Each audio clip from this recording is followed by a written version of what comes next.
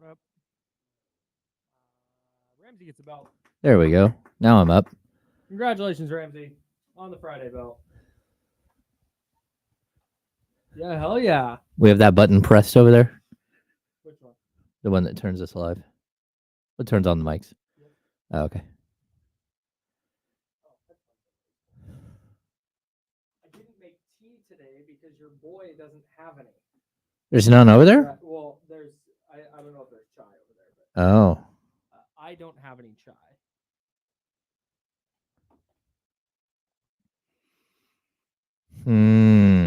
What's up, everybody? Good morning, good morning, good morning. Happy Friday, y'all. What up, Dave Garcia? What's up, Mrs. Mack? A Ram It Friday. Let's go. What up, Adam? Rampant Fridays. Dr. David in the house. Spencer, Bryce in the Heezy. What's up, Spencer? What's up, Bryce? What up, Russ Dog? I almost feel we've got Faraz Siddiqui today. I kind of feel like we need to play the Ram It video for Faraz. I don't think we will, but I think we should. He's our homie. Let's see.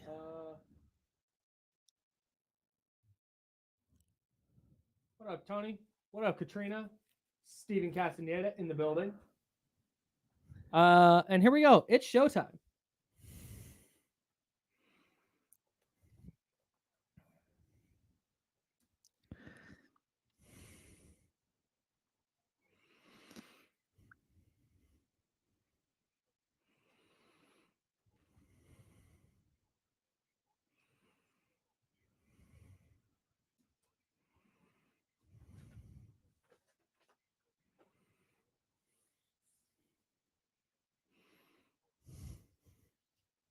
Hey, welcome into the Insiders on a Friday. That's James Ham. I'm Kyle Madsen.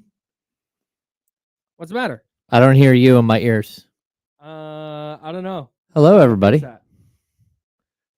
Sorry, Kyle. Uh-oh. Check. Hello. Yeah, I think I'm good. All right. Let's roll. Do I hear me in my ears? I don't think I hear me in my ears, though. Oh. Uh-oh. I hear you. Oh, now I hear you. There we go. Now we're there. Hear me now? Okay, here we go. I can hear you now. We've Okay, hang on. Let's false start. Let's fire this back up. Now, back to the Insiders with James Ham and Kyle Madsen, brought to you by Jiffy Lube on ESPN 1320. And welcome in. That's James Ham. I'm Kyle Madsen, and we're hanging out with you until noon here on ESPN 1320, Sacramento Sports Leader. At noon, we'll hand it off to D'Lo and KC, and they'll take you into the weekend. Man, it is such a good thing that it was Chiefs-Ravens in week 1 of the NFL season, just like you and I said yesterday. What a decision by the NFL to roll with Chiefs-Ravens in week 1 instead of some random week like week 9. Hell of a game last night at Arrowhead. That was a hell of a game. A hell of a game. I thoroughly enjoyed what was happening on, you couldn't look away. And it went all the way down the stretch. And at the end of the day, like the Chiefs do what the Chiefs do. Do you think that, I know. No, I don't. See, do you see what's happening here? Yes, I see what's happening here. That's one of those things. All right. Well, I'm going to go ahead and talk while Kyle tries to figure out what's happening with our What about this side? situation. Is this better? Nope. That's not helping. Is this better? I think that might be better. I don't know. We're having technical difficulties, but we'll fight through it for just a minute. Yeah, a heck of a game. Chiefs-Ravens came all the way down to the final play, which ends up being like one of the most incredible like replay finishes that we've seen. Kevin Durant-esque. Wild. I like, for me, it's one of those games that we're gonna. I think it was a perfect kickoff to the NFL season, and we have a team literally lose on the final play of the game because their tight end's feet are too big. Because he wears a shoe that's a half size bigger than it should be. Yeah. That's so brutal, dude. If he was wearing like a size 11 shoe, he would have been inbounds, and if not, no. Jonathan, our engineer, is here. And Jonathan, I'm just going to explain to you what's happening. As you can see here, I'm not being heard on the radio, And also my levels there are super low to the point that it makes me think that maybe like James's mic is the one that's picking me up.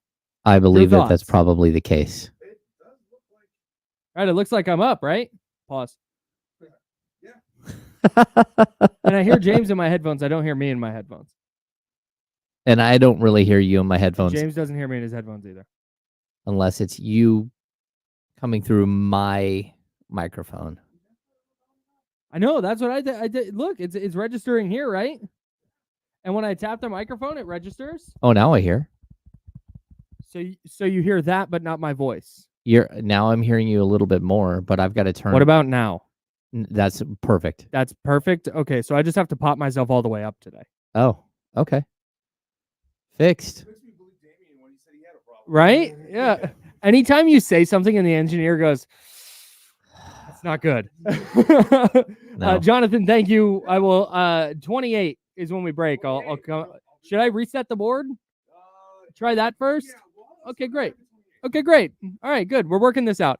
Good morning, everybody. We're going to try this again. Hang on. Now, back to the Insiders with James Ham and Kyle Madsen, brought to you by Jiffy Lube on ESPN 1320. Good morning, everybody. A very happy Friday to you. That's James Ham. I'm Kyle Madsen. Jiffy Lube sponsors the program. We're hanging out with you until noon on the Insiders, and we'll take you up to D-Lo and KC at noon, and they will take you into the weekend right here on Sacramento Sports Leader, ESPN 1320, Chiefs 27, Ravens 20, and you said it, if I'm Isaiah Likely, yep, the tight end who made the catch in the back of the end zone on the final play of the game, I'm going to the equipment room today. It's usually like players' day off today, or they might do film or something in the facility. Players' day off is usually Tuesday. So they'll be in the facility doing film, whatever, today, getting treatment. I'm going right to the training room. And I'm going, hey, I wear a 13. I need a 12 and a half. Right now, I will squeeze my foot into a 12 and a half. That's so brutal, dude. Yeah. Kevin Durant-esque. It was with so little toe on the line that I wasn't convinced until that last replay from the corner of the end zone, looking down the line from the corner nearest where Likely was. Yeah. Then it was very clear he was out of bounds, but all the other ones is like, I don't know. I right when it happened, I'm like, oh no, his toe's on the line.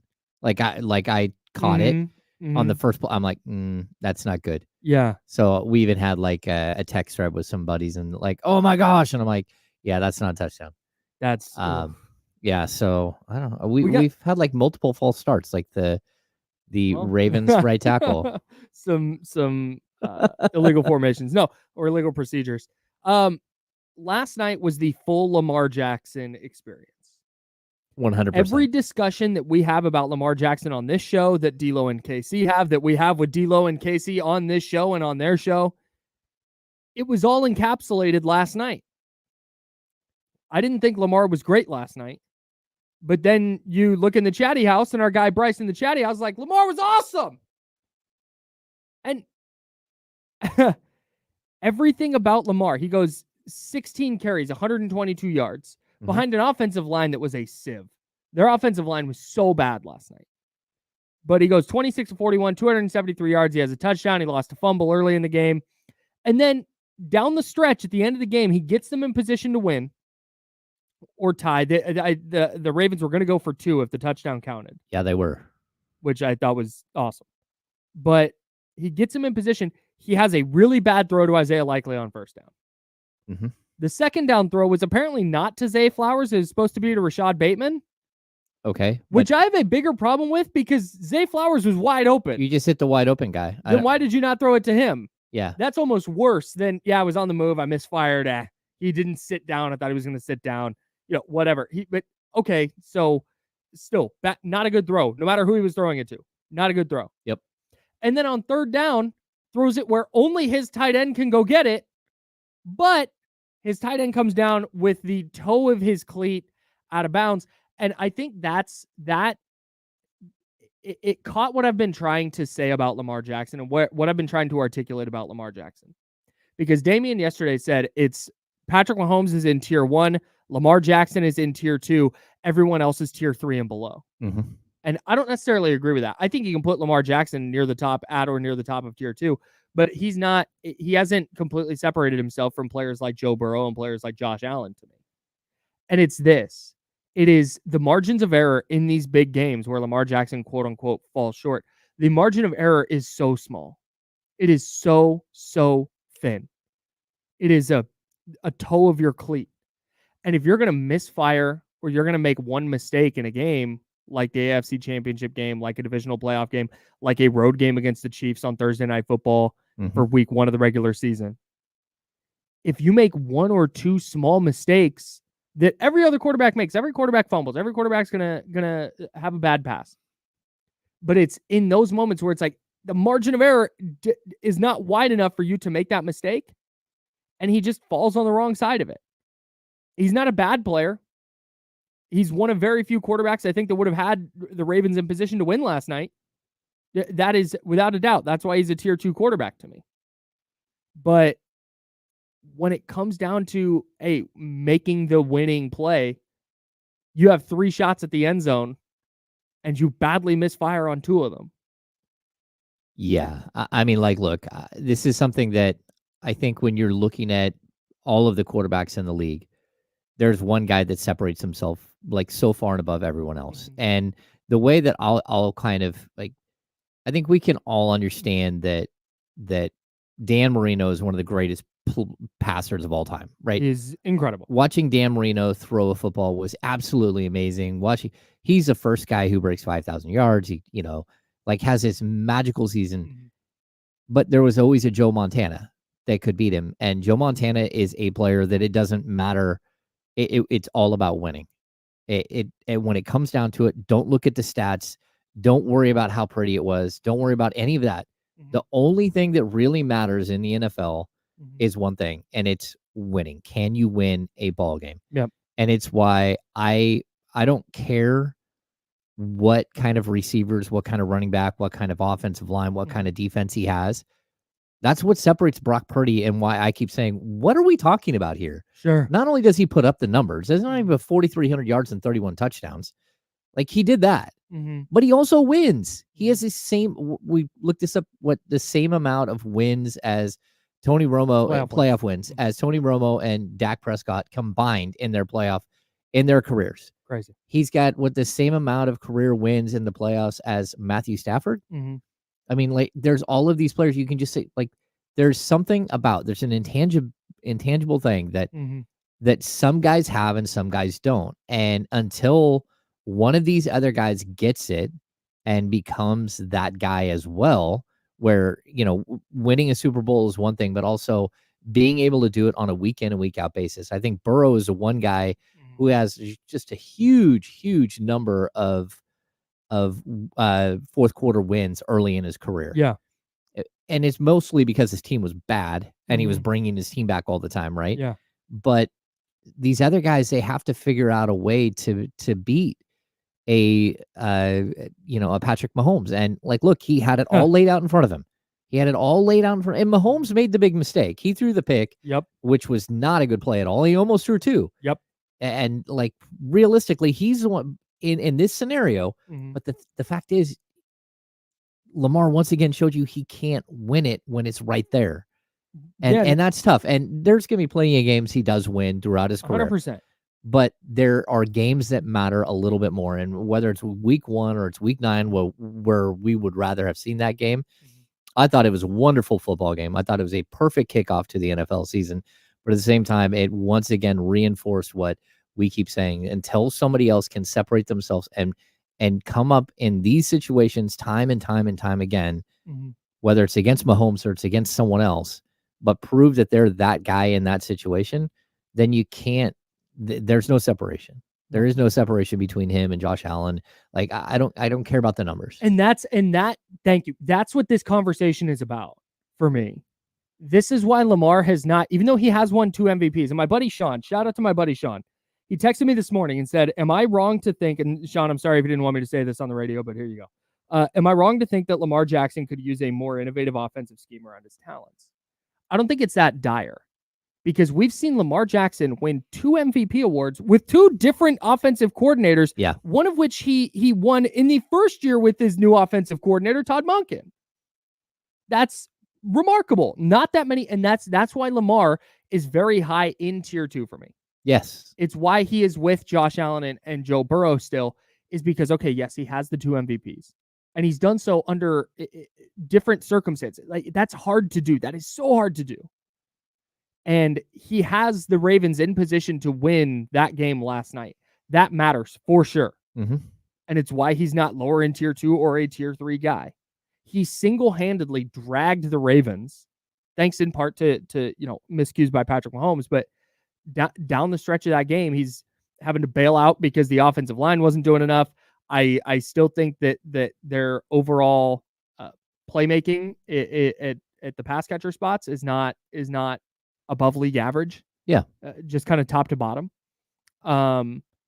And he's still able to overcome that and get into position to win, which, okay, but hey, 2 misfires, and then the margin of error is so small that any minor mistake, like your tight end coming down with a foot half an inch further back, and he's in, and we're talking, and that's the thing, and that's why this is the full Lamar Jackson experience last night. Mm-hmm. He had a couple of frustrating mistakes. For the most part, he was awesome. 16 carries, 122 yards. He throws for 271. He has a touchdown. And if Isaiah Likely comes down with that ball inbounds and the Ravens go for 2 and get the 2-point conversion, we're coming in here today going, Lamar did it. Lamar is stamped. He's that guy. Is he in tier 1 with Patrick Mahomes now? Like, and that's just it. That's how close Lamar is, and that's why he's one of very few quarterbacks who are right there. He's one of very few quarterbacks who are, man, if he gets over the hump one time, he'll be stamped forever. Aaron Rodgers has 1 Super Bowl in 20 years. But hey, he got that Super Bowl, so Aaron Rodgers is stamped forever now. Well, even that last MVP he got, he didn't deserve the MVP that year. He wasn't the best player in football. Yeah. But he got it anyways, and it's because he won games. Yeah. And I see people in the chat, Chatty House After Party, blaming Lamar is wild. I'm not blaming Lamar. Not blaming him. No, I'm. What I'm saying is that, like, if you want to be that guy, you have to be that guy in the moment. You have to be like, show me you're the guy. And I don't care about the numbers. Like, go win the game. The game was there for the taking. And if that would have gone to overtime, they would have lost in overtime or whatever. I still would have been like, oh my gosh, you see him lead that fourth quarter. He got the ball. He marched down the field. He made the play. It would have been, okay, I get it. He's becoming that guy. But he didn't. This is the opposite of blaming Lamar Jackson. This is a discussion for me about why when Damian, and there are a lot of people with very smart people smarter than me on Damian's side of the argument, that it's Patrick Mahomes 1, Lamar Jackson 2, everybody else. Mm-hmm. And this is why I can't put Lamar Jackson by himself. It's not blaming him for the loss last night. I've said it 10 times today. Their offensive line was terrible. The fact that they were even in that game is because of Lamar Jackson. The fact that they were even in that game, and the fact that Lamar had them in a position to win, is why he is in tier 2 firmly. And you want to put him at the top of that tier, I'm not going to argue with you. Yep. But he hasn't separated himself from a Josh Allen, from a Joe Burrow, because of what you just said, James. Because, dude, you got it. Like, getting the W at some point matters in that discussion when you're trying to, when we're nitpicking and everything is, I like this thing about this player, I don't like this thing about that player. Yeah, but Lamar does X, Y, and Z better than Burrow does. And when you're just nitpicking and doing that, like, eventually getting over that hump and being that dude, you got to get a W in that spot. And he didn't. And that's why that was the Lamar Jackson experience. He was amazing. Yep. He was awesome. And the Ravens, for pick a reason, came up short. Yeah. 16 carries, 122 yards, 26 of 41, 273 yards and a touch. I again, tremendous. I will say, I am so angry that Paul Marshall, morning show host down at 98 Rock, was talking to Damian yesterday, said Lamar Jackson's overrated because of ball security. Oh. He fumbles all the time. Second drive of the game, Lamar fumbles. It's like, And then Paul, first thing he does this morning when he sees us, hey, what'd I tell ya? What did I was like? Damn it. Because I don't think Lamar's overrated. Like I am very much in the camp that Lamar is one of the 4 or 5 best quarterbacks in the league. Yeah. Like firmly there. No, I also like Calling just him overrated is like nuts. he's a like as of right now, if he plays another 5, 6 years, 7 years, he's a surefire Hall of Famer. He probably already is a Hall of Famer. He could retire today and he's going. Well, I don't, because he's only got like 6 seasons. I don't know if he can.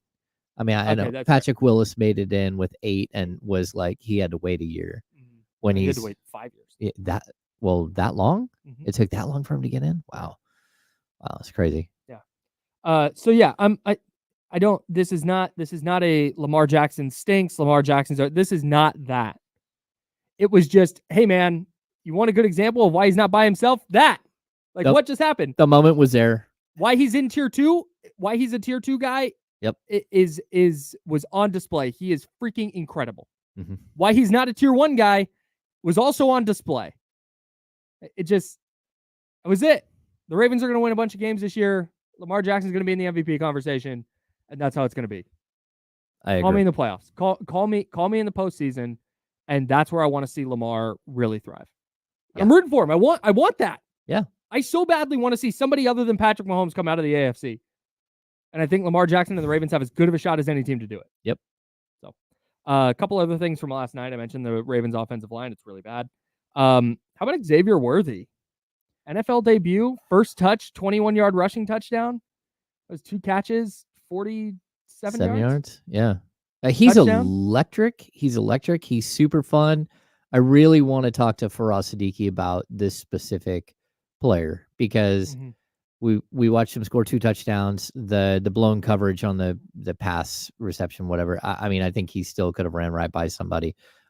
But like how are we going to judge a player who scores 2 touchdowns, has 47 yards receiving, has a 21-yard rushing touchdown, but also touched the ball 3 times?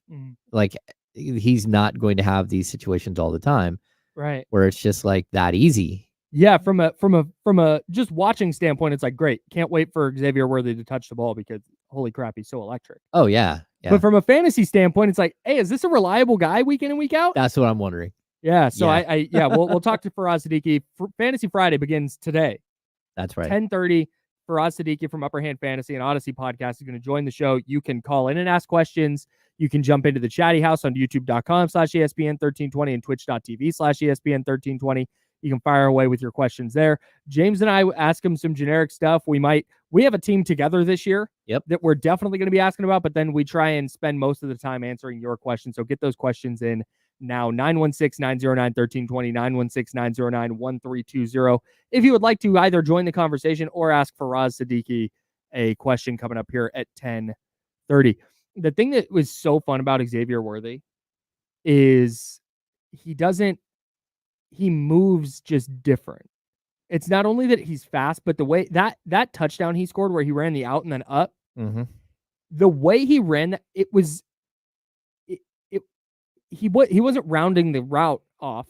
He was running a sharp route, but the way he moves so quickly that it just looks like he's jogging and gliding through his route. Yeah, he's just a blur.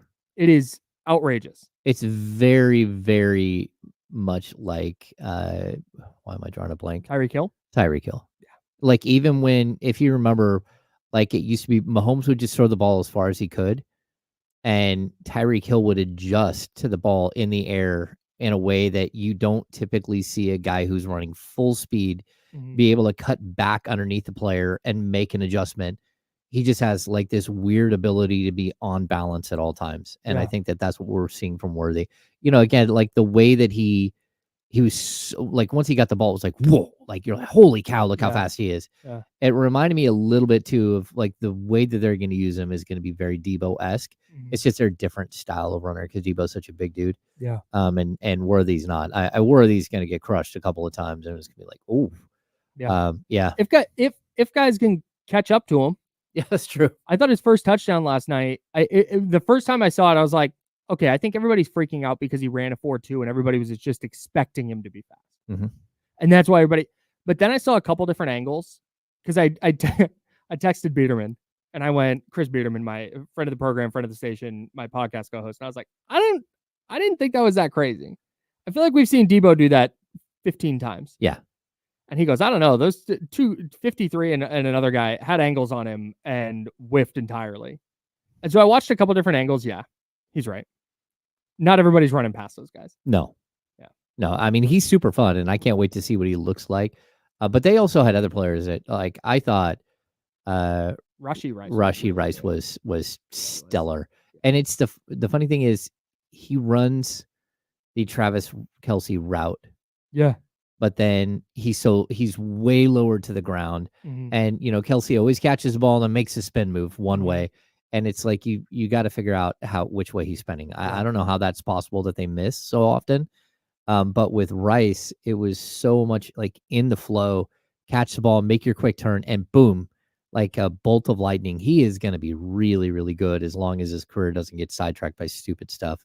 Yeah. And we'll have to see how all of his court stuff plays out midway through the season. But just like I think he's going to be special for them and really take a lot of pressure off of Travis Kelce, especially as he's aging out of the league. I wanted to check something with Rashee Rice. Rashee Rice's average depth of target last night. He only had 2 targets in the intermediate range, 10 to 19 yards. Mm-hmm. 6 in the short range, 0 to 9, and 1 behind the line of scrimmage. It's what you just said. It is Travis Kelce's getting a little old. We'll talk about him in a second. But hey, we're going to dominate the middle of the field. Not with Travis Kelce anymore. Now it's going to be Rashee Rice. And he's going to run a slant. He's going to run a little quick in. We're going to run a screen on this play. And he's going to get open and he's going to create yards after the catch. It is the modern offense in the NFL, and Rashee Rice is very, very good at it. And Patrick Mahomes just does a great job of hitting him in stride and putting him in a position to pick up those yards after the catch. How much have we talked about that with Jimmy Garoppolo and Brock Purdy? Yeah. Yeah, you got to hit him in stride. And it's interesting because when you're building a receiving core, you have to have the guy who can blow the top off the defense, right? Mm-hmm. And I think the Chiefs have a couple of those guys, whether it's Worthy, which even the play that he caught, the touchdown that he caught was like a weird coverage. It was blown coverage.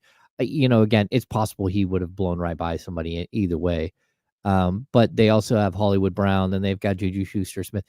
Like there was a point early on where they had 2 drops in the red zone. Mm-hmm. Like Juju should have had a ball, at the 1 yard line, maybe even a touchdown. Might have been a touchdown, yeah. Yeah. That didn't get counted as a drop. Huh. Because it got knocked away. Well, when he hit the ground, he dropped it. That's interesting. That wasn't a drop. I mean, because he had it until he hit the ground, and then he lost it. It was a little high. Maybe that's why. Yeah. But still, I think like they have so many of the angles covered, and then they've got Pacheco, who just he looks like a nightmare to try and tackle. He looks like and it's not, his game doesn't match up perfectly. Yeah, he runs like Roger Craig, so like high knees, like a little bit vertical, but he's just ferocious and so violent. Doesn't stop. His legs don't stop churning. We saw the play where he like lands on the defensive player and then gets up and gets the first down, ridiculous, which was absolutely tremendous. But the way the force and like the ferocious nature of his running style, like he really reminds me of Roger Craig. Yeah, he looks, it's like fighting a grizzly bear. Just every time he runs the football. Yeah. It looks. I want no smoke with Isaiah Pacheco. I want no smoke with any NFL players, just to be clear. Yeah. But Isaiah Pacheco, if I'm making a list of guys I want to try and tackle, he's way at the bottom. Yeah. Might be at the very bottom. Well, Derrick Henry's right Debo, there. It's like Derrick Henry. Yeah, no, I think it goes Debo. Hang on. Pacheco, Debo, Derrick Henry. I think in that order. Okay. Is the guys I want the least amount of smoke with. Do not want to, like, even if you're like form tackling and you hit his legs, you could easily just get knocked out. I am like hitting dislocating a shoulder. I'm breaking something. There's a concussion in there. I have no chance. Yeah. Absolutely. If I'm having to tackle form tackles, no chance. I'm diving at feet. Yeah. And hoping to clip an ankle. That's what I'm going for. All right, we got more coming up from this game. But before we do that, we got to get to Faraz Siddiqui. Fantasy Friday coming up next. answering your fantasy football questions ahead of week 1. We had a game last night. There's a game tonight. Don't forget that. We got Eagles-Packers. We'll dive into that game. But your questions with Faraz Siddiqui coming up next at 916-909-1320, 916-909-1320, or at YouTube and Twitch, youtube.com/ESPN1320, twitch.tv/ESPN1320. It's all there for you. With Fantasy Friday coming up next on The Insiders. That's James Ham. I'm Kyle Madsen. We're sponsored by Jiffy Lube here on ESPN 1320, Sacramento Sports Center. Yo. What's happening, Chatty House? We figured it out? Uh-oh.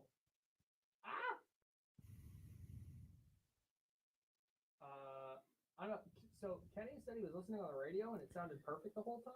Yeah, that's weird, especially. Somebody in the chat said they couldn't hear me on the radio. Oh. So I don't know, but apparently it's working now. So that's what we're gonna roll with. It was weird. Like right away, I was like, "Oh, something sounds off." Oh, is tonight's game on Peacock? Yeah. It's on Peacock unless you live in Green Bay or Philly, and then it'll be on your local whatever NBC affiliate, I believe is the case. It's like Thursday Night Football. Okay.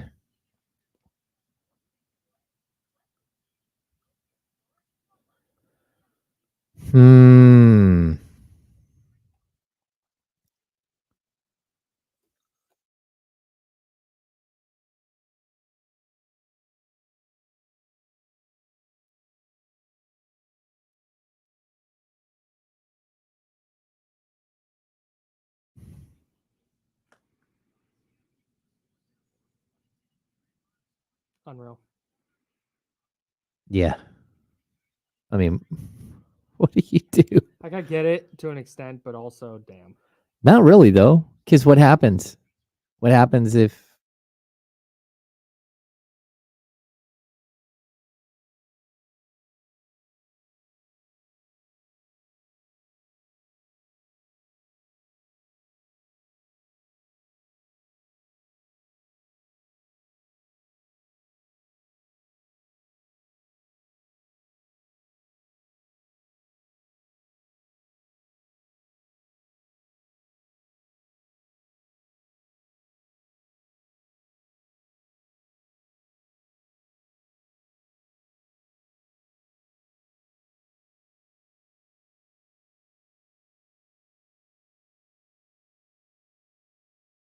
Hey, that's a good question. Hey, why are they having Anna Delvey on Dancing with the Stars? Yeah, She's not a good person. that doesn't make any sense, man. What are we doing? Yeah, she's not a good person. She's the like stars. We're calling this person a star now. I don't get it. But I mean, some of the people they've had on there, you're like, okay, in what year were you a star? And why was it 4 decades ago? Yeah. Yeah, we definitely had like a mound visit there. Sorry about that. Somebody's Russ Dog said that. Yeah. Yeah, she has to have her ankle monitor on, like while on Dancing with the Stars. I wonder how they're gonna play that up. If she's a star because she is a criminal. Yes. A complete fraudster. Insane. Like, insane. I don't know. Amanda Delvey. Oh, there he is. Oh yeah. Oh yeah, don't you know? Hang on. Okay, bring him in. There's our friend Faraz Siddiqui. Hello. Hello, Faraz. Hello.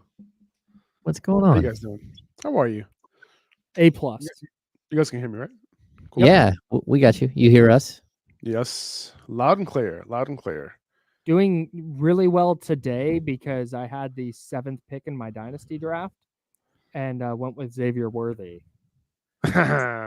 overall. So I feel great today. We'll see how I feel the rest. That would feel really nice. I like that. Knowing me, I would have had Brian Thomas Jr. So let's see how he does this week. Hang on. Here we go.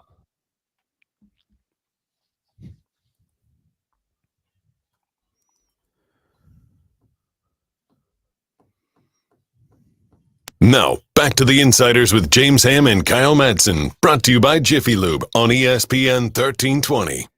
James Ham, Kyle Madsen, and Faraz Siddiqui of Upper Hand Fantasy joining us for Fantasy Friday. Faraz will be with us each and every Friday during the NFL season. Upperhandfantasy.com is the website. Upper Hand Fantasy on Instagram. Tons of good content at both of those spots. Faraz, real quick, before we dive into the fantasy football of all this, of course, James and I have some questions. We'll take some listener questions as well.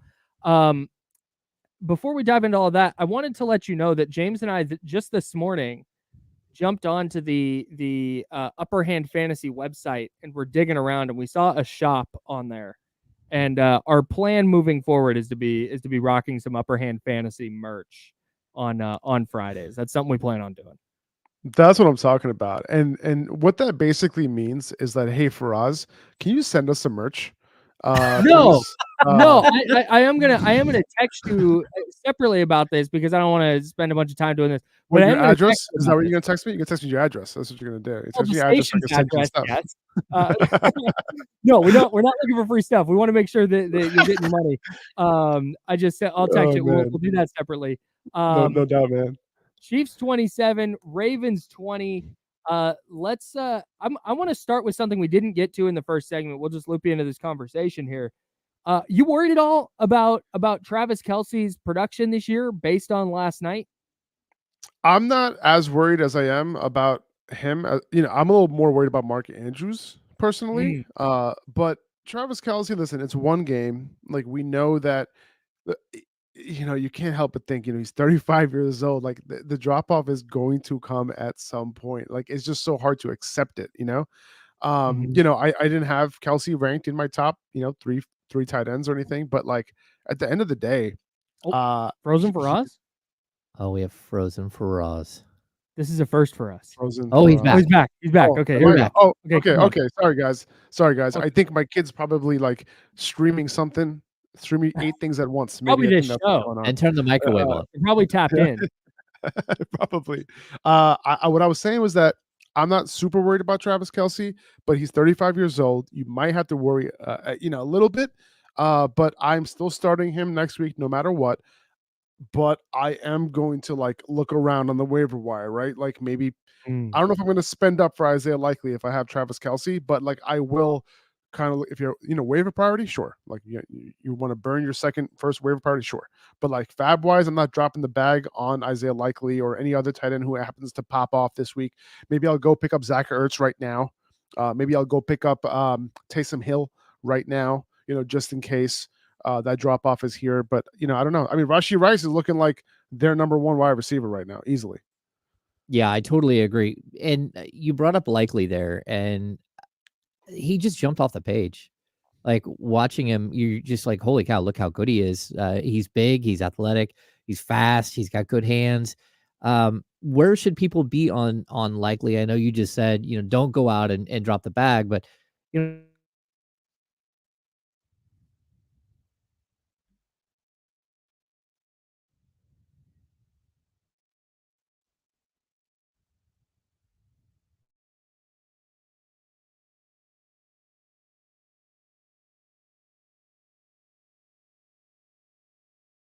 I hope so. Yeah. Let's see. That's there.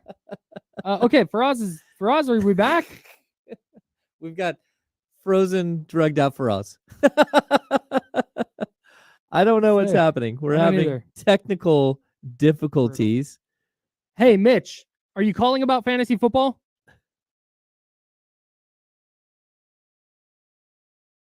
Oh, no. Brutal. Okay, we will. Okay, here's Faraz. Faraz is back. Faraz, hey, hello. We're having some technical problems here in the studio. Thank you for bearing with us. No worries, man. And thank you for taking the blame, because it's definitely not your fault. It's definitely not your fault, for sure. It's definitely me. And I apologize. But I'm sorry, James, you were saying. Oh, I was asking about Likely. Yes. And just how incredible he looks in week one. But how do you, I mean, they still have Mark Andrews. How do you not drop the bag on him? And I think everyone is out there looking for what, like last year is Puka Nakuma's going to, we have Rams fans in the league, and you had to jump all over him. and overpay. But where are you at with Likely as a potential like star level tight end? Yeah, you know, it's very possible that he ends up being that guy. However, Mark Andrews is there, right? He's going to continue to be there. And it goes for both of them, right? It's possible that they each limit each other's upside. Like this is probably Isaiah Likely's best game of the season. Like that would be my guess, right? You know, less than 70% route participation. You know, Mark Andrews is up there at 75%. They're going to run two tight ends as their base set. And that's what they've been doing. That's what they've been doing. They did that this game all game long. It wasn't just because they were down or anything like that. Usually you end up going into like 3 wide receiver sets in those situations. But they're going to limit each other's upside a little bit. I think Mark Andrews definitely lost a little value last night because of the fact that it looks like Isaiah Likely is literally going to be probably their second or third target on this team.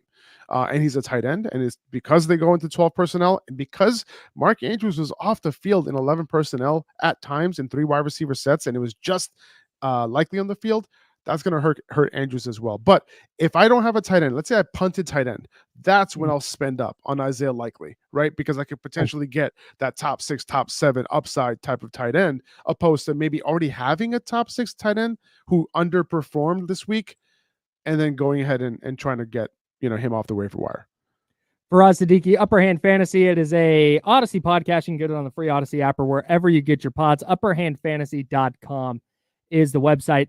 So on I'm going to do something rare here, and I'm going to talk to you about my fantasy team. So James and I have a team together this year, actually. We're in our work league co-managing a team, but I have a dynasty team as well. I drafted Xavier Worthy in the first round. Should last night be an exciting moment for me, or was last night a flash in the pan? You're not really expecting to see Xavier Worthy have that kind of output game in and game out. Yeah, I mean, yes, it's both, right? Like you are worried about the consistency, right? There's no doubt about it, right? But I think the fact that he was able to take his first touch for a touchdown, you know what I'm saying? Like that's really nice. Now the second touchdown, it was a broken play, right? Marlon Humphrey thought he had a safety behind him or somebody behind him, right? On that play, he was surprised when he looked back, he didn't see anybody. It was a broken play. He scored a touchdown. So, you know, this is not a game where you say like, okay, now Xavier Worthy, I'm starting him every week. No, right? Like he's still, I think, in my opinion, an upside flex play. A lot of people today asked me like, hey, should I sell high on Xavier Worthy? Like, and not in Dynasty. In Dynasty, obviously, you're not doing that.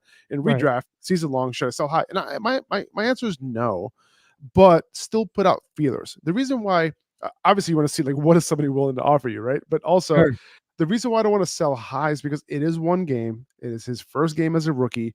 Andy Reid can potentially kind of keep, you know, implementing him into the game plan a little bit more. I know Hollywood's coming back, so that's going to make an impact on Worthy's time on the field, his targets and all that kind of thing. He only had 3 targets yesterday, 4 total opportunities. Not a lot.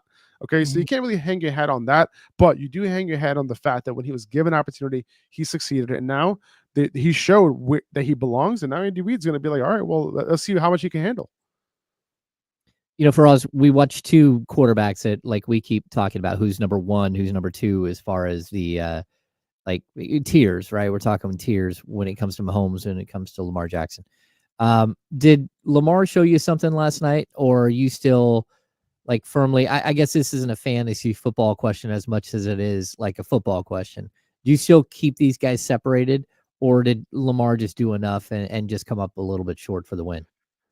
Oh, for the win. So we're talking real football. You know, it's interesting because, you know, in the red zone, that throw that seemed like it was a bad throw to Zay Flowers, right? You know, there's a couple of different things that could have happened in that play. Number one, he said he was actually going for Bateman, and he thought Bateman was going to circle back on that route, right? And kind of body his defender and come back. That's number one. Number two, so everyone thought it was for Zay Flowers, right? And Zay Flowers was surprised that he threw the ball where he did. But number two is that Zay Flowers had a zone that he could have sat in right there. And I think that's what Lamar was trying to do. So the fact that Zay Flowers kept running is something that Lamar wasn't expecting. And maybe a veteran, you know, if it was someone like Keenan Allen, you know, Keenan Allen would have stayed and sat there in that zone as a tried and true type of player. He knows exactly what to do. So, you know, I know that a lot of the blame, and rightfully so, man, the blame is going to go on the quarterback all the time, right?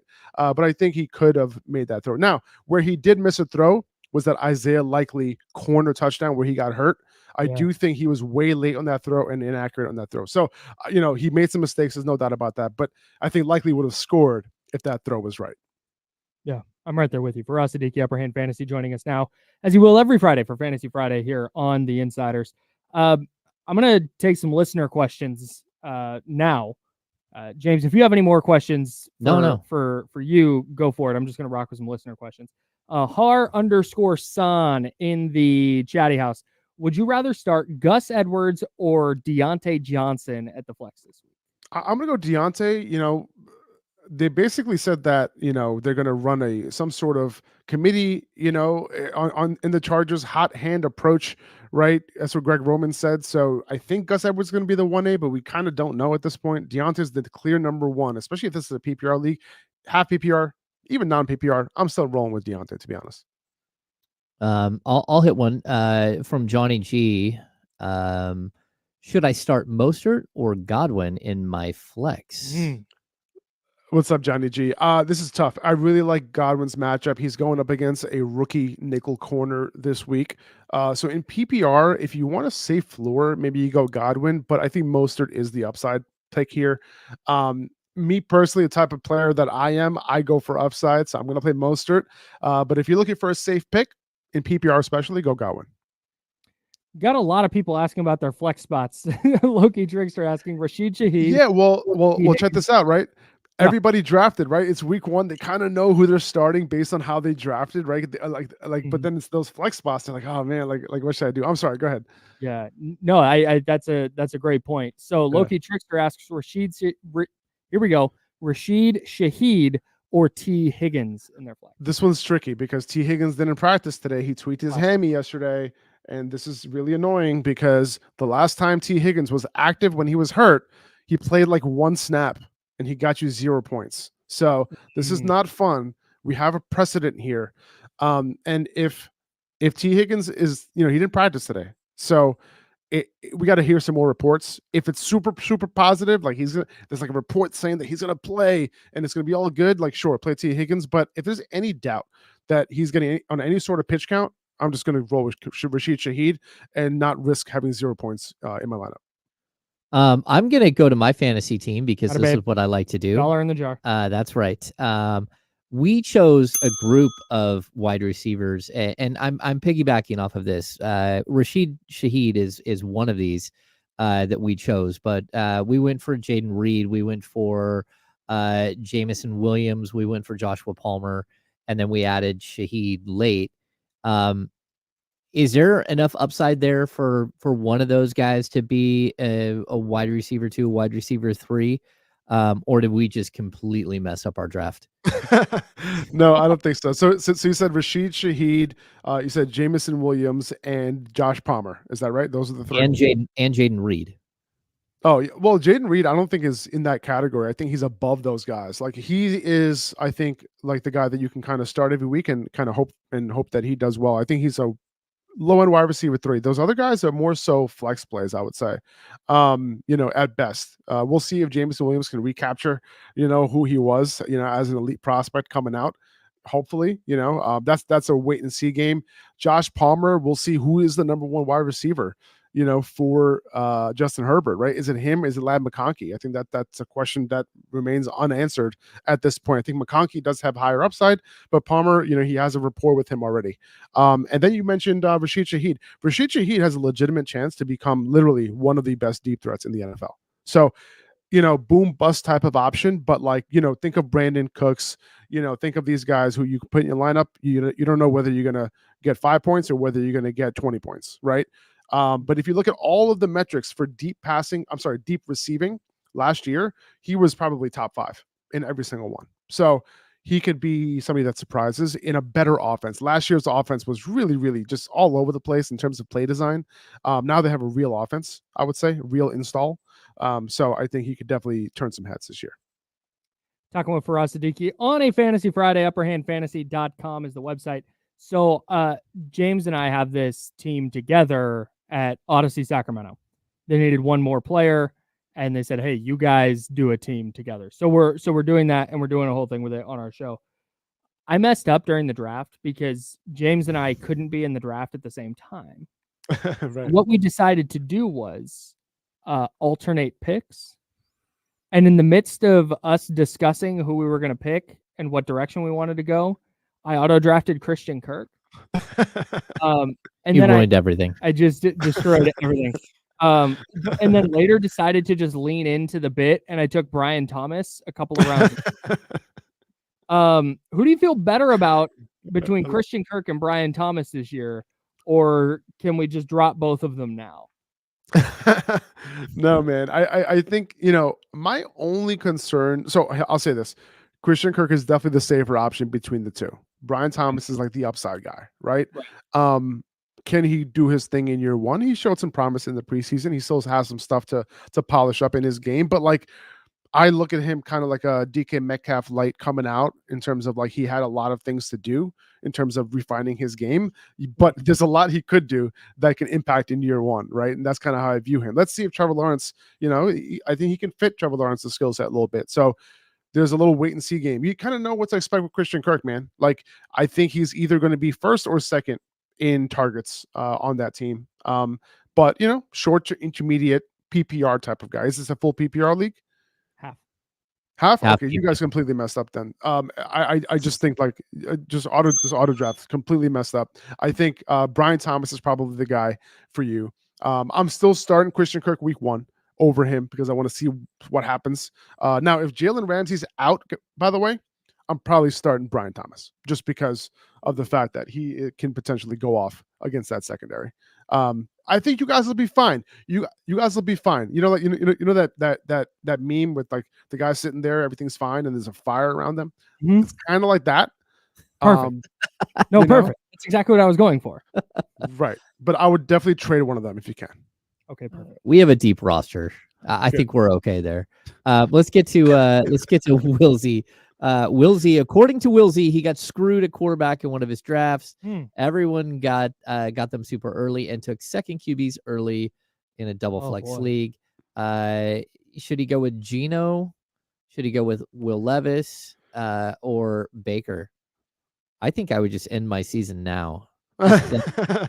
Just give them your money and know that you're not getting any back. Oh man, listen. I think Geno's underrated this year. I think Levis is underrated this year. I think Baker is rated about right. I think maybe a little overrated. But Baker, I think Baker's my choice here. I think they're going up against Washington. That secondary isn't, good.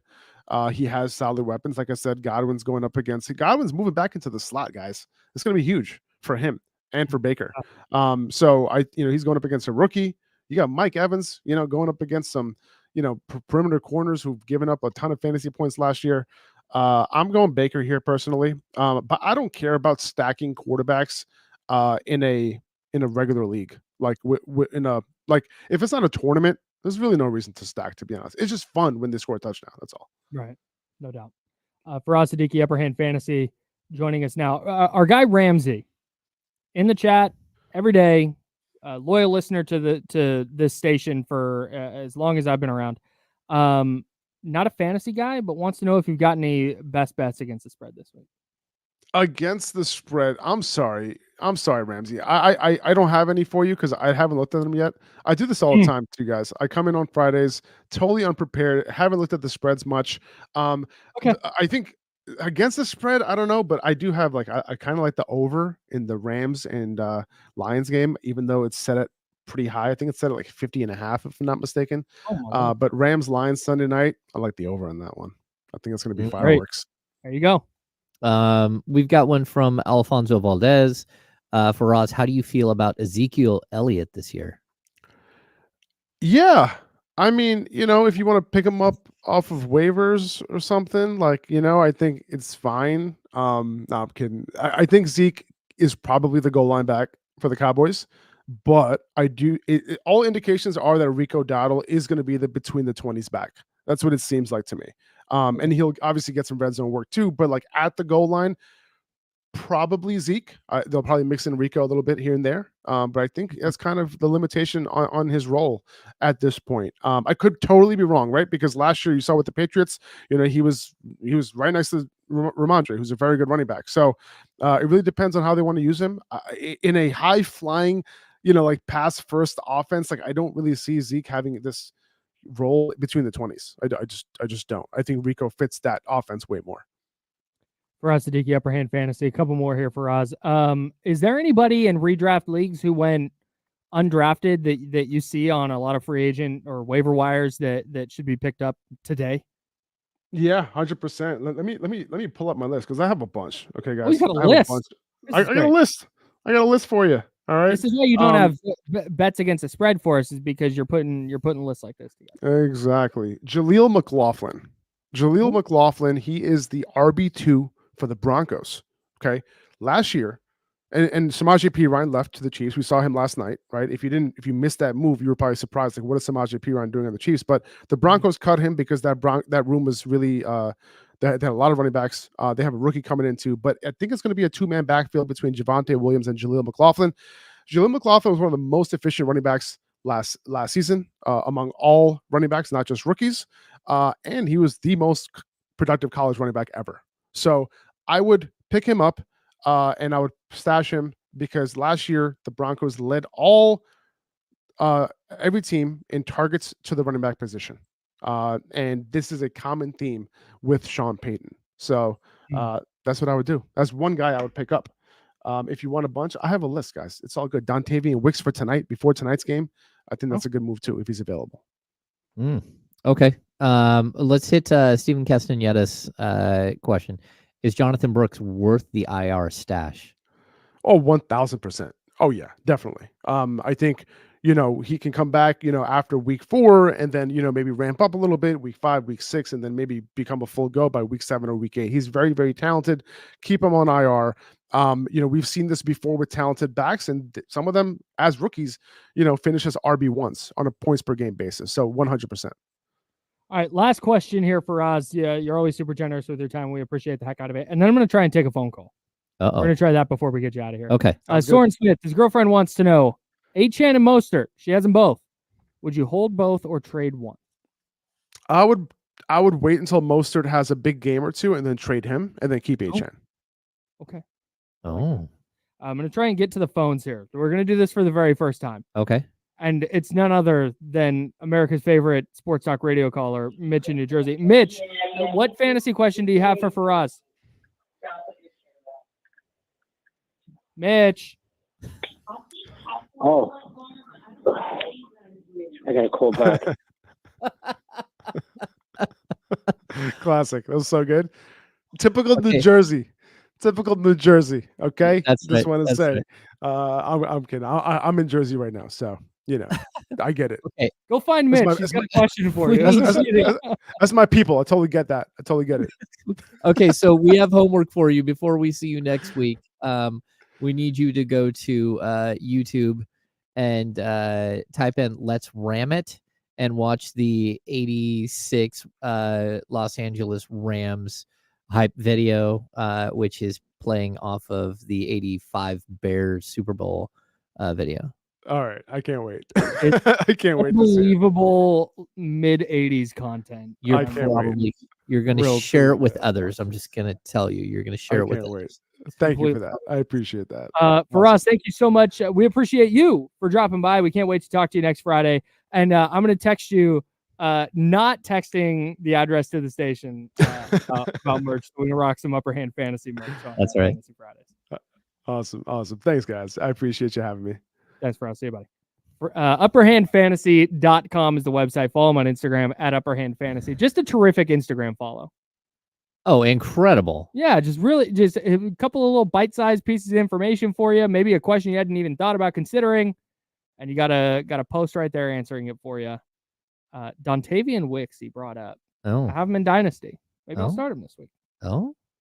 There's a game tonight. There is a game tonight. I'm excited to watch more football. Although I don't know how much football I'm going to get. Weird, dude. A Friday game's weird. Friday game is weird. And it's on Peacock, right? Yeah, it feels rescheduled, right? Like a game on Friday feels like, there was bad weather and the team couldn't fly in, so they scheduled it for the next Friday. Well, this is the other thing I'm going to point out. If you're not going to be able to watch the game right on time, this is one of my problems with Peacock because we watch a lot of soccer. If you don't add it to your list of things, then there's a good chance that you can't watch it until the replay starts. Like you can go into it late, but you can't go back to the beginning, which you can with most things now. Mm-hmm. So and then once the game ends, like for soccer, there's like an hour and a half where you can't rewatch it. You have to wait until the replay gets processed and put back up. Gross. It's absolutely horrible. That stinks. It's not a great interface. That stinks. Yeah. I'll be watching football tonight for sure. We'll talk about that game. Eagles-Packers tonight in Brazil. And some not so great 49ers news dropped yesterday. And am I overreacting? We'll talk about it next on ESPN 1320, Sacramento Sports Center.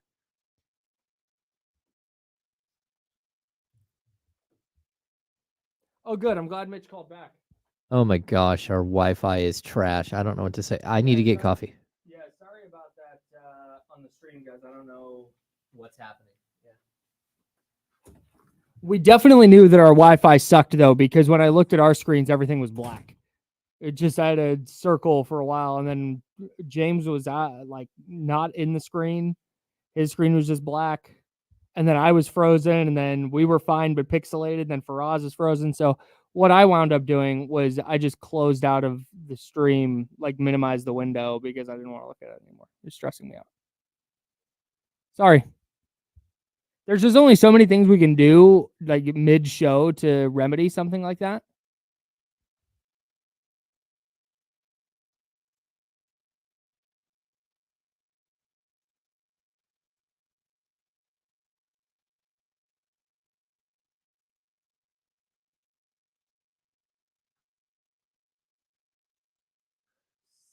Months. Yeah, appreciate you guys for bearing with us. Thank you.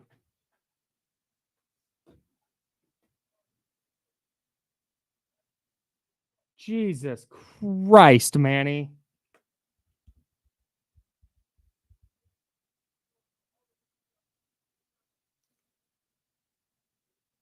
Who is this person?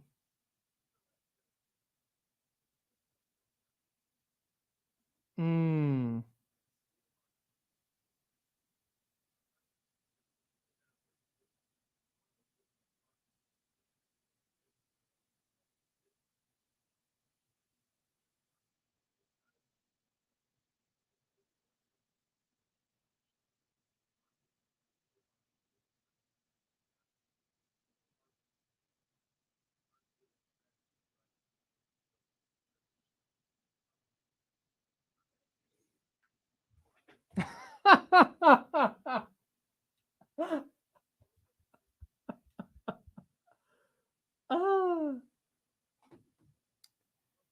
Yeah, Tyler Kruger says a lot of shit.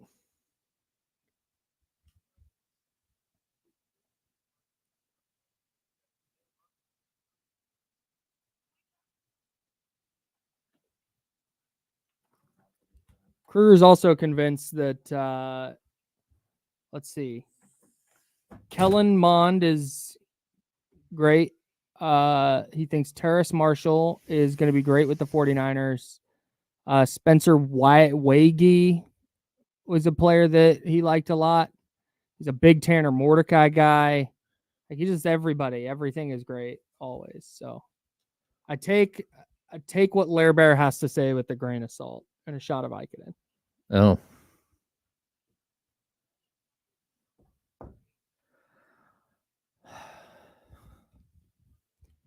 Manny, I'm going to be so dialed in next Tuesday at 8 p.m., bro. You have no idea. Next what? Next Tuesday at 8.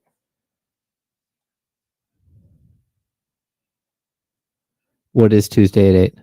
Oh, I'm acutely aware of this fact. Manny's Chatty House Takeover or After Party or whatever the fuck. Oh. I don't know what it's called. All right. Mics are off. I'm not watching that shit. I'm not watching anything Manny is doing. Mics aren't off. I look, I'm like, Wait, Kyle. I will absolutely be dialed.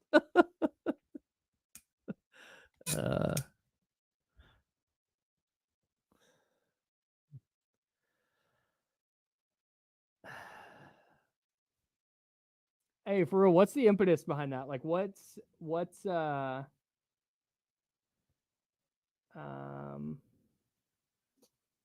is it just Manny messing around on YouTube or what?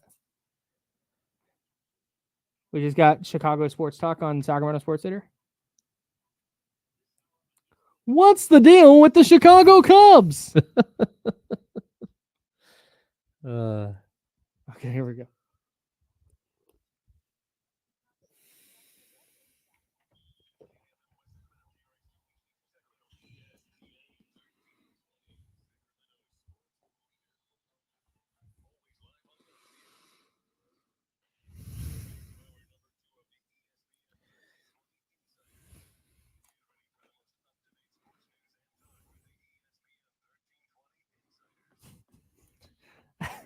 Hour number 2, that's James Ham. I'm Kyle Madsen. We're the Insiders hanging out with you until noon, and then we'll hand it off to D'Lo and KC. Those guys will take you into the weekend. They'll hang out with you until 4 o'clock right here on ESPN 1320. It's Sacramento's sports leader. Tons of football today because we had a football game last night. We've got a football game tonight. We've got college football Saturday. The week 1 of the NFL season begins in earnest on Sunday. The 49ers begin their season Monday. What a time. What a time. What a week. What a time to be alive. Speaking of the 49ers real quick, two notes that jumped out to me yesterday. One, Ricky Pearsall, less than a week after being shot through his chest, in the chest, out the back. Through and through. Through and through. John Lynch is like a through and through is what they call it. Like, okay, John. No, that's what we call it in Yeah, that's what we call it. That's right. Sure. That's what we call it in the group of people that watch CSI. That's right. It's called a through and through. So it's a through because it goes in the body and out the body. They don't have to go dislodge the bullet out of it. They don't have to go get it out. It's just he was at practice yesterday, which okay, cool. He's upright. He's moving around. He's walking. Couldn't like he's wearing cleats and street clothes, obviously, and he's got a football and he's like tossing it up to himself and like cradling it and moving it. If I had just been shot through the chest, catch me in like a sling, in a neck brace, in bed, not moving, and he's just out there like, yeah, I can't wait to play football. Hey, told Kyle Shanahan that he could play on Monday. He can't because he's on the non-football injury list. He's out at least 4 weeks. But it's like, yeah, I feel great. I can play. We would use the entire 4 weeks and be like, hey, Kyle, I'm not coming in yet. You remember I did get shot last week. Right. I'm not coming in. We do a radio program. I'm not coming in to do radio. I could get my handheld mic and do this from my bed, and I'd still be like, I can't do it. Yeah. If you'll remember, I got shot. And he's just like, yeah, I can play Monday if you need me to. I'm in. It's crazy. They glued it closed. Unreal, we're good, man. The other thing is that Christian McCaffrey, who missed all of the preseason and most of training camp with a calf injury, it's a calf strain. Team didn't seem too worried about it. People I know who are around the team, nobody seemed worried about it. Nobody seemed overly concerned. McCaffrey was doing work on the side. He was limited in practice yesterday, which was expected, but was listed as limited with calf and Achilles injuries. And maybe this is me being a pessimist, and maybe this is me overreacting. But anytime I see Achilles with an athlete, in any sense, Tyler Jennings said that Larry Krueger, who was out of practice, said McCaffrey's moving around great. I'm sure. But anytime I see that Achilles tendon included in any injury report, my red flags go up. I mean, your red flag should go off as soon as you hear calf injury. Sure. Right. So calf injury is directly connected. It is the support system for the Achilles. Right. So it's not a joke. And like as someone who's been in the gym when two guys popped their Achilles, Rudy Gay, and then I was in Toronto when Kevin Durant popped his Achilles. You got to remember that Kevin Durant, they kept saying he has a calf strain, he has a calf strain, he has a calf strain. Then out of nowhere, the Warriors said, hey, like he's going to give it a go. Like our doctors say that there's no more, our staff, our training staff, our doctors, that there's no more that damage that he can do. Right. Mm-hmm. And I had someone instantly reach out and like, that's crazy talk. That is not something I would ever say. There is easily a way in which Here's what we're dealing with right now. we've got Seth in the building. Oh, he's hiding behind me. That's what's going on. Just FYI. Anyway, the Kevin Durant situation, they literally said, hey, you can't do any more damage. And it's like someone said, no. That is like the entire support structure of the Achilles. Right. Like if the calf isn't strong, so not only do you have to like have the calf repair itself, but then on top of that, you have to rebuild the calf muscle. You have to build the strength back up to support. So yeah, it's scary. And I don't think you're overreacting. Like if this becomes a thing, we're talking, it's not they haven't got to week 1 yet, man. And so that's what I don't know. And this is what they're not going to say because they're not going to go deep into the medicals, right? Yeah. They're just going to say limited calf Achilles. Maybe it's one of those things where it was when he first strained it, it was something they were worried about. And so they've just listed it and he's 100%, he's good to go.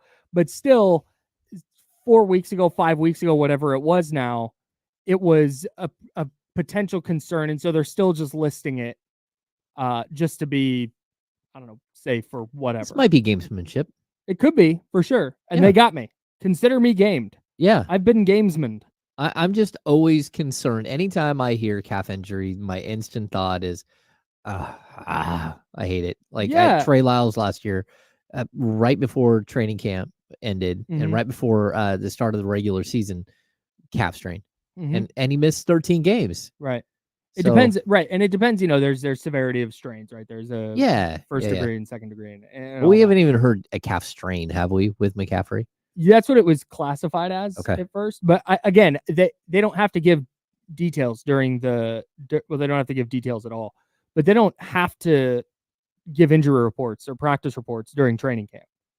So they can just, hey, where was Christian McCaffrey? Oh, he's dealing with a calf thing or calf strain. Yeah. And so that's where I do think I want to make sure I'm not going completely overboard here. I think he's going to play week 1. And my guess is they'll be fine or he'll be fine. But it's so much different seeing Christian McCaffrey calf, Achilles versus just Christian McCaffrey calf. Yeah, totally. And I think part of the reason that he was out for the entire preseason, not even practicing, was because of that. They just went, hey, we're not going to mess with this. Same thing with Trey Lyles. Yeah. Trey Lyles is practicing. He's moving around. He's doing stuff. And it's like, nope, not going to push this. Going to give him a ton of time to ramp up. And like you said, missed 13 games and came back and was good to go. That's why I think Christian McCaffrey missed so much time. Well, even in Trey's case, he injured it like it was right around like 2 or 3 days before the start of the season, right? So right around October 20th, 21st, 22nd, he didn't play until a month later. His first game was on November 22nd. So literally a full month, basically. And we watched them go from like, he's not doing anything to, maybe 2 weeks in, they started having him do shooting drills. And then they started having him do shooting drills like off motion, but on the court by himself. And then we started seeing him do shooting drills off motion, but he has to run down to each end of the like half end of the court. And then they started building him up slowly. And then all of a sudden he's playing 3-on-3. Like there was a very strict, like, okay, we're watching to see how his body reacts every single day. And so you're hoping that, again, Trey Lyles and Christian McCaffrey, very similar in age. They play different sports for sure, and one of them is like literally looks like a bodybuilder. And not to besmirch the good name of Trey Lyles, it's not Trey Lyles.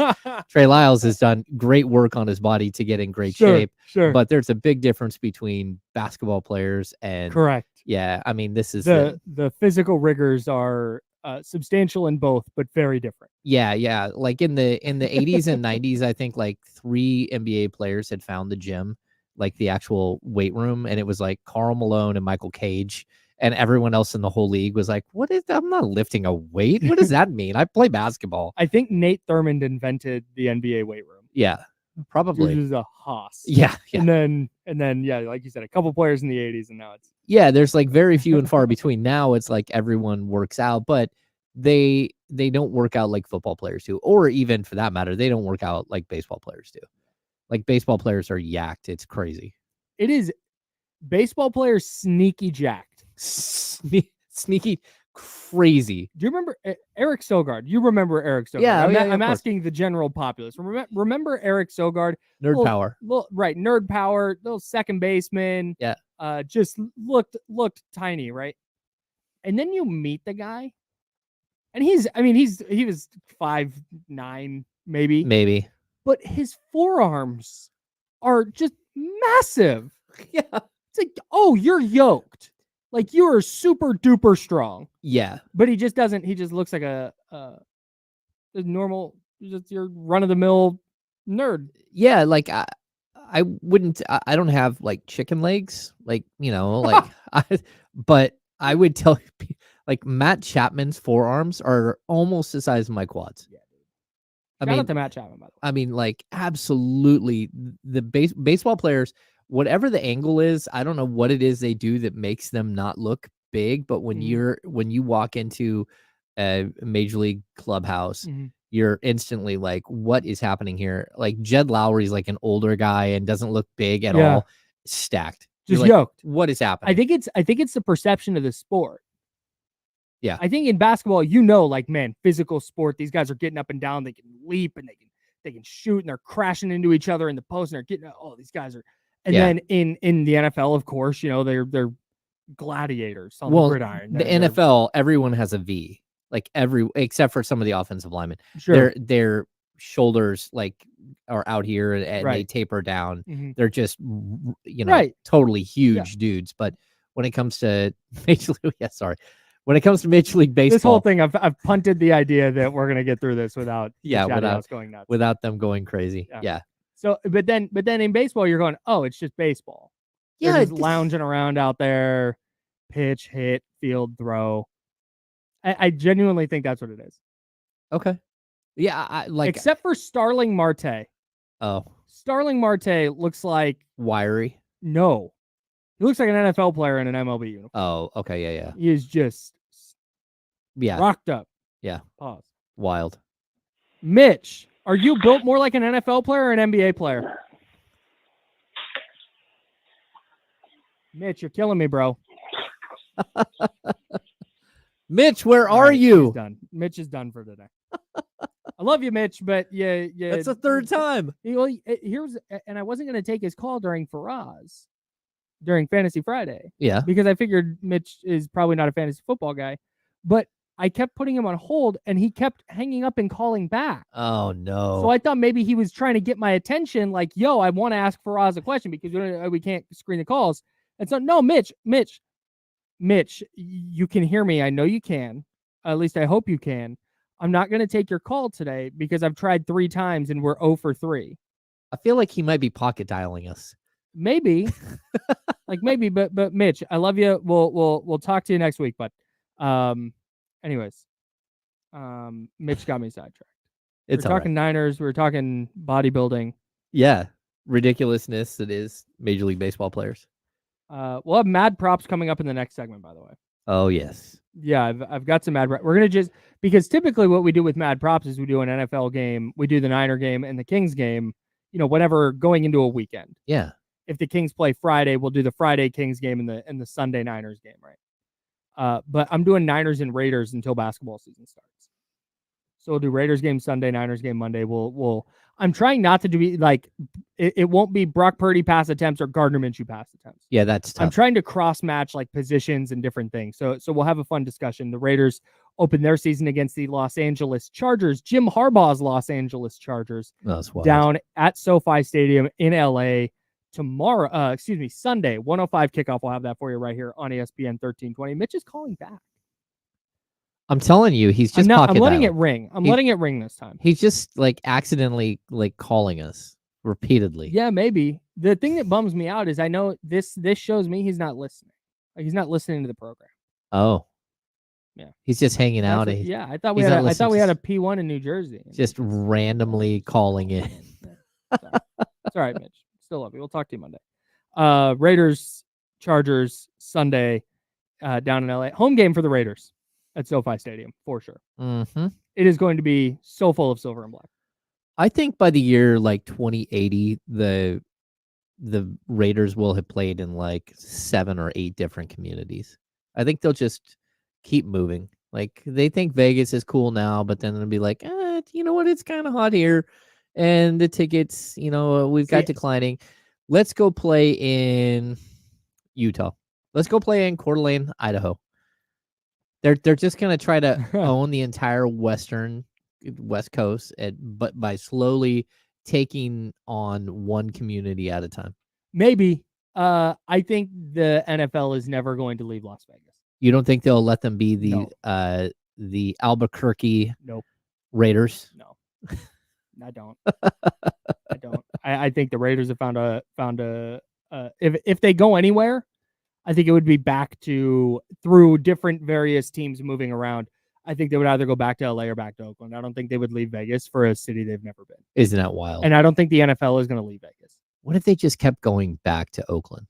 Although we have no idea what would happen, what's going to happen with the Coliseum and whether there would actually. Yeah, we're talking decades from now that any movement would happen. Like they're not going anywhere. Would you say 2080? Yeah, by 2080. Yeah. So but you can't take it off the table. No, you can't. No. Eagles Packers tonight in Brazil. Friday game's weird, but I'm here for it. I'm fascinated by this game because you have two teams that I think probably fancy themselves contenders in the NFC with Green Bay and Philly. Philly in the Super Bowl 2 years ago and started 10-1 last year. Yep. And then you had Green Bay, who made the divisional playoffs last year after boat racing the Cowboys in Dallas in the wild card round, and then were 1 or 2 plays away from beating the 49ers in Levi Stadium in the divisional round. So it's really interesting because you have this neutral site game in Brazil where there will be no Twitter, currently X. So fascinated to see the dynamics there as a media dork.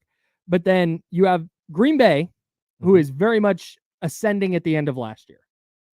And you have Philly, who was very much bottoming out at the end of last year, running into each other in week 1 of this season. I think whoever loses this game is missing the playoffs. That's a bold statement this early. Like if I had to choose, I would think that Philadelphia is a team that will have figured it out because they were so good, and they lost a lot on the defensive line for sure. And they lost Jason Kelsey. They've lost plenty of star level players, but at the same time, they're the team that still has incredible specialty players. They're the team that still has some big time athletes on the offensive side of the ball. So. I like them. I don't buy the Green Bay Packer hype all that much. I'm sure, they gave the Niners a run, but I'm just not fully bought in on who they are yet as a team. Yeah. Sorry, I'm trying to type and talk here. 11:28. I don't know if that's being conveyed properly. Thanks.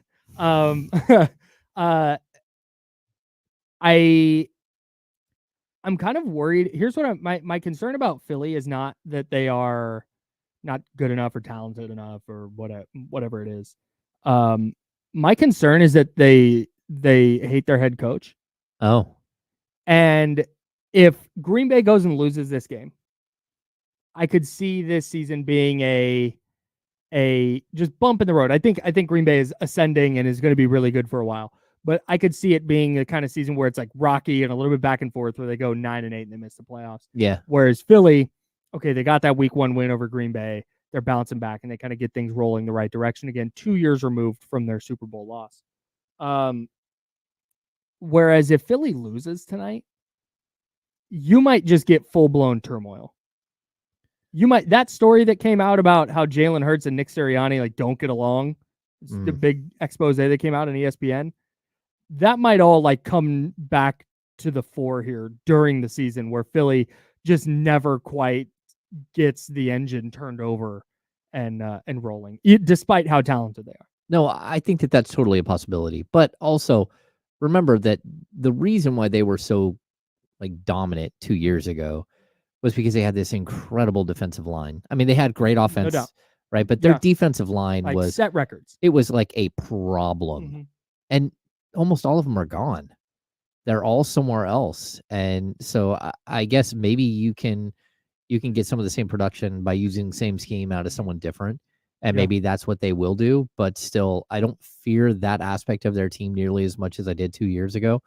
And it's what kept, number one, is what kept the Niners out of the Super Bowl. But also it kept teams so off balance that their ability to get to the quarterback and put pressure on the quarterback will just change the game. Like they had great field possession the whole season.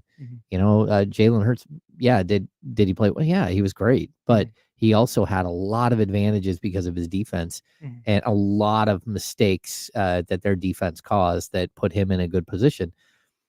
Now let's see if they can rebuild it. I think it's interesting. I just don't like. Is there anything about Love is up and coming, but is there anything else about Green Bay that just makes you go, oh man, like that's the team? And I don't know. It's how quickly they ascended last year with a roster full of dudes that were like 24. Yeah. And the fact that Matt LaFleur is just very quietly one of the 5 best coaches in the league. That is why Green Bay jumps out to me. That's why Green Bay stands out. More likely outcome here. Green Bay and Philly are the NFC Championship matchup. So they both make the NFC title game. Or both teams miss the postseason entirely.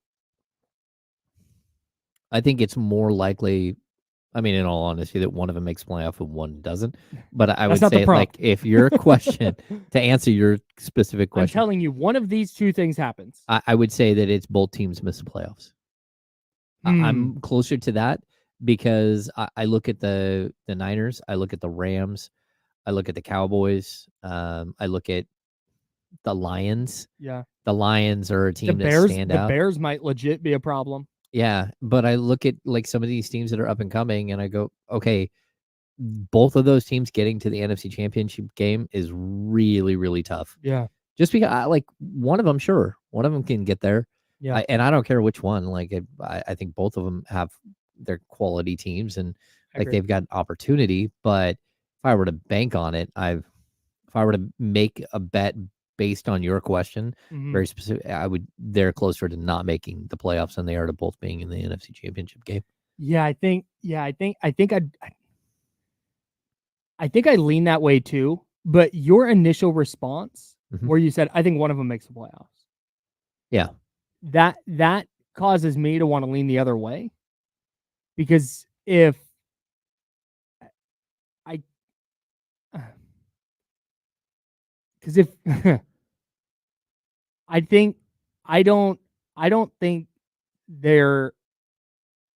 think there's more likelihood that both of these teams are really good than both of them are so bad that they're missing the postseason. Where you talk about Dallas, I could see Dallas falling off. Okay. So what you're looking for is Green Bay to continue ascending and a bounce back from a really talented Eagles team. Yep. Okay. You have the Niners with the Super Bowl hangover potential. You have the Cowboys who have like 3 good players. Well, yeah, like even Bland's out forever. 4 good players. Yeah. So you could see the Cowboys falling off. Again, not saying this will happen, just painting the picture. The Bears, okay, maybe they're better, but not quite ready to take that leap. They take that step forward. Maybe next year's the leap for them. Yeah. the Lions, I think the Lions are definitely going to be around and in the mix. But all of those teams, you could definitely find reasons that, hey, you know what, they fell off because of injury or because, you know what, overestimated how good Team X was going to be or whatever it is. And all of a sudden you're looking at Philly. Wow, look, Philly bounced back. They really bottomed out last year, but they needed to bottom out to bounce back and get back to Super Bowl caliber, Super Bowl caliber team to just become a Super Bowl caliber. I almost said Super Bowl caliber level, but that's repetitive. To become a Super Bowl caliber team again, you can see them bouncing back. And Green Bay, look, this really talented group of young players with a really good coach continued to be really good. I think I would now that I've talked through that, I think I'm leaning toward the opposite side. I think I lean towards both of them being in the NFC title game and them both missing the playoffs. Okay, I want to continue this because I don't think that we've like sort of put our stamp on who do we think will make the playoffs and who do we think will be out, and we got to take a break. Yeah, we sure do. Stephen Brown, I see something you said in the chat. Totally agree. Couldn't agree more with you. You guys decide which which chat it is. You can go look at youtube.com/ESPN 1320. Yeah, we'll continue talking about this game tonight. Packers, Eagles, and we will also dive into Mad Props. We'll explain that next on ESPN 1320, Sacramento Sports Center.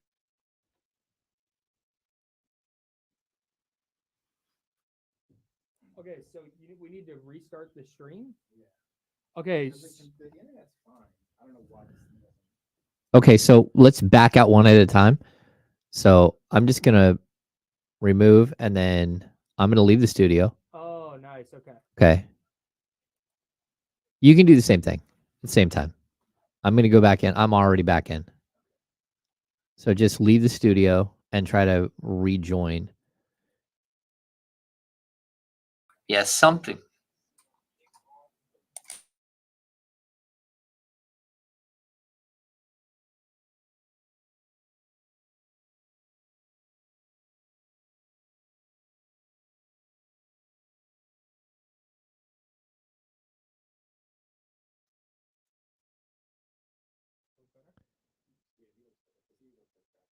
Yeah, but yours is still a little blurry on my side.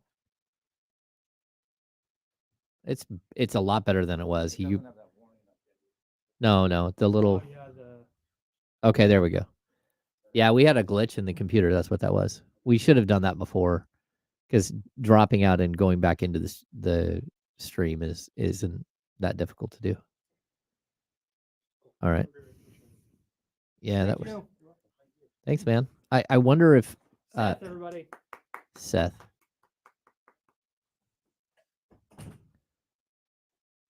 I just gave Seth 10 Odyssey points for building a giant stage. Oh, I gave him points for the same thing. I gave him, I gave Jonathan, and I gave John Ledesma points because he's always here. Bro has a hybrid job, and he said, nah. No, he shows up. Who's the ZZ Top guy? That is Seth. He is a terrific engineer. Yeah. And they literally built the set here. Like if some of you guys came in for D'Lo and Casey, they've rebuilt it again and added more stuff to it. They built a stage for D'Lo and KC, wiped that out, and redid it.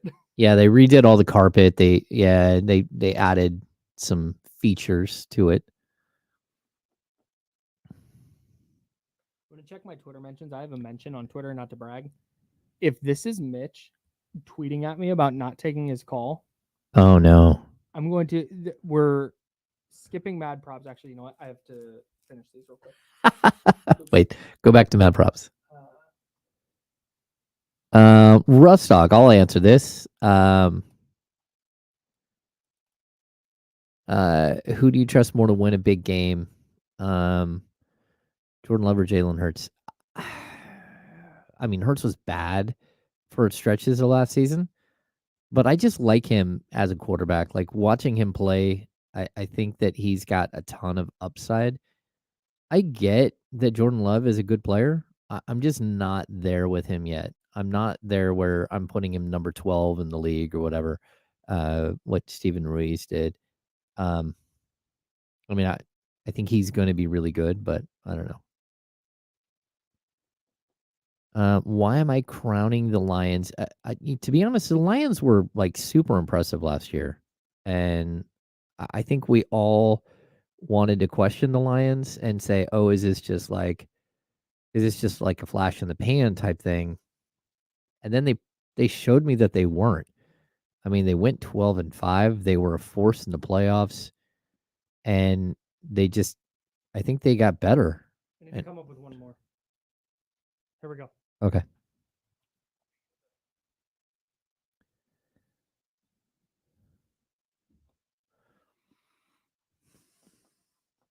Now, back to the Insiders with James Ham and Kyle Madsen, brought to you by Jiffy Lube on ESPN 1320. And make sure you get out to D'Lo and KC's live show. That's Monday, noon at Sky River Casino. Oh, they're going to be out there all day? As far as I know. Are they going to do a hangout and watch the Niners game? I don't want to make plans for them. Okay. I don't know. I do know that there is a live show out there at noon. At noon. At Sky River Casino, noon to 4. And maybe they're hanging out after, but Okay. I know they're always there for at least a little bit after. Okay. And then of course the Niners play that night. So go out to the live show, even if you can only drop by for 10 minutes. It's a blast out there. Oh yeah. Just seeing everybody saying hey to everyone. I won't be there. I'm gonna have some Niners responsibilities, but Oh yeah. I would be there if I could. Whenever they do a live show for a Kings game, I'll be there. It just feels like everything most things that we do here is the opposite direction of where I live. So I'll see if I can make it out there on Monday. But if I'm going to make it out there, then I'm going to have to watch the entire game out there because I don't want to miss the game. You know what I mean? And then that means I'm not going to get home until like 10 o'clock. I don't know. We'll see. Maybe I can get my son to meet me and we'll go down There you go. to the game. Yeah. That'd be fun. Yeah. All right. We're going to do Mad Props. We have an intro for Mad Props, right? What? Oh, here we go. Here we go. I love Mad Props. It's time for Mad Props. 2 games, 2 props. Which number will be higher? That's for Kyle and James to decide. Here's Mad Props. Oh, hell yeah. We're so back. That's awesome. All right, Mad Props. So what we typically do is during the NBA season, we'll take the Niner game with whatever Kings game is coming up over the weekend, and I'll pick a 49er stat and a Kings stat, and we decide which one is going to be higher. Mhm. That's how this typically goes. What we're going to do today and up until the Kings season starts is we're going to do the Niner game with the Raider game. Okay. That's how this is going to play. Yeah, that works for me. So, and I'm trying not to, like I said, go position to position, right? Yeah. So I don't want to go like this Brock Purdy stat or this Gardner Minshew stat, because that sounds like not that much fun. So I'm going to try and cross match these and do our best. Okay. Number 1, Brock Purdy pass attempts or Raiders points scored. They're facing the Los Angeles Chargers. I'm going to go. Oh man, this is a tough one. That's the goal. This is good. I'm gonna say Brock Purdy pass attempts at 24. Okay. And the Raiders score 17. So you're going Purdy? Purdy. Okay, very good. Yeah, I think I'm going to lean. I think I'm going to lean Purdy pass attempts as well, because I think San Francisco is going to play from behind. Oh. And I think they're going to have to put the ball in the air a little bit. Okay. So that's and then Christian McCaffrey's got his calf thing. Yeah, I'm gonna go that route. I think you're looking at maybe like 28 pass attempts for Purdy, and I think you're in the 20 to 24 range for the Raiders. What's the over under on pass attempts for Purdy? Like the number? Yeah. I don't know. I don't have it in front of Okay. me. I can get to BetMGM real quick and let you know. Yeah, that's one of those things where like afterwards we kind of look at it and like, oh. I try not to look at the props beforehand. Okay. Because I try and do these off the dome. No, that's fine. So I try not to look beforehand, but let's see. Niners, Jets, Brock Purdy, quarterback props, passing attempts, Purdy 31.5. Whew. But the juice to the under, minus 130 for the under, plus 100 for the over. That's crazy. It's a lot Wow. of attempts. Okay. A lot of attempts. Mad props. Number 2, Christian McCaffrey touches. So that is receptions or carries, or Gardner Minshew completions. Oh man, I'm gonna go McCaffrey touches. Okay. But it's more that I don't believe in. Like I really like Gardner Minshew. I don't believe he's gonna have more than like 17, 18 completions. Mm-hmm. Maybe I'm wrong. Yeah, I'm gonna go Minshew here. I think you're looking at 21 or 22 completions for Minshew, and Okay. I don't think McCaffrey's gonna be like limited, but I do think you're gonna see a good Jets run defense. I think the Niners are gonna be in second and long and third and long quite a bit. That's part of the reason I think Brock Purdy's pass attempts are gonna be higher. So I'm gonna go Minshew here because I don't think it's gonna be like a 20 plus carry game for McCaffrey. I think you're looking at 13 to 15 carries and a couple of catches. Yeah, I think you're probably right. I'll stick with my call, but I think there's also a possibility McCaffrey sits for a good portion. Yeah. If the game's out of hand one way or another. Yeah, definitely. Let's talk kicker. Jake Moody made field goals or Max Crosby sacks. I'm gonna go Moody made field goals. Yeah, I'm gonna go that route too. 3. 3's a number. Yeah, Max Crosby is awesome. Yep. Chargers offensive line is really good, and I think the Chargers are going to run it a lot. Okay. I think they're going to be a Jim Harbaugh, Greg Roman team. I think they're going to run it quite a bit. And I think they're going to try and do that in part to limit the damage Max Crosby can do. Mm-hmm. I think you're looking at a sack for Max Crosby, maybe 2. I think you're looking at 2 or 3 made field goals for Jake Moody because I think you're going to see the Niners stall out in the red zone a lot. Okay. Yeah. So that's where that lands for me. Let's talk about the Niners star pass rusher, Nick Bosa. Nick Bosa pressures according to PFF. So I'll go to Pro Football Focus on Tuesday and get his pressure totals. Or Devontae Adams receptions. I'm going to go. Man, I don't like the Jets' offensive line is always sketch. Remember, they did add Tyron Smith this offseason. Okay. So give me so it's either Bosa pressures or what's my other option? Bosa pressures or Devontae Adams catches. I'm gonna go Devontae Adams. I think I went the same route. 7. I went the same route. I think you're looking at 7 or 8 catches for Devontae Adams. The Niners' edge depth scares me quite a bit, and I think you're going to see the Jets do everything they can to make sure Nick Bosa does not wreck their offense. Okay. Robert Saleh is very familiar with what Nick Bosa can do to an opposing offense, and I think they're going to throw the kitchen sink at him and say if Leonard Floyd and Robert Beal Jr. are going to beat us, then so be it. So I'm also going with Devontae Adams receptions there. I think you're looking at 6 or 7 catches for him. I think you're looking at 4 or 5 pressures for both. Yep. Brandon Ayuk snaps. So snaps played by Brandon Ayuk or Raiders Chargers total points. Oh man, I'm gonna go Raiders Chargers total points. Although that's probably not smart because I already said the Raiders I thought would score like 17. Okay. So let's work through this. You're not totally committed to this yet. Yeah, because I'm not sure what is his standard how many snaps in a standard offensive game. 60. Okay, so yeah, I'm gonna stick with where I was because I think I don't know that Ayuk's gonna do 40 snaps in after just coming back. And I think that's probably the over-under is probably 42, 43 in the Raiders Chargers game. I can unless I'm way off. I can get that exact number for you. Stand by. Yeah. The over-under in Raiders Chargers according to BetMGM 40.5. 40.5. Yeah. Yeah, I had when I wrote Brandon Ayuk snaps, I had 40 in my head. Yeah, that's pretty good. So I do think here I'm going to go Ayuk snaps, and I'm going to do that because I think you're going to see a lot of short drives from the Niners early on. Okay. where he's on the field for all of them, and by the end of the game, it's close, and they go, "Hey, we need Brandon Ayuk to be playing. Are you good to go? You are. You've only been on the field for,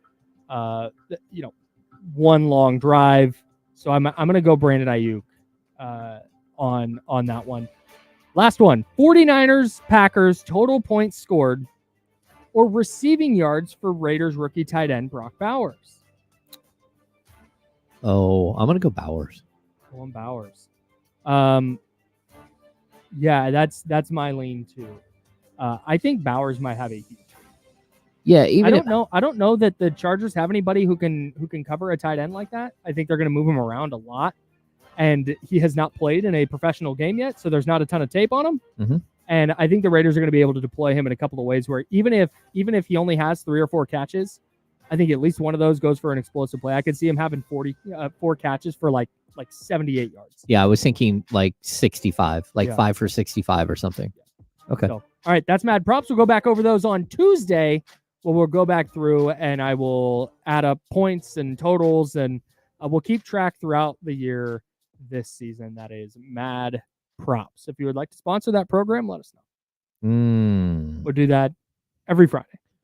According to Secure and Bagley in the chat, the Bengals are listing T. Higgins as doubtful for Sunday's game versus the Patriots due to a hamstring injury. Jamar Chase is also questionable because he won't tell them if he's going to play or not because he wants to get paid more than Justin Jefferson, like a lot more than Justin Jefferson. Ooh. Well, Yikes. yeah. Good luck, Joe Burrows. Good luck with that. Good luck, everybody who took him in their survivor pools, me. Oh. Yeah. Okay, so that's something like I don't play a lot of survivor pool. Okay about it. I don't play a ton of survivor pools, but like a buddy reached out and said, "Hey, I'm doing a survivor pool. You want to help me out here?" And I'm like, "Okay, yeah, that's fine." Okay. Who'd you go with week 1? Well, week 1, I think week 1 is crucial because a bunch of people just make like they try to like be incredible prognosticators too early in the season. Definitely. Right? Yes. So half of the survivor pool dies in week 1 because they took some game that they should not have been anywhere near 1000%. at all. So for me, I think the first team to get bounced is New England. That's like the safest bet this week. Mm-hmm. That's what I went with. So you picked against New England? Yes. So you picked the Bengals? Yes. Okay. We're on the same page. Okay, so I had forgotten, but still. That's what we're talking about. That's what we're Kenny Caraway coming in for the handoff here shortly. That's literally what we are discussing right now. Kenny Caraway, everybody. Mitch is not. Mitch is done for today. Oh no. Yeah. He called 3 times. My dog called every time. Oh. And the one time he finally did answer because we had our fantasy segment, right? For us, Adiki, Upper Hand Fantasy, upperhandfantasy.com. Yeah. Also subscribe to the podcast wherever you get your pods. And on the free Odyssey app, of course. Mitch called during that segment. Okay. And so I put him on hold. Yeah. And then he hung up and called back. I put him on hold again. And then he called back and I'm like, oh, he's trying to get my attention because he wants to ask a fantasy question. I don't think Mitch is a fantasy guy. I didn't know. That's my bad. So I took his call and he goes, no, I'll call back later. And then he calls back later and it was like 5 seconds of Mitch. And then we hear him in the background. Oh, I'll call back later. Like Mitch, that's my boy. Mitch, so he calls back, and of course I'm with you. Like Mitch, it's my dog. Oh, what's up, Mitch? I usually won't do that. Yeah. Like if you whiff on the sorry, call back tomorrow. Right. But all right, we'll get Mitch in there, and we answer and nothing. Oh, come on, Mitch. You gotta be ready to go. I know, and we had tried. I think I left out. We tried earlier in the show, and nothing. I think he was pocket dialing us. That could have been the case. I think it could have been the case. I think he was literally like pocket dialing. Oh no. Maybe I'm wrong. Calling Kyle. Calling James. Oh no. Kyle. Damon. James. Kenny. KC. Damon. That's my boy. Kyle. My boy, Mitch. Man, hey man, look, I got a bone to pick with you guys, man. Pause. Uh-oh. I was listening, man. Y'all talking about my boy Lamar. Y'all talking about my brother. Now look. Yeah, we're so mean. We said he's one of the best quarterbacks in the league. Oh no. No, this is Like, oh, pick your bones, bro. This is well, yeah.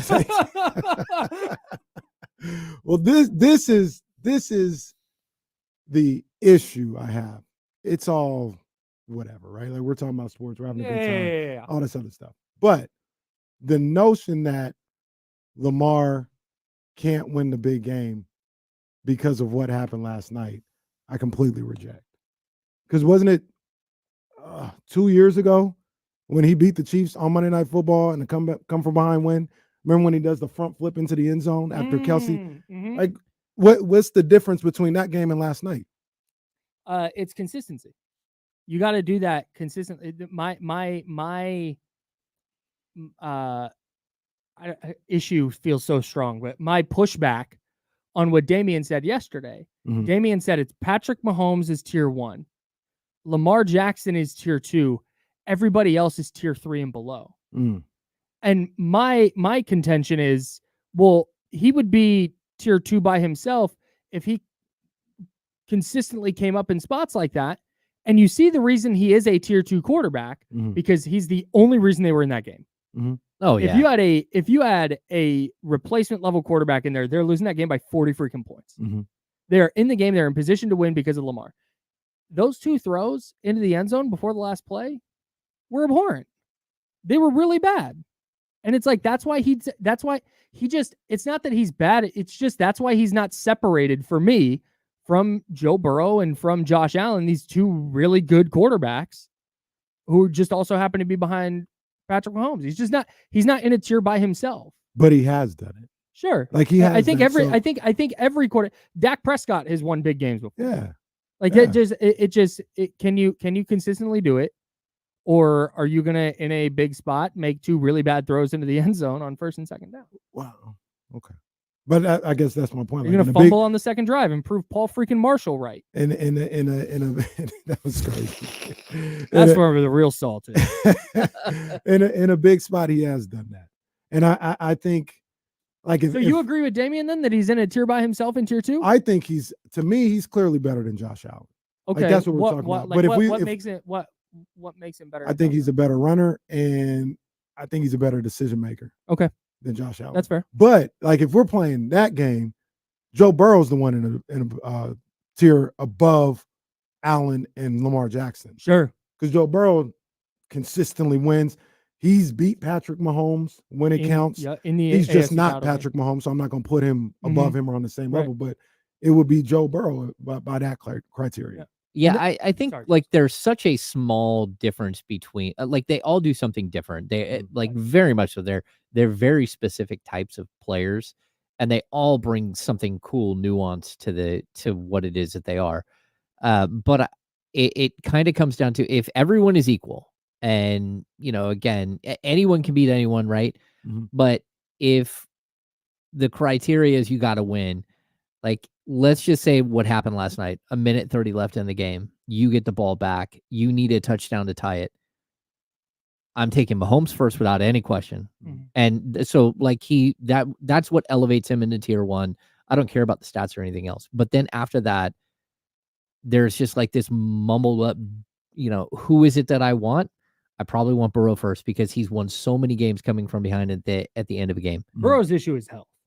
Yeah. My man can't stay healthy. Right. Yeah. And then after that, it's like I know that again, Lamar has won some big games. I know like all of these quarterbacks have won some big games, but consistent. If every single game comes down to a minute 30 left, like you can't give Patrick Mahomes 13 seconds at the end of a game. Right. He's going to beat you. Right. He's next level. Yeah. I guess. And that's so. Here's what I was trying to say at the top of the show was not that they lost the game because I also said if Isaiah Likely wears a size 12.5 instead of a size 13, we're talking about Lamar Jackson's game-winning touchdown pass. Right. The margin of error is that small. It's just, man, the plays were there to be made and he didn't make them. And that's just why he makes them sometimes for sure. We saw him come into Levi Stadium in prime time against the best team in the NFC and boat race those dudes. Mm-hmm. They had no answers. Mm-hmm. Like that's why he's great. That's why he's one of the 4 or 5 best quarterbacks in the sport. Yeah. He just hasn't separated himself above those other guys because we see him fumble on that second drive. We see the couple of bad throws into the end zone. That's all. It's not. No, and I get what both of you guys are saying. Nobody's saying he's a bum or nothing like that. Right. And when guys are that great and they're that close together, It is. That's what it is. I guess my thing is always, and it's not just you guys. This is what happens with sports talk in general. Yeah. Like what happened last night wasn't going to change my opinion on Lamar Jackson. Same. And I think there's people who would be like, oh, he did it. He did it. That guy, you see how he brought him back and they scored a 2-point. He showed me he's that guy now. No, what? Right. Because if he loses in the division round, you're going to be talking crazy about him again next September. Yeah. So last night shouldn't do anything. If you think Lamar is, whatever you think of Lamar, that's what you think regardless of the outcome yesterday. Yeah. I guess that was my overarching point. Yesterday was we had that conversation with D'Lo during the handoff yesterday about Lamar, where he said Lamar, and my point at the top of the show was the reason I disagree is because of that. That was a perfect encapsulation last night of why Lamar is where he is. He is great. He is just unbelievable. 2-time MVP with 2 different offensive coordinators and has them in position to win on the road week 1 at Arrowhead. Like that is why he is a tier 2 guy. But he's not in a tier by himself because God, those little mistakes that keep him from are what keep him from separating himself. Completely fair. And it's not even always the little mistakes. It's just some guys get it done and some guys don't. And, again, like there are a lot of quarterbacks who put up tons of numbers for years and years who just can't ever figure out how to lead a team or win the big moment. And so I think he's phenomenal. I just think that there's still there's question. So much that goes into that too, though, right? Because it's like, I'm very critical of Josh Allen, even though I think he's a great quarterback. Sure. But him not finding a way to get it done, what was that, 2-3 years ago? That wasn't his fault. He scored the touchdown with 13 seconds left. Yeah, you did everything you can do. He didn't get the ball back, get to touch the ball in overtime. So that's not on him. That's not him not finding a way to get it done in a game like football where it is offense and defense. And that's sometimes, right now, I don't think it's going to be the case forever, like Patrick Ewing and all those other guys. Yeah. But right now, at least in the recent past, Patrick Mahomes has been a guy to figure it out. I think one of these guys, 2 of these guys, are going to figure it out in a relatively near future. I will say too, I saw somebody in the chat say that Lamar outplayed Patrick Mahomes last night, and I don't necessarily disagree with that take. But the thing is Patrick Mahomes is so stamped now that like it's not about one game. We weren't going to decide who was the better quarterback based on who played well in this game. Right. That's not what this is about. Right. No. Right. At all. Lamar was good last night. I wanted to say that. I wanted to say Lamar was the best player on the field last night, and you might have been, but Patrick Mahomes was nice last night.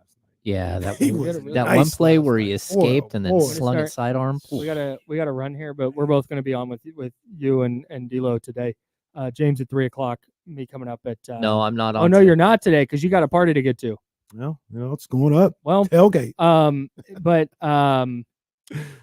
We will continue discussing this because I lost my train of thought and can't remember what I was going to say. So, D'Lo and KC coming up next. Everybody have a great weekend. That's James Ham. I'm Kyle Madsen. We will be back with you Monday. Enjoy college football tomorrow. Yeah. Enjoy NFL football all day Sunday. Cannot sir. wait to talk about Yes, it with sir. you on Monday. Until then, drink water and be nice to people. Bye. Appreciate y'all. Talk to you in a bit. Adios, friends. A lot of water lately. It does suck that you got to use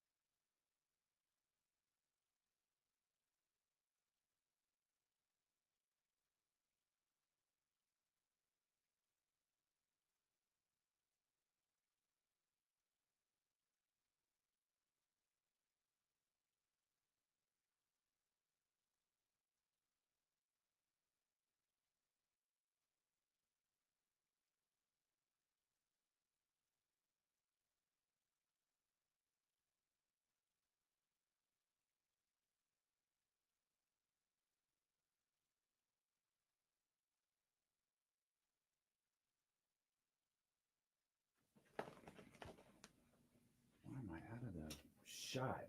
Where the fuck is everybody today? Isaiah. I do. Okay.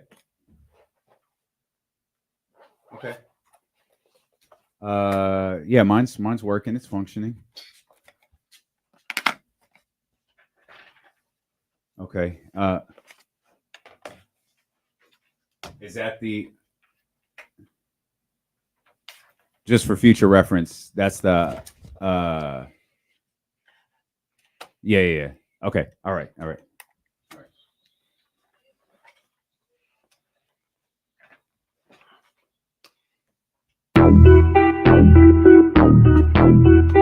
Riggs. Yeah. We got them screaming D-Lo, KC, D-Lo, KC, D-Lo, KC, D-Lo. We got them screaming D-Lo, KC, D-Lo, KC, D-Lo, D-Lo. We your number one spot. We your number one spot for some sports, huh? Got the city going crazy when we work, huh? We top 2, but we ain't 2, we in first, huh? And when you need the real, we is who you search, huh? D-Lo, KC, D-Lo, KC, D-Lo, KC, D-Lo. We your number one spot. Good, baby. One more. How come I can't hear myself? Can y'all hear me? You do sound kind of quiet. And it sounds just fine on my end. It's the same thing I think happened to Kyle earlier. Talk real quick. Check. I can't hear myself at all. Can you guys hear me? I can hear you just fine. Yeah, I hear Jesse. I hear you just fine. I can't turn my volume up too loud because I See, it sounds like you're far away from the mic again. God damn it. All right, you know what happened? All right.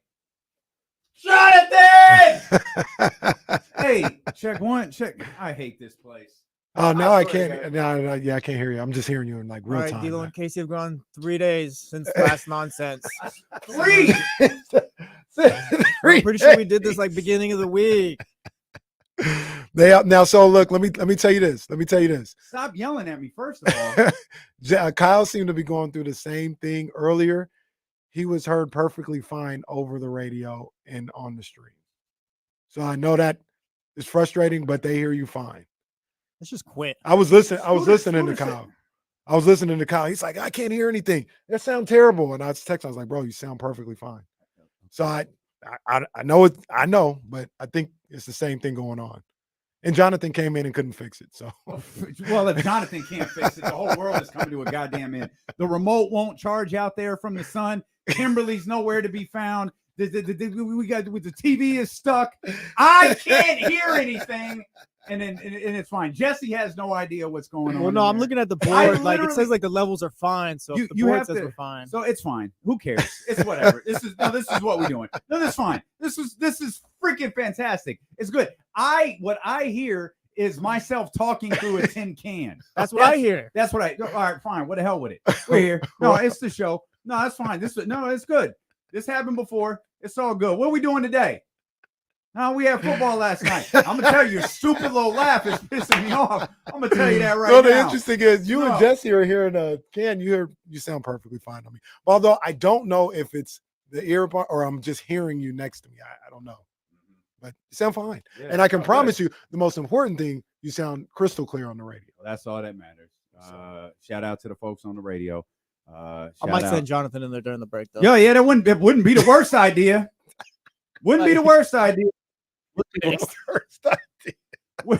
Wouldn't be the worst idea. Well, I'm just saying, Kenny's like, we're good. I'm not using Kenny Caraway as the barometer for whether this is working properly or I'll not. tell you, I heard the same conversation at 10 o'clock as I'm driving in. I'm like, Kyle, you sound fine. I don't know what the issue is. It's fine. You know what happens every time stuff screws up on a Friday. It's the new tradition. When stuff screws up on a Friday, this is what we do. YouTube, you can kiss me. Book of Revelation, chapter 7, verses 16 and 17. Yes, sir. They shall hunger no more, neither shall they thirst anymore. Preach, for God shall wipe away, yes, sir, every tear from their eyes. Yes, sir. Get ready for the revolution. Come on. What you say? Come on.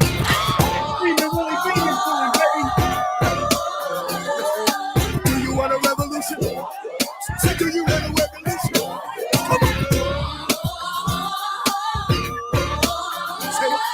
Do you want a revolution?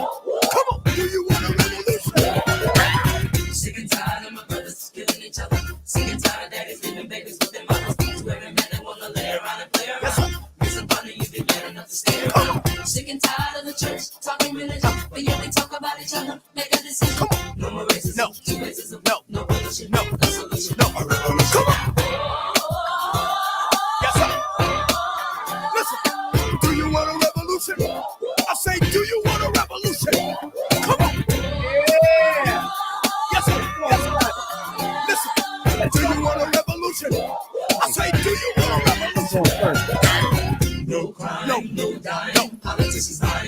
Everybody's trying. That's right. To make $1, it makes me wanna holler. Come on. The way to do my life, the way to do my life. There's gonna be a brighter day. All your troubles will pass away. Hallelujah. A revolution's coming, yes, it's coming. Revolution's coming, yes, it's coming. Revolution's coming. Listen. Do you want a revolution? I say, I wasn't gonna do it, but since the mics aren't working, or since I can't hear, since whatever is going on, oh yeah, we're gonna have fun today. We're gonna have a great time. We're gonna today. have fun, man. We're gonna have a great time That's today, what we man. do. We got a classic to talk about. Boy, I'm so happy that I walked into this building, had some new responsibilities that I have in San Francisco, had to get here a little earlier than I normally would on a Friday. I can't tell you how happy I was to walk in this building and not see Paul Marshall from 98 Rock. Well, you were the only one. Well, I didn't see him either, but I guess Kyle saw him. Well, I heard Paul was talking this morning because Paul was the one who said yesterday Lamar is overrated. He was the one who said yesterday Lamar is going to be the reason they lose. That's not true. None of it is true. Oh, that's literally not true. But I knew he was going to take this opportunity. I had to. I was like, I don't want to see this man. I don't want to see him. And my heart broke for Lamar on that second to last play because I disagree with the play to Isaiah in the corner. Orlowski was really hard on that. Yeah, play. I thought he was throwing the ball away, and then all of a sudden Isaiah was there and kind of could have caught it. I didn't think he could have come up short on that play because I thought if you take anything off of that, the receiver catch or the defensive back catches you. Mm-hmm. Like I don't feel like that was I don't think he missed on that throw. He missed on the next one though. He missed on Zay Flowers, and that was tough. Yeah, I thought he made up for it brilliantly on the next one, but as we know, well, he got the old Kevin Durant treatment. If his shoe size was half a size less, he would have been fine. And then much discussed the Zay Flowers play. I mean, Lamar says one thing. People who watch football and understand route running and everything say another thing should have happened. He says he was going to the running back and saw Zay at the last minute, and it wasn't intended for Zay Flowers. I don't know. Who knows? Like I said, people who watch football say Zay Flowers should have sat down in the zone instead of continuing to move like it was a man situation. There's much debate about whether or not that was a miss or not, but like you said, he didn't miss on the next play. Just didn't happen. I don't think it can be debated whether it was a miss because he either missed the running back or he missed Zay Flowers, and Zay Flowers was open. Well, the argument is if he was going to Zay shouldn't have kept running. Zay ran away from where he should have been. That's tough. Well, Zay should have. It was a zone, and there's numerous people who know football more than I do who say. No. I didn't understand it. I'm watching the game. I'm like, yo, he's running, hit him while he's in stride. That's how I looked at it. And then people were like, no, it was a zone. He should have sat down. I was wrong. I said I was wrong. That's fine. I know he's a punchline. It's whatever. Like Dan Orlowski was a quarterback too. Mm-hmm. He said Zay's hand goes up. Zay's hand goes up, and that's a wide receiver. We always looked at it as I'm open. He's like, that's not necessarily what that is. He's saying, like, I'm here, lead me. Mm-hmm. And he's running that way. His hand is out. Mm-hmm. And Lamar hits him the other way. He said he didn't sit down. That's why he threw it behind him. Was because he didn't sit down. He put his hand up to show this is the direction I'm going. But I guess even smart football people see the play differently. And I'm not debating whether Lamar missed this game or not. We're talking about one specific play. Right. He made up for it on the next. It was out of bounds. It didn't happen. He couldn't have put that ball in a better position. It's just a tough finish. With those last couple of plays, I mean, people forget about how they got down to the goal line. That was a phenomenal play, phenomenal throw right there. Lamar was incredible, yes. I thought he was too. I thought he was great yesterday. There's something though, like Lamar was incredible, but Patrick Mahomes makes the quarterback position look easy. Like nothing looks difficult for Patrick Mahomes when he's in the pocket. Mm-hmm. Nothing looks difficult for Patrick Mahomes when he has the ball in his hand. Right. It's really one of the more incredible things to watch. Like he makes the game and the position of quarterback look so easy. He's in full control, it feels like, all the time. All the time. Like, he's in full control of what's going on. And I haven't watched every Patrick Mahomes game there ever was or whatever, but that was like always the thing that frustrates me about those 2 Super Bowls that the Niners lost, because I had never seen Patrick Mahomes look like that for 3 quarters or whatever the case may be. Like, he didn't look comfortable. He didn't know what was going on with the defense. He was making mistakes. I was like, I'd never seen him look like that. And that's what's frustrating, that they weren't able to cash in on that. But I say that only to say, every other time I've watched him, he looks like he is in complete control of everything and anything that he wants to do, man. And it's impressive to watch. It really is impressive to watch. He might have found himself some weapons. Oh, yeah. Yeah. They're there now. They're there again, I should say. Man, he might have found himself some weapons. Goodness gracious. What a fun game. That was a to great start game. the season. An absolute blast. I mean, it looked like the Ravens in the partnership with Derrick Henry was going to cook after that first drive. We're looking up that like, boy, if you utilize Derrick Henry that way, this Ravens team's going to be tough to beat. He never really got into a rhythm after that first drive. But I think that's like Derrick Henry. It's not really a big deal. I think that's just kind of what you're going to get from him. That's what you've always got for him. Yeah. But man, these 2 teams, I don't know. It's one game we've only watched 2 teams play. But both of those teams look really good. They look like the upper echelon of the league, man. That's And what it looks like. certainly of the conference. Yeah. Those look like 2 of the best teams out there. And one thing that I remembered that I maybe didn't mention yesterday when talking about the Chiefs is that defense is really good. Their defense is really good, really fast. They can cover. That gave the Niners a lot of problems in the Super Bowl that I thought they were going to be able to mitigate. But the corners, the safeties, phenomenal. Chris Jones getting after the quarterback, he's phenomenal. That defense is really, really good. And Spagnuolo does a great job. Although I don't know what was that at the end of the half? I think it was when Spagnuolo illegally called a timeout, and everybody said, "Yeah, you can't do that. It's illegal." There's no penalty for it. Just maybe can't do that. Maybe he no 15 yards, nothing. Just Maybe he recognized Steve Spagnuolo used to be a head coach. He was like, "Oh yeah, I got it. Timeout. Oh, wait a minute."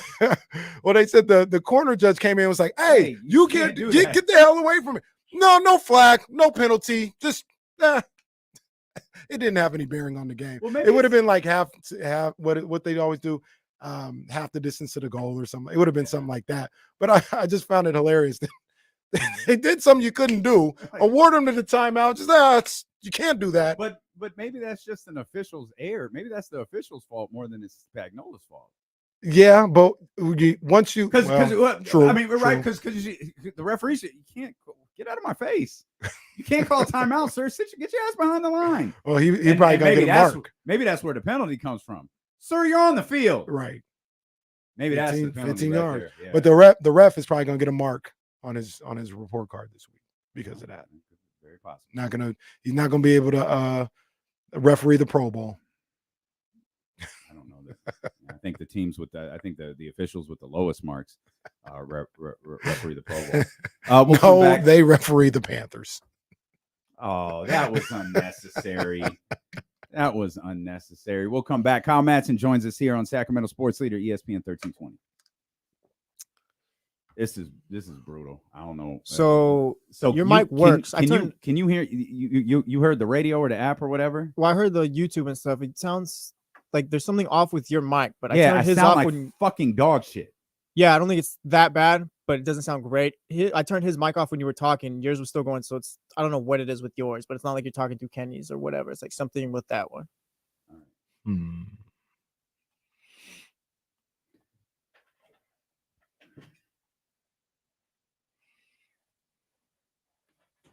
Willie, Will. I don't know why I call him Willie. Yeah, man, I disagree. I thought Lamar was incredible last night. I thought he was fantastic. Did he make mistakes? Absolutely. Did Patrick Mahomes make mistakes? Absolutely. Like, and this is kind of what I don't like about the way sports are talked about nowadays is, somebody's only incredible or they're only great if they're perfect. You know what I'm saying? Like it's without flaws is what makes you incredible. That's not necessarily true. At least in my opinion. Maybe for others' criteria, then that's fine. But did he make mistakes? Sure. Was he incredible? So who's incredible Absolutely. in your eyes, Will? That's what I'm saying. Like this dude has won 2 MVPs, and y'all talk about him like he's dog shit. So explain to me, to you, Will, who's incredible? Well, he talking about last night specifically, and like I said, Patrick Mahomes made mistakes last night, but I still thought he was fantastic.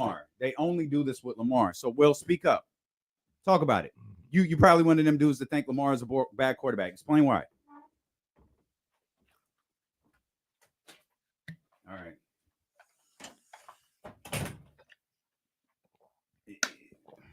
All right.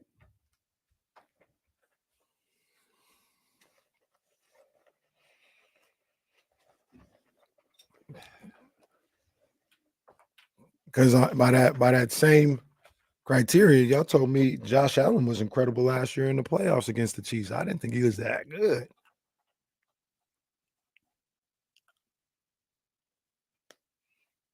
But he ran, and it was all good. Do you want to unplug the mic and plug it back in?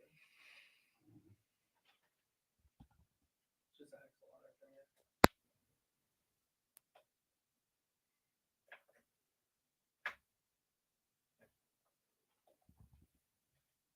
Check 1, check 2.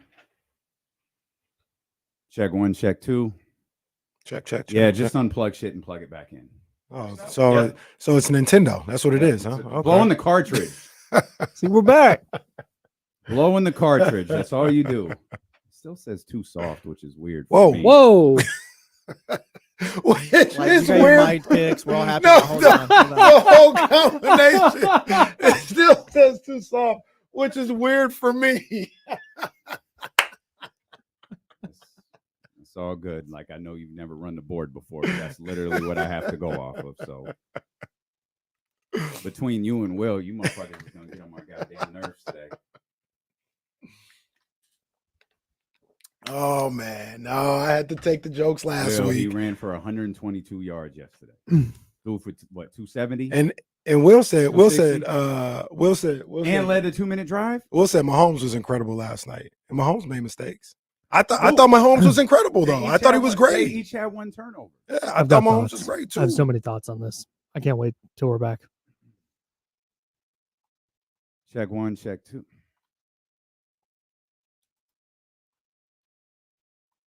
Check. Sounds good in my headphones. Well, it's not, yeah, it's just, okay, that, whatever. As long as it's not like this when we record stuff for KSFM, it's fine. Yeah, there definitely is. Yeah, there definitely is. Definitely.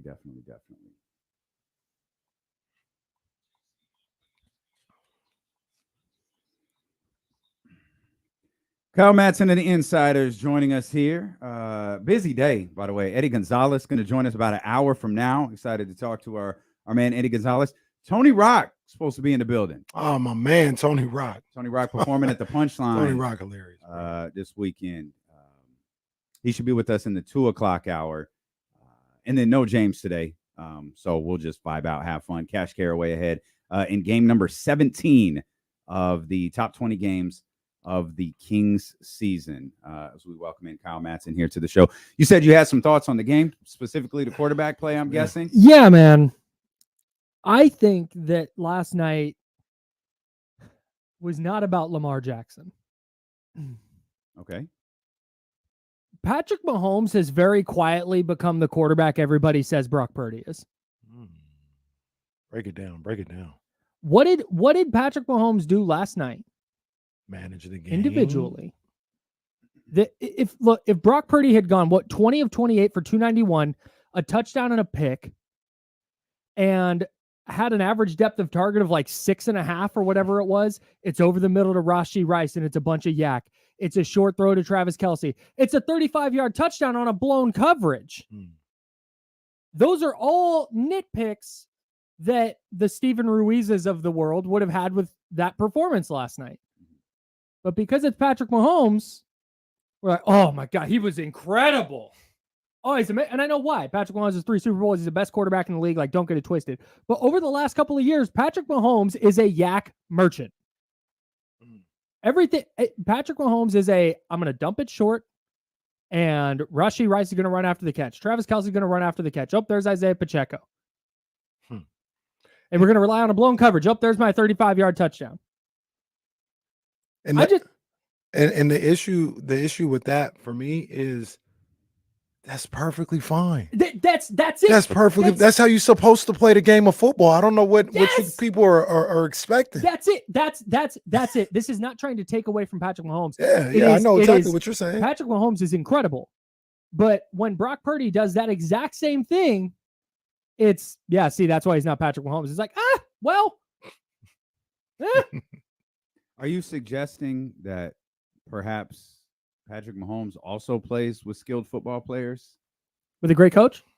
Yeah. I would suggest that. Oh, okay. That's well, because the way I don't know, the way people talk about Brock Purdy, or at least talked about Brock Purdy, I thought he was the only one who had good football players on his team. Apparently. Except Howie Roseman's the best general manager the sport has ever seen. Oh, Jesus Christ. Obviously. Yeah, no, it's just that's all I want. I just want the discourse to be fair and even. And when Patrick Mahomes plays well like he did last night, and Brock Purdy does the exact same thing, I would like the games to be assessed the same way. That's all. That's all I'm asking for. Fine. And then once again, like you pointed out so eloquently, and like I'm talking about as well, that's how you're supposed to play quarterback. Yeah, that's how you're supposed to play quarterback, man. Like to be honest with you, a lot of the times, like it happens. Patrick Mahomes can do it. There are greats who can do it. But I remember I used to say all the time during the Harbaugh 49ers era, if the opposing quarterback is throwing the ball 50 times, we winning. That's exactly what we want to happen. We want that offense to be one-dimensional, where we know that these guys on the line can pin their ears back. There ain't no running the ball. They're not no play action, none of that. Pin their ears back, go get the quarterback, because all they're doing is running. They're going to accumulate a lot of stats. They may even score some touchdowns. But that's exactly what we want you to do. We want you to throw the ball 50 times, because at some point, we're going to figure out everything you need to do. Right. We'll pick you off, whatever the case may be. And I think people have a perception of that's how quarterbacking is supposed to be. Right. I believe, and what I've learned. Josh Allen does that. Right. Tony Romo did that. Right. Dak Prescott does that to a certain degree. And what's one of my biggest problems with the Cowboys isn't necessarily Dak Prescott, is that they can't run the ball. You're one-dimensional. I don't think that's a good way. I'm sure somebody that's can. Dak's fault.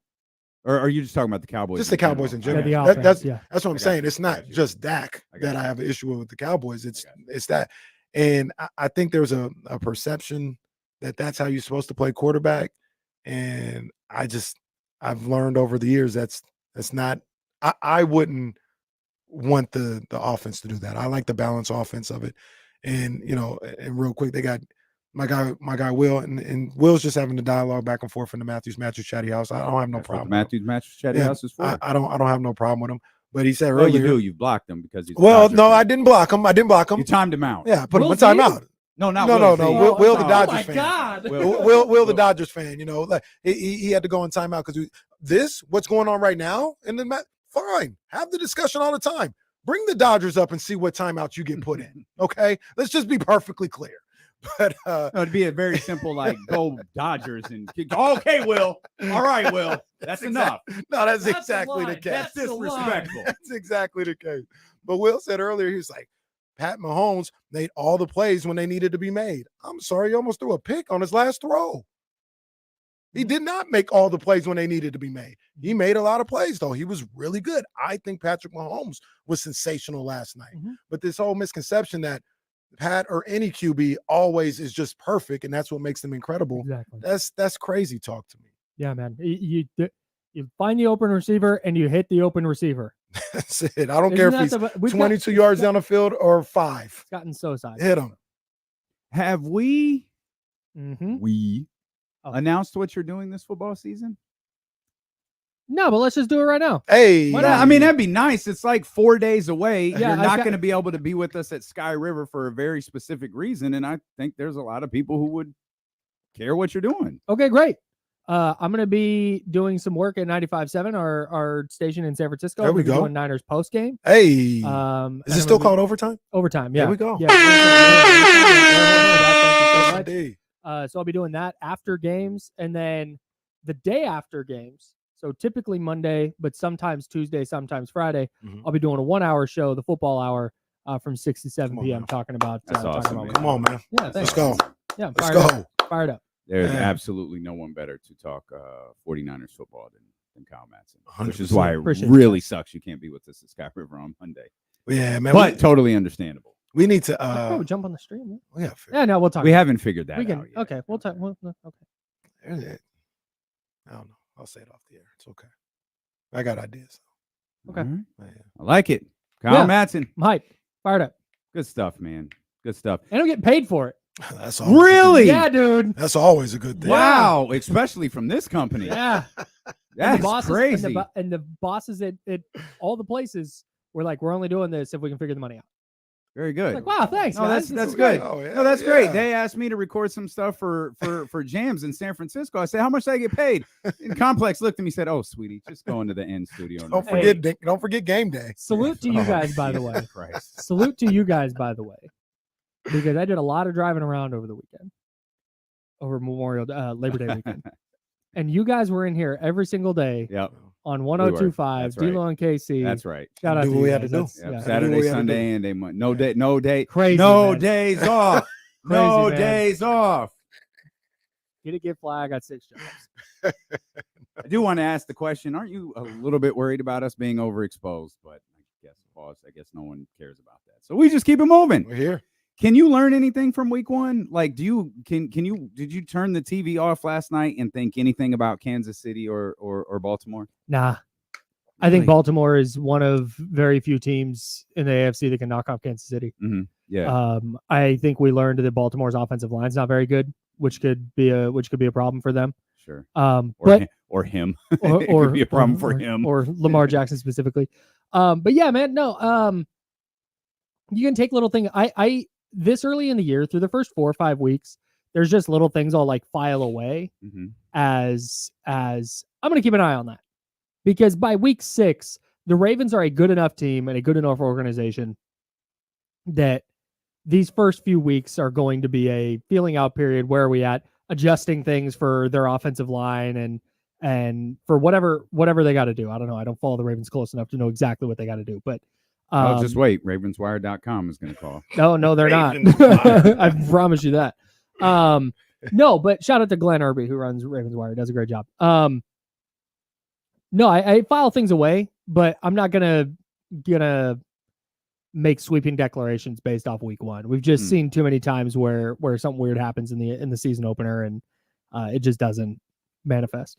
I always I'm always reminded. I don't know if this checks out, if this always happens, but I remember 2011, the opening game was the Packers and the Saints in Green Bay, and it finished like yesterday. Remember that? I'll tell you why in a second.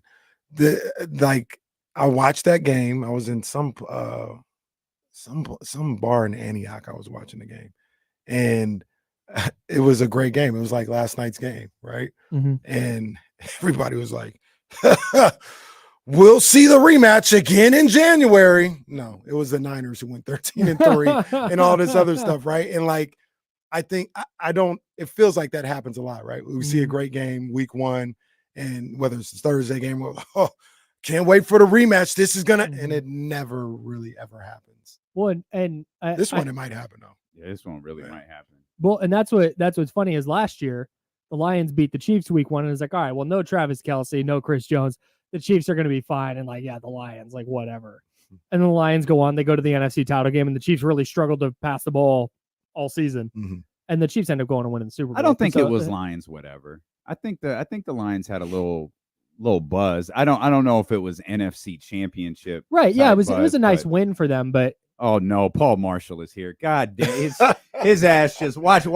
But look at that. That's smirking. He's still smirking. He just walked by, just smirking. Yeah, looking like. I knew you guys were looking too because he smirked a little bit more. As Oh he was yeah, walking he did, bro. Such a jerk.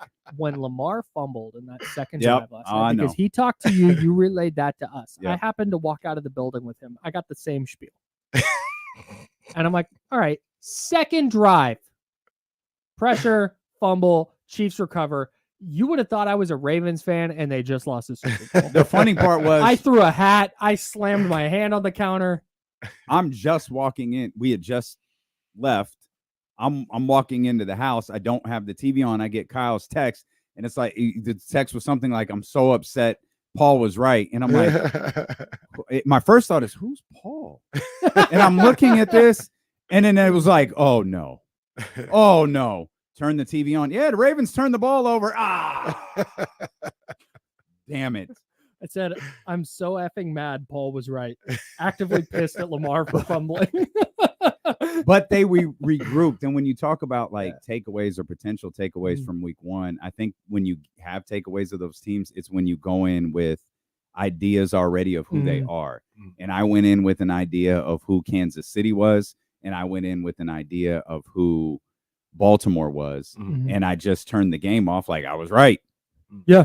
Like it one game in, it's ridiculous. I understand the practice is ridiculous. One game in, I was like, I feel like I'm right about Baltimore and Kansas City. Yeah. And I told this to KC to start the show. Like Patrick Mahomes just makes football look easy. Wow. Yeah, that's the difference, man, between him and everybody else. Wow. Just so many of these plays that just he rolling out to his left and he's scrambling, he's looking, and then all of a sudden it's just like sidearm, just a little flick to the middle of the field. Oh, there's Travis Kelce wide open. It's easy. Man, that's just you know why I push back a lot of the times on like things being usually it's the quarterback, and it's the nature of the beast, right? Like you get all the praise when you probably shouldn't, you get all the blame when you probably shouldn't. Like there's a lot, but football is so intricate. And there's so many moving parts that need to go down. And I saw this on Twitter. I'm sure both of you guys saw it as well. But I remember that I was watching the game, the 4th and 2 play at midfield. And they ran the play. And as soon as he went to the side, first of all, they were doing that way too. They were doing side to side stuff entirely too much. It really, really frustrated me. But they did that on 4th and 2. And I saw the play and where it was at, and Zay Flowers gets the ball. I said, oh, my gosh, that was what are you doing? That was garbage. Well, did you see the breakdown of that play? Yeah, Nelson Aguilar just blocking nobody. And if he blocks his guy, the play works perfectly because I didn't know. Zay squats behind the offensive line, and the guy that's supposed to be with him can't see him and leaves. The safety can't see Zay Flowers and leaves to the other side of the field before the play is drawn. So it at that point, it has worked. All you have to do is Aguilar, you do your job. Lamar, you get the ball where it's supposed to be. You're probably going to the house. And one person didn't do what they were supposed to do. And the whole thing is blown up. And so I'm watching that game. I'm like, not even like blaming Lamar. I'm like, offensive court, what kind of play call is that? Trash.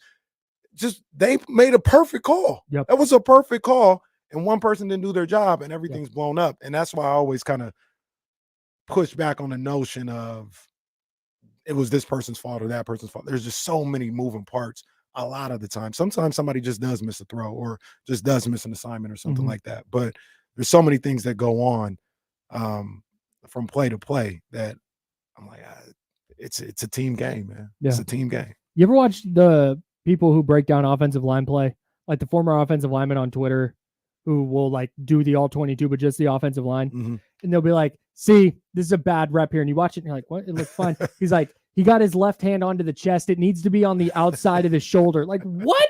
That's the difference in that play? It's like, yeah, he got 4 yards. That could have been a touchdown if he just got his hand up to the shoulder. Like, oh my God. Sure, man. Could have went for 78 yards to the house. Got to get his left foot around the back heel. Like, all right. But those guys see things that we don't because they've gone over this film a million times, or in the situation you just presented, they've been in those moments Mhm. 1,000 times. And so, yeah, you got to get up on the shoulder here. You can't give him an opportunity to go this direction if you're up here versus down here. They're like, okay, I'm gonna just blame the OC. whatever, pal. That take's not going to fly on my show. I imagine coming here. You know, if Trent Williams had just put his arm up on his shoulder, it would have been fine. Everybody's because Brock Purdy throws an interception at the end of the game and they lose to the Jets. Everyone's raving about it. We come in and we're like, yeah, but did you follow Jake Brendel on that play? Jake Brendel. Did you see Feliciano. Did you see how slowly his hip turned?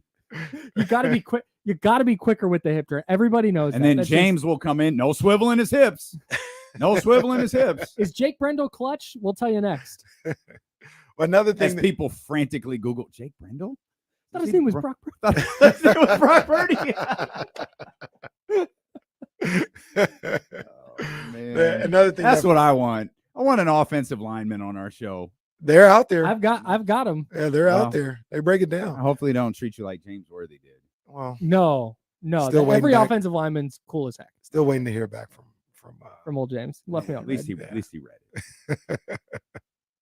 I hope I get to meet James Worthy someday so I can be like, hey, bro, I texted you that. What did you think when you saw this? Do you remember this? Because if not, let's go over this. Let's talk. Let's watch this Wheaties commercial here on my phone. Let's break this down. Right about this moment, did you realize you'd been had? That you had completely been set up? Because I'm going to assume you didn't sign up for this. I'm also going to assume the shadowy figure is in fact not you.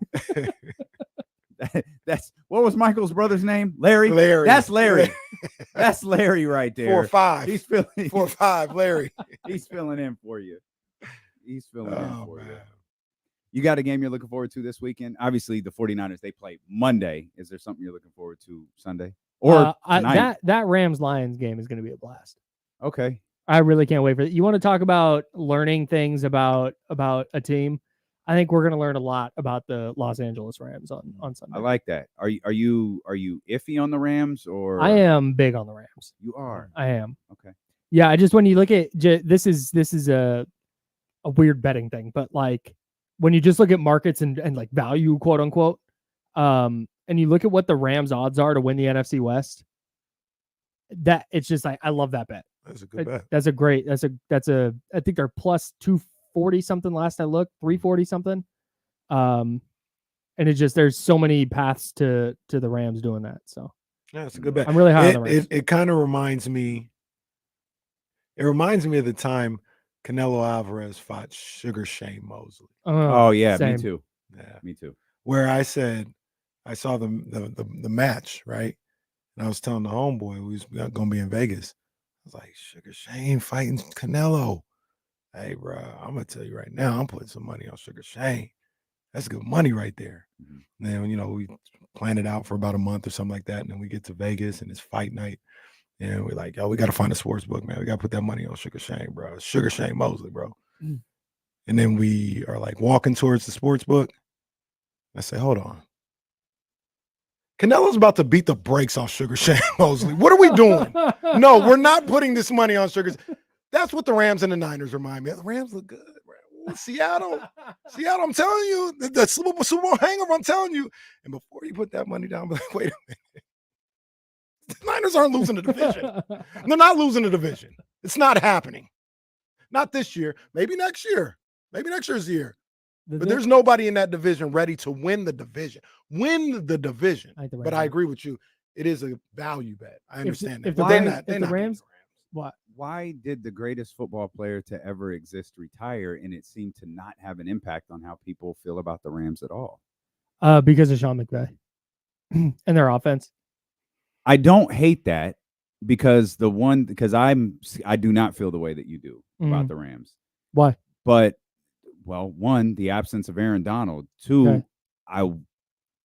I like Matt Stafford, and I like the little players poll that Matt Stafford is one of the more underrated quarterbacks. Or in this case, it was Brock and Matt Stafford who's voted the most underrated quarterbacks in the league.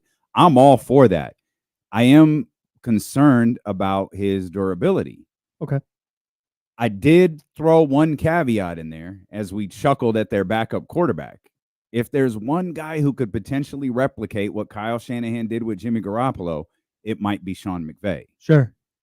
But to the tune of winning the division, I'm not sure. I wanted to rule them out of the playoffs as we did like the 4-in, 4-out stuff yesterday. I had a +1, and the +1 was really just asking questions about the Rams and how they lose a handful of pieces and seem to be not impacted by it. Though, as we all know, they have like 4 million draft picks. Well, Like yeah, they have unlimited cap space. Unlimited cap space in the Oklahoma City Thunder treasure trove of draft picks.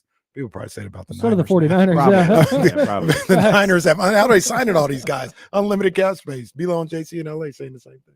It's a good show, though. It is. It's a good show. Casey in LA calls into that show pretty regularly, from what I understand. Who? Exactly.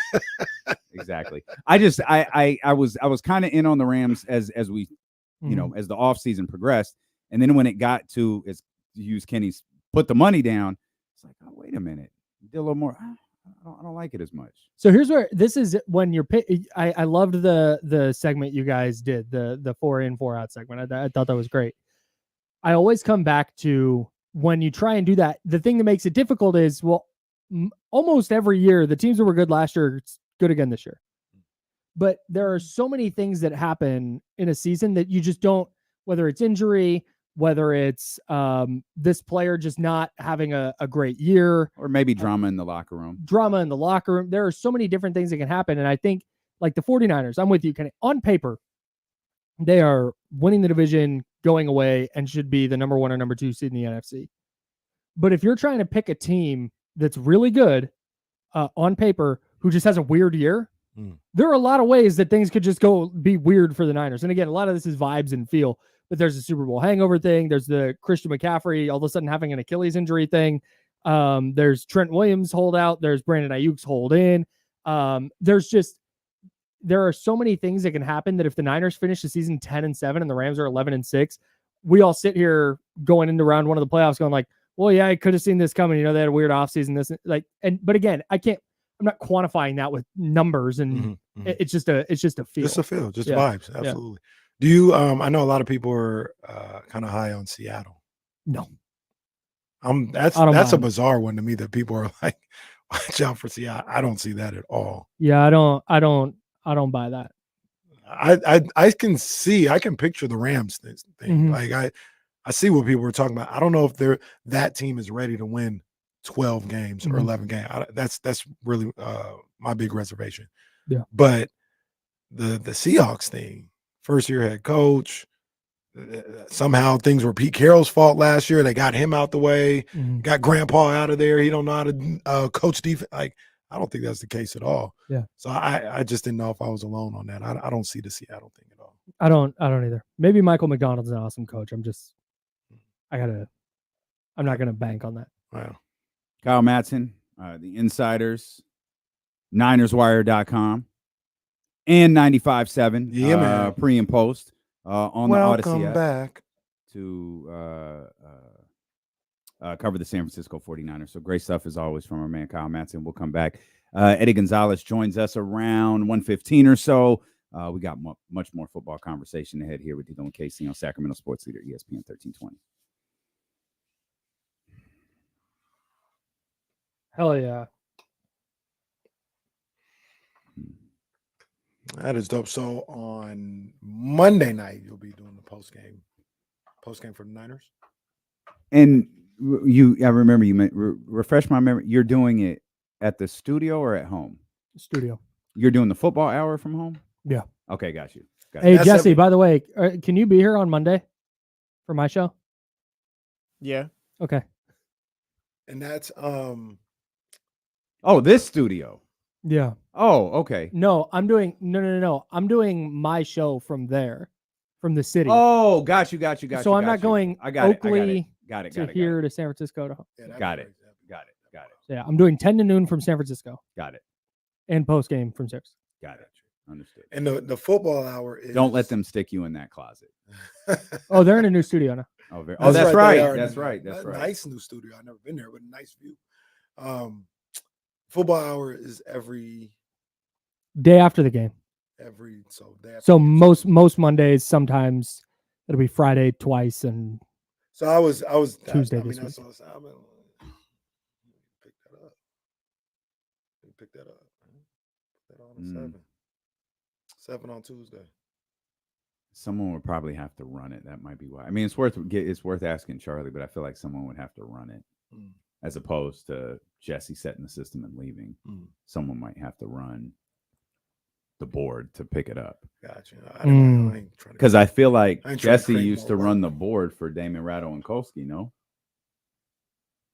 Yeah, I did. Yeah. But my thought is, when is the football hour? Because I was thinking it wasn't 6 to when 7. 6. I was thinking we wouldn't run it live. Oh no, because we're done at 6. That's right. I thought we just throw it in there when we were done. But it's never mind. I don't want to create no more work for nobody. I was thinking it would already be done and recorded, and we just Jesse, pop it in the system. Jesse, can you be here for my show Monday and then also Tuesday? Can you stick around till like 7? Bro, if they pay for it.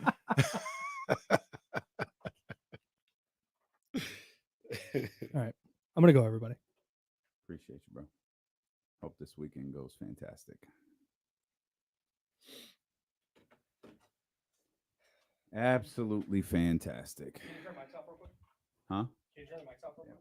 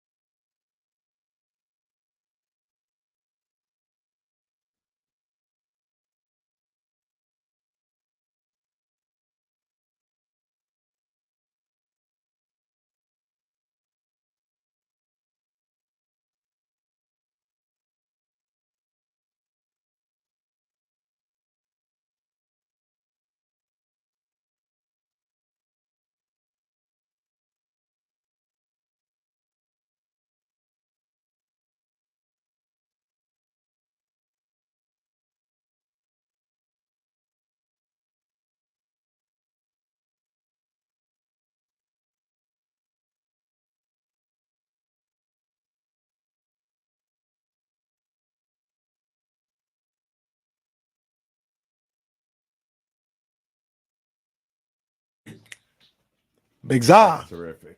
My man. Appreciate you, brother. Yes, sir. Kyle Madsen, ladies and gentlemen. Yeah. Oh, man. Football season's underway. Yes, it is. Football tonight. I like this. I was telling Jesse, I like this. I don't want it every Friday. Oh, but I like this super weekend of big of day football. tomorrow. Yeah, I like this super weekend. I don't know if they necessarily have to go to Brazil all the time, but I like this. I like this super weekend of NFL kickoff, and then obviously they stay away from college, and then they pick it up Sunday and Monday. Yes, the Eagles and Packers tonight. I guess it's another one of those. Can you learn anything? See, I'm this in weekend? I'm in disagreement with Kyle on that one. I fought with Kyle enough today. I don't want to fight with him again. But I don't think you can learn anything in week 1. Mm-hmm. Like ever. Okay. So it's a week 1 game. It's the first game of the season, and whatever happens. Now, in some ways, maybe it sets teams like season a certain way, like it has them feeling a certain way about themselves or whatever. But week 1, there's so many variables going on. So much preparation that isn't normal for the rest of the season, trying to get into the groove of the season and all this other stuff. I don't think there's ever really much you can learn from week 1. It's a 18-week season. So logically and rationally, everything you just said is accurate. Here's the one thing I feel about these two particular teams. The Eagles and the Packers last year, as the season closed out, were going in 2 completely different directions. Mm-hmm. And it's part of why everyone loves the Packers and Jordan Love the way that they do. And I don't think there are a lot of people confused. Again, I wasn't trying to drop a hot take on Philadelphia. Certainly don't think I'm the only one who's unsure about Philadelphia. But I think overall, people look at that roster and go, that's a pretty talented roster. Maybe this happened. Maybe that happened. The addition of Vic Fangio, Kellen Moore, maybe that's going to be what they need. But if the trend continues to where the Packers it's essentially the Packers winning. Mhm. It looks like the trend from last year continues, where the Packers are continuing to traject up, and the Eagles are continuing to traject down. Mhm. I wonder what type of psychological effect that had. You had an entire offseason to correct whatever was going on with your team or your locker room. Mhm. And is it rational? Absolutely not. But do those guys get in their head a little bit? Like, was it not the smoothest training camp? Mhm. Is there still issues with Jalen and Nick Sirianni? Has Nick Sirianni fully removed himself from the offense to allow Kellen Moore to do what he does pretty well? Mhm. And I think doubt creeps in. Maybe old frustrations come back. Mhm. We talked about anger, angry thoughts, creating more angry thoughts. Like, you're angry about losing, then you're frustrated about losing last year, and everything that went on. You were embarrassed last year, and like, what's that do? Whereas the Packers could be riding high at the end of this game. I understand that is a bit irrational, but this is a league that we react to every week. Mhm. We react on Fridays. It's a rare time where we can react on a Friday night or a Saturday, Mondays, Tuesdays, all of that. Mhm. And I don't know. I'm watching the Eagles a little closer than the Packers, because I think if the Packers lose, the Eagles get this win, I think there's all right. Mhm. It's a new season. Let's go. If the Packers lose, it's like, all right, let's regroup. Let's get out there and be ready for week 2. And not to suggest that Philadelphia doesn't feel the same exact way. I just think there's more of a sense of relief for Philadelphia if they're able to beat the Packers tonight. That's understandable. What do we do if the Packers handle the Eagles? Handle? Yeah, just kind of like not handle, like they're down, lose by 20, but it's kind of all right. Packers were the better team in here, and it's just Yeah, I wonder. I don't know, because people really like the Packers, but I wonder if, I don't know. What do you think? Like this? I think the story in that scenario might be the Eagles. Yeah, I mean, that would definitely be the story, I think. Yeah. In that situation, but then you're also looking at a neutral site game. You know what I mean? So, yo, did you see? I thought I put this note in here. Where is it? The Packers hotel is an hour and a half to 2 hours away from the stadium. Wow. And it's because they're the road team. So the Eagles are like, I guess, right next the Eagles are right next to the stadium. Yeah. And the Packers got to take like a bus ride in traffic to get to the stadium. That's crazy. I didn't hear that. Yeah, I didn't hear that at all.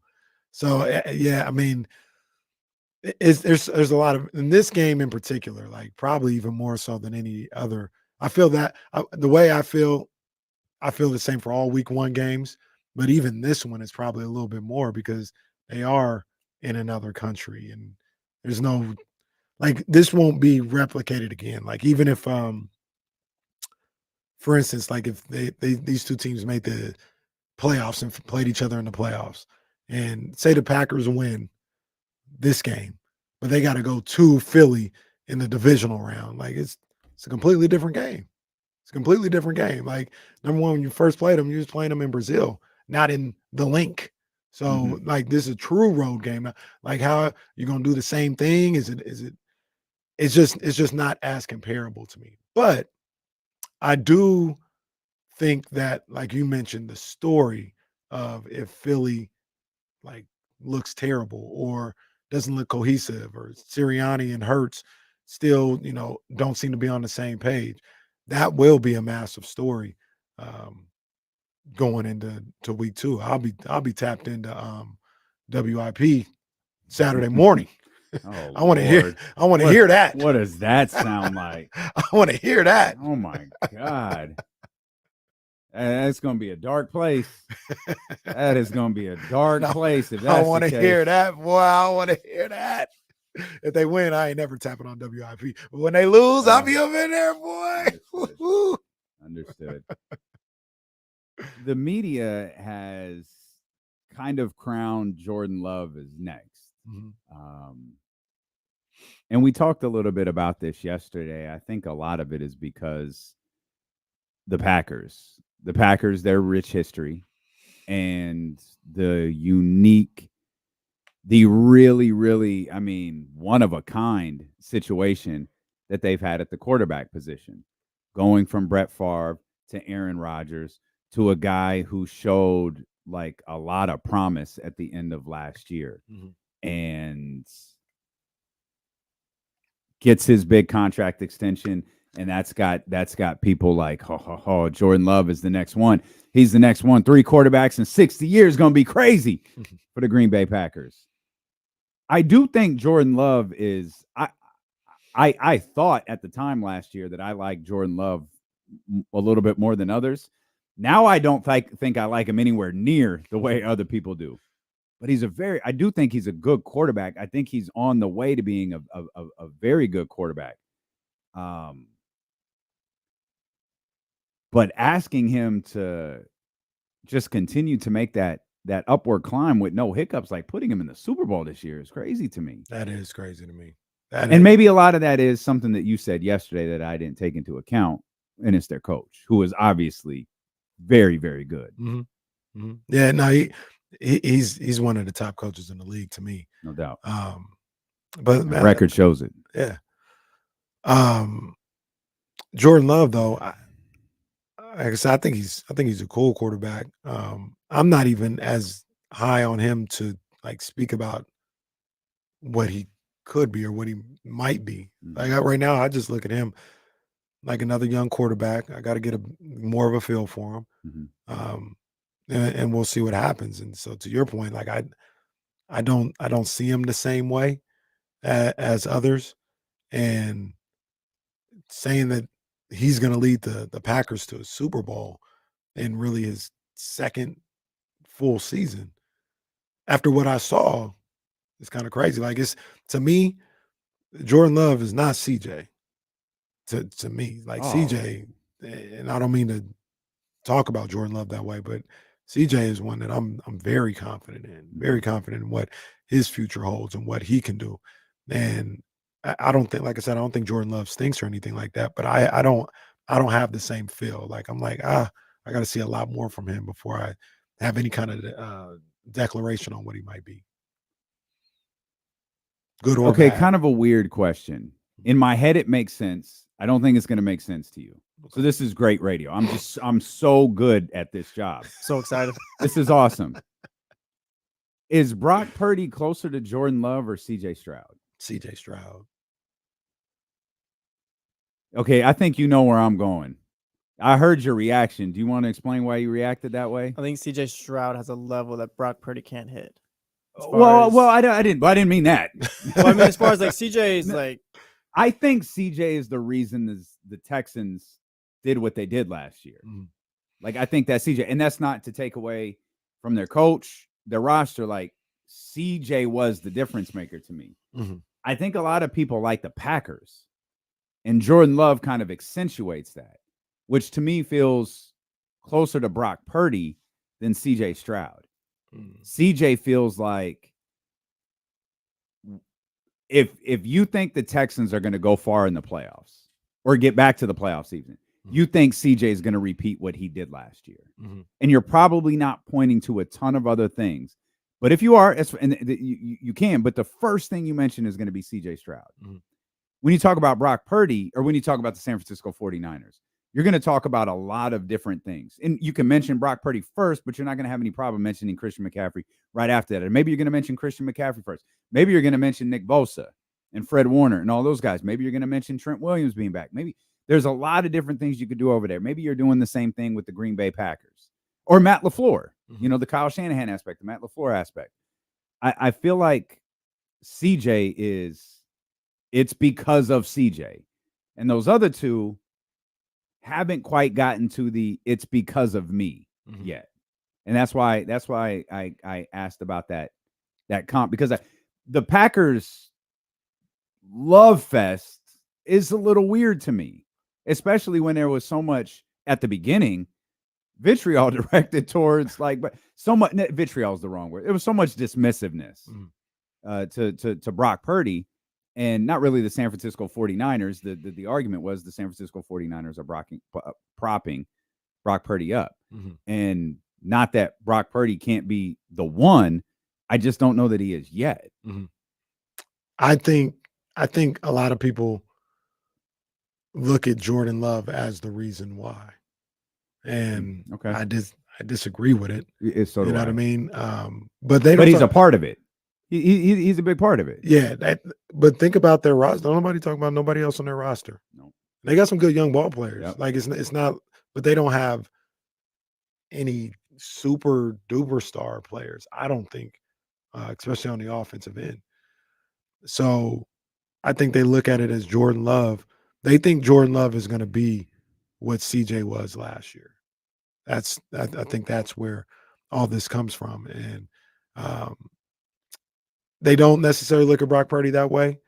But for me, because you asked me the question, and for me, all this stuff comes back to Brock Purdy is him for me. Like, because if they had the same roster with Jimmy or what we saw Trey Lance, it's like, yeah, they can do it. They can do it. Yeah, the Super Bowl odds went up when Trey Lance got hurt. They can. It's the stupidest thing I ever saw. I was like, they can do this. Yeah. They can do this. Yeah. But you asked me today, like you've been doing the show for 4 years, went through 3 quarterbacks, Jimmy, Trey Lance. You know, I like both of those guys. I believe, and looks like I might have been wrong about Jimmy. Who had the tat-tat? Was that Trey or Brock? Brock had the tat-tat. Oh, that's right. That's when you said Jimmy's not going to get his job back. Jimmy or Trey's not going to get his job back. Yeah. And that's kind of the point. You didn't hear me talk about Jimmy. You didn't hear me talk about Trey and how much I like those guys. You ever heard me talk about anybody the way I talk about Brock? No. Brock is him. Brock is him. I have more confidence than I've had in any 49ers quarterback since 2012 Cap. And then if you kind of get away from that, because that was like a flash in the pan, we're going back to like Garcia. Brock is him.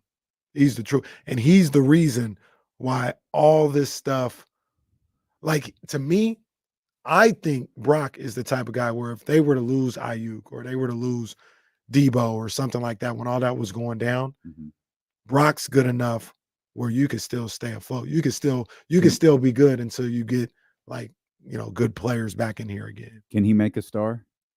I don't remember who we were making this analogy with yesterday, but can he make Josh Allen? We were saying Josh Allen needs to. He's going to have to. Yeah. Can he make a? I don't know if Brock. What's your Jacob? What's your Jacob rookie's Cowan. name? Jacob Cowan. Yeah. Can he make a star? I don't know. I don't know that. That's another level, right? That's like top 2. I don't think Brock's top 2 yet, but I don't know if he can do that.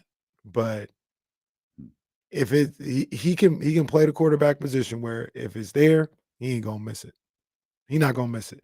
And maybe that is making somebody, but the combination of his skill, his understanding, his decision making, Kyle Shanahan's coaching, if it's there, he's not gonna miss it. And then a couple of times the pocket collapses, he rolls out to the left the way he does, circles back around. He's gonna buy time. He's gonna make plays. Brock is him. Okay. And to your original point, he's the reason why I think the 49ers are going to be here past what the quote unquote window might be. Well, no, I agree with that wholeheartedly. And I was the one who said yes earlier this week. I think this is Brock. I think Brock's going to have a moment. Brock's, if Brock from the collective is not looked at as him, as in for those who aren't as in tune with that word, we'll try this. If Brock is not looked at as the reason why, I think that changes this year. CJ is the reason why. Lamar, Patrick Mahomes. I mean, even Josh Allen. too. Those Yeah, guys absolutely. are the reason why. I think Brock Purdy becomes the reason why this year. But with that statement, I'm also saying another one. He's not there yet. And I don't think he's looked at like the reason why yet. I think that changes. I think he is a big reason why. I go so far as to say he is the reason why. But I don't think most people feel that way. So you think you're thinking about this the way Hoops Hype does stuff, not where Projecting. he's at today, but at the end of the season, this is how he's going to be looked at. Yeah, well, yeah, because I don't think right now he's CJ. I don't think with what we have from him right now, I don't think he's the reason why yet. This is the year that I think that changed. This is the year where this is the year where we watch the 49ers play and you can't but Brock Purdy anymore. You can't but Christian McCaffrey did this. But Debo did that. I think this is the year he shows everyone, or for you, well, he's already shown you. For you, he showed me. Y'all are late. I don't know why y'all so late. I've been telling y'all for 2 years. D-Lo, let me tell y'all for 2 years. I think this is the year that happens. You're Kenny's top flight. You're Kenny's top flight. It's up there with Doc. It's up there with Kenny's Doc. It's not. It's all it is though. With like none of my impressions are good. All it is though is cadence. You just have to get the cadence of a Stephen A. or a Macho Man or a Kenny Caraway down. And once you get the cadence, and know that when Kenny gets worked up, he does like this sometimes. I was just telling you what I say about D-Lo. What I say about I didn't say that 4 years ago, D-Lo. 4 years ago, I didn't say Brandon Ayuk was going to be the one. I told you. Oh man, that's funny. But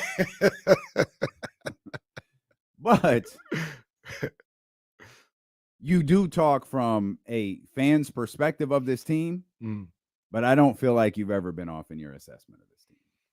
No, we missed on Trey Lance, but I thought Trey was going to be really good. I was in the sidecar with you. I was right next to you like, hey, well, let's drive this bitch off of the cliff because we got this one wrong. I thought Trey was going to be really good, man. And even in this situation, like I said yesterday, people are like, oh, of course, Kenny going to pick the Niners to win the NFC. They're good. It's not like I'm a Panthers fan and saying they're going to win the NFC. Like, no, the Niners are like the best roster or one of the best rosters in football for the last 5-6 years, for as long as we've been doing this. So, Chris Haynes just tweeted that free agent guard Terry Taylor has reached an agreement on a camp deal with the Sacramento Kings. The Red Rooster? Anybody know who Terry Taylor Taylor's is? the Red Rooster. I need to figure out who Terry Taylor is. Do you know who the Red Rooster is? Yeah, wasn't Pete Rose wearing the Red Rooster costume one time? No, that was the San Diego Chicken. Make sure when I see you, I give him a rip, man. That's a rip. That was the San Diego Chicken. The Red Rooster was. Did he ever have like a real push? No, he was the Red Rooster. What kind of but he wasn't a joke though. No, he was. He was the Red Rooster. I know, but they had him as like a real wrestler. His big feud he wasn't a Brooklyn Brawler. His big feud was against the Brooklyn Brawler. The only feud the Red Rooster ever had was against the Brooklyn Brawler. So this is who Hulk Hogan was competing against, huh? No, Hogan never went against the Red Rooster. Terry Taylor reached an agreement on a camp deal with the Sacramento Kings. Terry Taylor looked like he was in the Pacers organization as I Google him or YouTube definitely him right with now. Chicago. And Chris Haynes got an exclusive picture with him. Might be in Chicago as well. First thing that comes up is when he scored 46 points in the G League Showcase. I was going to say in a regular season game in the G League Showcase for the Mad Ants. Okay. Yeah, and then he had 21 against Chicago a couple years ago as a member of the Pacers. Of course, the first reply is Drew, the local guy. The league messed up letting the Kings get this demon. I gotta be honest with you. I'm not familiar with Terry Taylor. I'm gonna watch some film. I'm gonna let you know what it is. Shout out to whoever this guy is because he wrote the Red Rooster ! Oh no! And the gift before that is put it in reverse, Terry. Put it in reverse, Terry. Oh, Terry. That's what Scott Moe gonna play when he hit a three. Put it in reverse. Oh, Terry.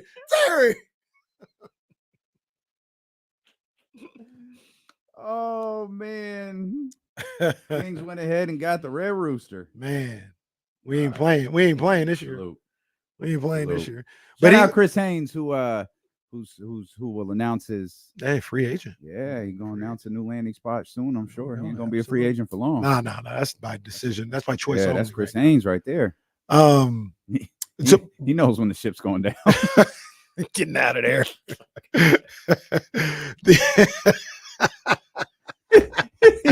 he hit him with the sexual chocolate. That's very visual. I'm sorry. Very, very visual. But we don't have James today, but maybe you could help me out with this.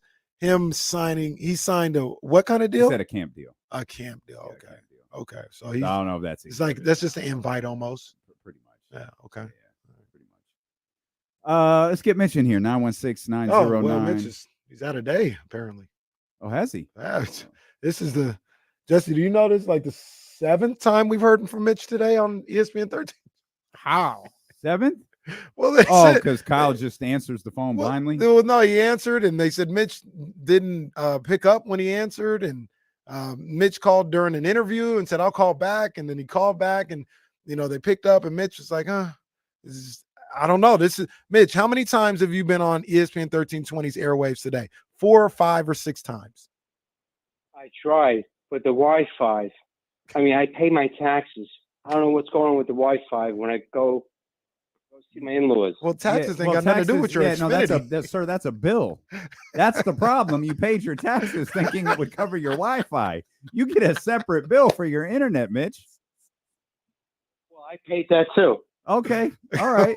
But what is this? Is this the 6th try? Well, I keep trying, right? I mean, you only have 2 shows. I mean, there should be a morning show. Remember the sun rises in the east. Yeah, no, we're trying, Jennifer. Thank you. We're doing our best over here. What's going on with you, do. Mitch? What's up, man? What's up? You don't try, you do, right? Oh, all right. Well, all right, Mitch. What's going on with you? What's on your mind? Lamar Jackson doesn't get enough love. He's a real good quarterback. I agree. Ran over 100 yards. He had over 20 yards passing, and they have to get some better wide receivers. And Henry didn't have a good game. He was brought in to pound the ball. This is unbelievable. He's incredible. He's the LeBron of football. Yeah, I'm with you. It's insightful. What was just real quick, either one of you, what was Derrick Henry brought in to do? That's what Mitch said. Mitch said he was there to pound the ball. It's Mitch. Play on, I guess. No, it's Mitch. I don't know what's happened to this game. This is I don't know. I guess it just feels like a good time for a break. Eddie Gonzalez, Complex Sports is. Yeah, man. Eddie, this man's like in an office now. Yeah. Corporate Eddie. This Corporate Eddie joins us next. Sacramento sports leader, ESPN 1320. We can both go. Yeah, go ahead. I can wait. This damn water thing. Well, it's not a bad thing. Oh, jeez, it's irritating.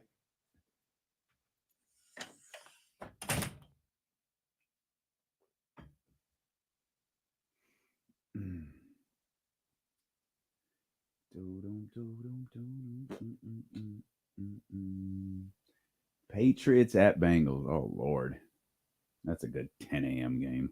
OT Higgins. Oh really? He's doubtful. Jamar Chase's game time decision too. Yeah, I saw the Jamar scrum. Aldrin, that's kind of an all-timer. I pay my taxes. Well, Mitch, that's not how the internet works. You imagine Mitch's like, oh, paid my taxes, like mortgage is taken care of now. Everything's good, guys. I'm good now. I'm good. Internet set.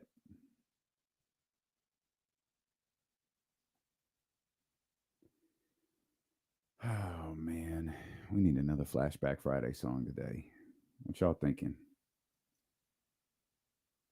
We're gonna need major vibes in the 3 o'clock hour, especially.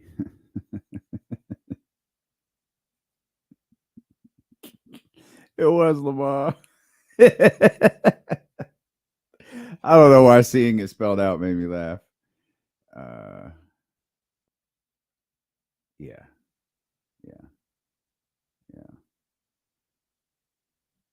It's not optional. I got your back though. I got your back. Yeah, I got your back.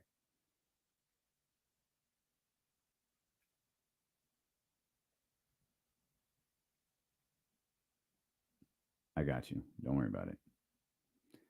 No, Russ. We're not doing that. That's not a bad one, Jalen. We play that one on 102.5 pretty regularly. Okay. That's a little slow. No, not playing Hoochie Mama Zabo. But no, that'd be funny. Don't know, Sal. Don't know. Is tonight? Is tonight's the last night on their network? Tonight's the last night on Fox. Yeah. Okay. Yeah, he'll be there next week.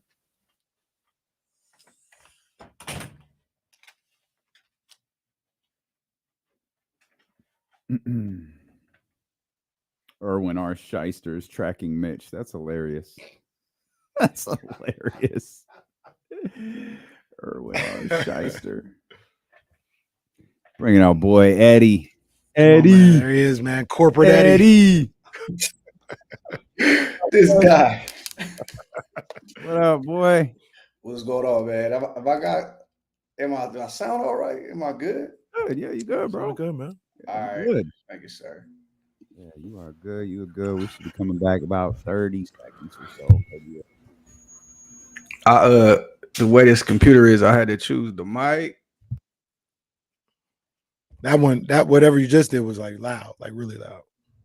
I had to choose the mic or am I good now? Yeah, you're good. You straight. Or the camera. So the vanity in me wanted to Understood, bro. Understood. We've all lived that. The producer in me said, I'll do the mic. I got you. Yeah, we're coming back right here.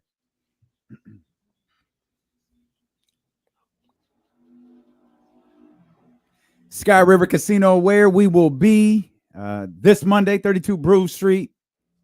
Kickoff for the 49ers football season. We'll be doing the show live from 12 to 4, hanging out, having some great drinks, having some great food. And right now, we're having some great conversation. Our man Eddie Gonzalez with us. Eddie, they said you went corporate. Yeah, corporate Eddie. This is complex. Corporate Eddie. This is complex sports. Is Eddie Gonzalez. This is like when The Rock turned on the people and joined Mr. McMahon in 1998. Look, man, the man out here talking to Raiders head coaches. You out here talking to Canelo Alvarez. Come on, man. It don't get no more corporate than that. Corporate Eddie is here, man. Hey, I'm not gonna lie. The one I got planned for next week, you'll be able to get that off for real next week. So. I already know next week is Canelo week too, so I know it might be popping off. Well, forgive me. We'll just big refer week to next week, man. A corporate champion. Eddie Gonzalez here. How are things going at Complex Sports, man? It was dope to see that announcement a couple of weeks ago. I'm having a good time, man. I'm starting to kind of get my feet under me there and get some work done, as you can see. And then now here we are. We gotta talk about it now. I gotta make the rounds, and of course I gotta talk to my guys. Come on now. I thought you might be calling from a cubicle or maybe a special Zoom room at the Complex Studios or something. I should have put the Versace's on like Kenny, man. I should have really got in the mood. Look, man, I got up real early this morning, man. I got up real early this morning. Don't want to see the bags in my eyes, man. Come on, nobody want to see Tilo, what you got over there? What kind of bag you got over there, dog? Eddie ain't even. You projecting? I'm just saying. You're projecting again. Eddie, Why do Eddie, you do this? I'm small potatoes to this dude, man. And for the record, Eddie, I have the same bag you do. It's the same exact designer. Hey, if we walk around Sac, they're gonna ask Kenny for a picture. I'm gonna have to take it. That's how it goes. Hey, fact. Hey, they'll say, Eddie, can you take the picture? Hey, excuse me, sir. Can you out of the way? Don't listen to this guy, man. This is cap. This is big cap. Or you'll get the treatment that I get. Hey, Eddie, what's up, man? Where's KC? That's not gonna happen. I can see that. I can see that. He's down there courtside with Tiana Taylor and the rest of the I remember he was trying to call me courtside Eddie, and then now look at this. Hey, look. Hey, we ask all the time, But I mean, the travel arrangements are need to be happening, man. Come on, you got to be able to go to one center. It's going to be crazy. The city's buzzing right now. They can't wait for the season to start. Got something building up. I'll be there soon. You'll see me. You'll see me soon. I mean, they play Phoenix enough. You can come out. You can kill a couple. Hey, you know I'm always lurking, man. Come on now. I love that. I love that. What are you working on right now, headed into the football season? Man, we just getting our football coverage underway, and so we had a bunch of dope interviews we lined up. Got some more coming up next week. Got a certain San Francisco 49er we hoping to talk to next week, man. And look, like I said, I'm trying to get my feet under me here, trying to expand what we do at Complex. And it's nice to have a nice name like that because you get a lot of people on the phone and in the studio and this, that, and the third. So we just getting going. I love football, man. I love sports in general. So we want to talk to any and everybody. We want to hear all the perspectives on the sport and cover it in our way. And that's what we're doing so far.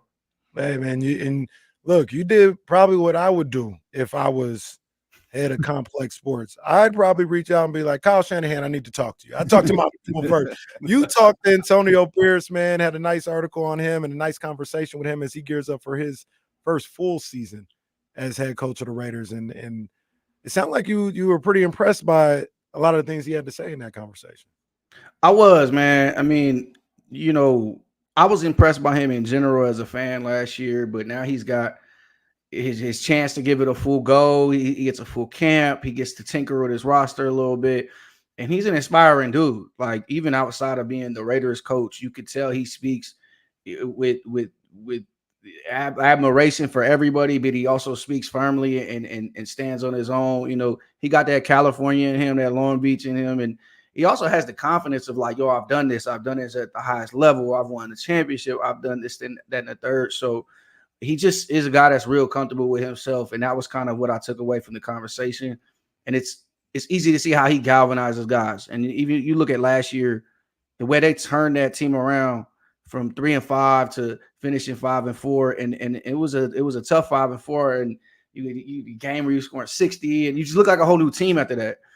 You could see why, just even in 20 minutes with him, why guys are awakened by him in that sense. Is that so? They've got this matchup with the Chargers coming up this weekend to start the season, and obviously there's a ton of excitement around Los Angeles because of Harbaugh.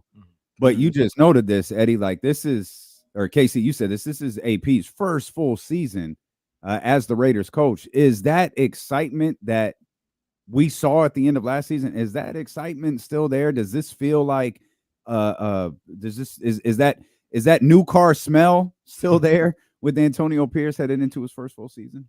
Yeah, one of the things he mentioned was, I didn't really have to say to speak to these dudes and stick up for them and ride for them essentially all the way through last season. So then when I was able to do that and implement that and really galvanize them and push them, we saw the differences, and he wants that to carry over. I kind of wanted to give him the chance to say, there's this kind of like coded conversation around him. They call him like a rah-rah coach, a player's coach, and they act like he don't know the game, right? He don't know X's and O's. And he kind of doubled down on it, like X's and O's are simple. Like, I've seen a lot of dudes know that and don't know how to coach this game. Like, I'm a people person, I'm a person. We got to motivate our guys. And so there's some truth to that. Like, they didn't change a lot schematically last year on defense when he became the coach. They just played better. And for whatever that is, and now they've made some additions to that defense. Made some additions to that offense as well. Look, they got holes. Y'all know me. I'm a realistic Raider fan in that sense. The quarterback is going to be a question all year long. It's going to be a question for some time. I know guys are pitching Dak Prescott next year, getting the bag over here, stuff like that. Like, when you sign a career backup in Gardner Minshew, and when you draft a dude in the 4th round and already have a starter you've paid money to, you're telling both of them that they're backups. There's a bigger plan at hand. So I'm not saying this is necessarily like a gap year, but there's a lot of pieces of a really good team here. Can it come together? We're going to see, and we're going to get a real clear picture of that on Sunday, because the Chargers are no slouch either. But it's clear they're building. They have a direction now, and they have a voice that they all believe in. Whereas last year with Josh McDaniels, it wasn't so sure. You were hearing the complaints. Like, they were pretty vocal. Then you watch that Netflix show, and you're looking at Devontae Adams, and he's just like, he's not hiding none of it. So That's not the case here this year. So I think there's an aligned front in Las Vegas. The question will be, how patient are they? If they get off to a bad start, does that same complaining receiver get to complaining again? But as of right now, it's all good, and the camaraderie and the morale is high right now. It's interesting you say that, or AP says, about understanding people, and I think that has so much to do with coaching, and I've had my experiences with kids, coaching kids and stuff like that, and understanding that you have to find different ways to motivate people. Like it's not about the X's and O's all the time. I can draw up a play that'll get somebody open, but do you believe in what I'm saying? Do you believe in being able to execute? I know it's a different sport, but Phil Jackson, I don't want to disrespect him, but he knows the game. But Texas Winters was the one making the triangle. Like he was the one with the X and O's, but Phil understood people, understood how to motivate people, understood how to get through to people and all these other things. And you look at Josh McDaniels, and I don't think he's a good coach, but I'm not going to disrespect him. I'm sure he knew football. He studied under Bill Belichick for I don't know how long. He knew X's and O's, but he couldn't get through to people. He couldn't motivate people. He couldn't get people to believe into what he was doing. As a matter of fact, it would be the exact opposite. They would rebel against this guy. And I think he was not a people person. Right. So I think AP in that sense, if he has football knowledge himself, but if he has guys around him that, hey, look, you be the offensive guy, I'm going to overlook the defense a little bit, whatever the case may be, but I'm going to make sure these guys are ready to play every week. I think that goes a long way. I think people kind of overlook that, like he talked about. Yeah, it's something that gets minimized, and something that he, is letting people know that he holds in high regard. And I always say to people, we get to arguing about, oh, this coach don't know what he's doing. He need to sub this person. These teams have all the information, and these coaches are smarter than us. I know we hate to hear that, but like Mike Brown is smarter than all three of us combined as far as basketball goes, right? Mm-hmm. Yeah, we might not like when he brings in such and such player, or we might not like that, this player isn't in rotation right now. But first off, they have more information than us. There's more for them to know. Second off, like whatever like little slight suggestion you have, like, oh, they should run a pick and roll here and there. Like, it's been presented and thought of in there, and it's like it's long, that was like a week ago. You know what I mean? Like again, not to say that we can't criticize coaches or feel away, but oftentimes, most of the time, they know better. Now, why they make those decisions and why they don't is different, and they can't make the players catch the ball, right? But that's all to say that I agree with you. Like, they're smart. There's a lot of smart people in the room. A lot of times, it's what can you get people to do, and that's what the Raiders are relying on now, and that they didn't have last year. You hear the stories coming out about Josh McDaniels and the way he belittled players and coaches and, chewed guys out in front of the whole room. And, you hear guys say stuff like, you talk to us like men. You hear guys say like stuff like that a lot. That's coded. That's saying like, yo, you were getting at us in a way that we really couldn't respect. And now that they are being talked to in a way that they can't respect, and it's motivating. And I think that's what you see here. That's what you saw in the last season. And they're hoping it will carry over. Now, you can motivate guys as much as you want, but then a lot of it comes down to talent as well. And if we don't have a quarterback who can lead us to the playoffs, it won't matter, because one of them teams has Patrick Mahomes, another one of those teams has Justin Herbert. I mean, we watched two quarterbacks last night that, that's what leads you to the playoffs. Those plays, they don't have that right now. They're hoping they can get pieces of that and then build around the rest and go from there. Antonio Pierce, AP, has a certain level of charisma to him. And I think that's one of those things that's going to carry him as a head coach. You brought up the receiver series and Devontae Adams. I'll go back to the receiver series and ask you, is there a more charismatic individual in the National Football League than Justin Jefferson?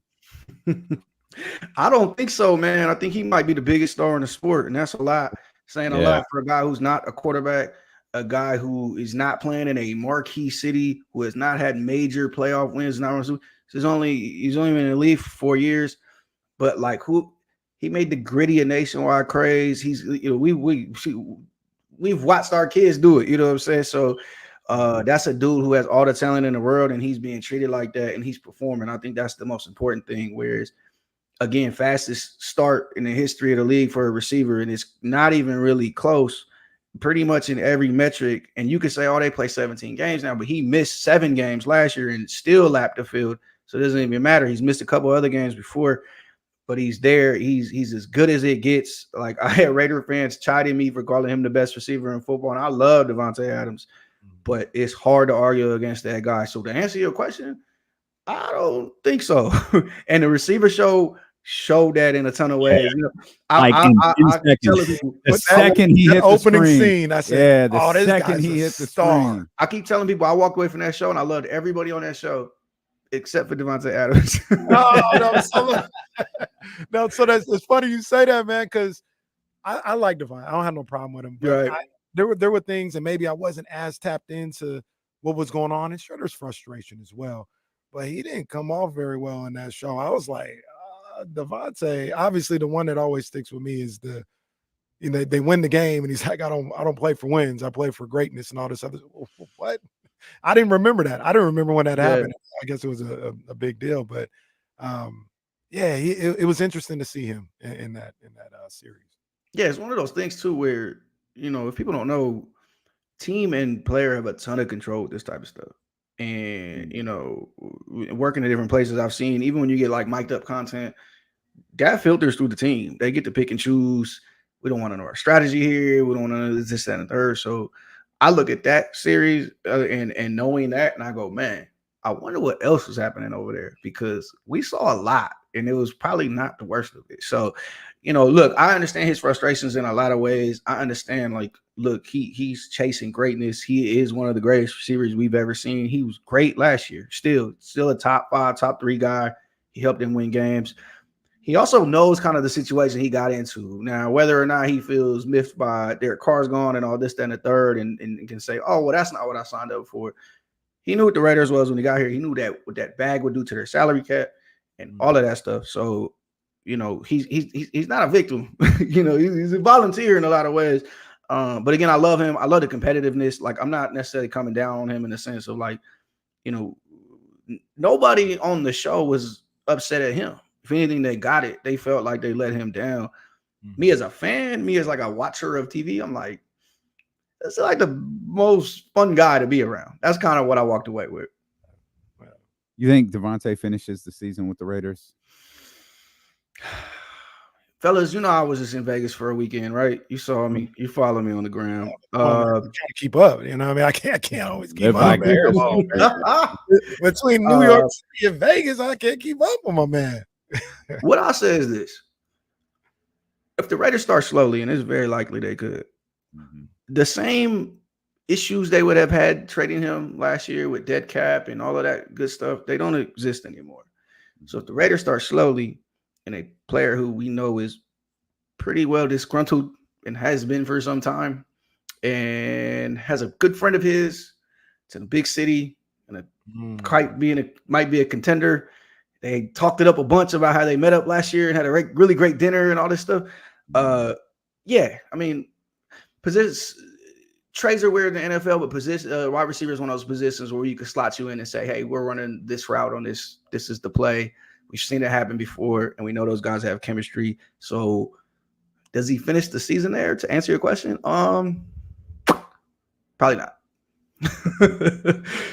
I'm kind of feeling the same way. I think Eddie's spot on though with the start. Like, if they just get off to a slow start, it just makes the most sense for their future to try to do something right for him. Yeah, but do something that helps your team. And it also kind of feels like they're not at a place to have a Devontae Adams right now. Right. And then what I mean by that is like the money and everything that he commands for how long he's been in the league.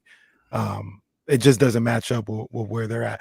Eddie, I want to get your opinion, because we've talked about this a lot. I think me and Dame are the only ones that have some type of bullish feelings about the Raiders. I guess we're looking at it if everything goes right, but like Gardner Minshew ain't franchise or nothing like that. But I do think Gardner Minshew, he's good for 6-7 wins. You know what I mean? I don't think Minshew is going to be the quarterback of a team with a bottom 5 record.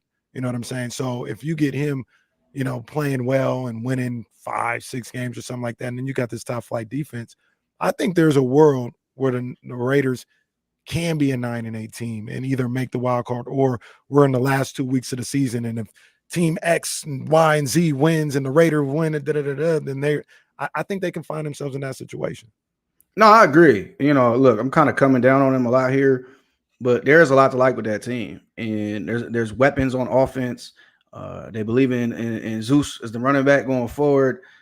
They have those 2 tight ends who are going to be dangerous. We talked about that with AP as well, and he was like, man, those dudes have come together and they just kind of open up what we can do. And I know as a team, as a linebacker before, like I hated teams with 2 great tight ends. And so that gives you the middle of the field, that gives you intermediate routes, that kind of helps your quarterback a ton. He can move his feet a lot. It's going to come down a lot to that offensive line, which has been a question mark for some time now. It's going to come down to what they do with the quarterback, but they have weapons to compete. And I think that defense will still carry over. From everything I've heard, they've looked great in camp. They really trust in those corners. Those safeties have grown. And obviously, the pass rush starts with Max Crosby. They beefed up that defensive line around him as well to continue to help him.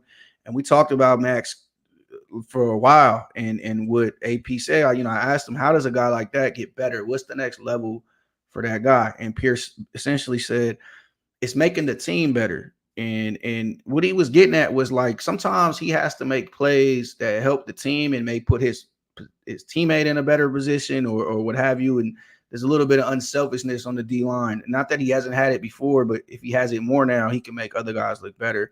It seems like they're all aligned. So look, they end up with a top tier defense, what it looks like they have. We'll find out a lot more Sunday. And they end up with a just good enough offense. We've seen that be a winning formula since the beginning of time in football, and it still is now. I mean, the Chiefs feel like they did that last year. Now, obviously, they have Patrick Mahomes, they have Travis Kelce, but they did not have these lightning fast wide receivers, and they didn't run up the field all up and down the field last year. It's like we had a great defense, and then we did enough on offense from there. Now, it's not an exact comp, but you can't win football games like that is my point. So I'm with you. There's a world where they're fighting for the wild card at the end of this year, and then then you got to push through, and that's what Pierce said. We just want to get in the dance. We get in the dance. We're playing in January. Anything can happen. We feel like we can go heads up with any of these guys, and I think they have a good shot. Feels like all we're talking about is the quarterback position. So like we're dancing around all these other things. We're really just talking about the quarterback position because so much of football comes down to that one spot. Yeah, look, Devontae Adams is going to get open, and he's going to get double covered all year. So Jacoby's going to get open. Michael Mayer is going to be open. Brock Bowers is going to be open when he's on the field. You're going to have chances to throw the football. Mm-hmm. It's can you make the throws, and it's can you keep the quarterback upright so he can make the throws. And that's going to be their team all year long. That's going to be the question all year long. And what we saw in the preseason was not great. AP was pretty adamant with why he chose who he chose. He wanted a guy with some experience. He wanted a guy who can move his feet a little more. And when you say you want a quarterback who can move his feet a little more, keep plays alive, that means we got to have a guy who can deal with this blocking.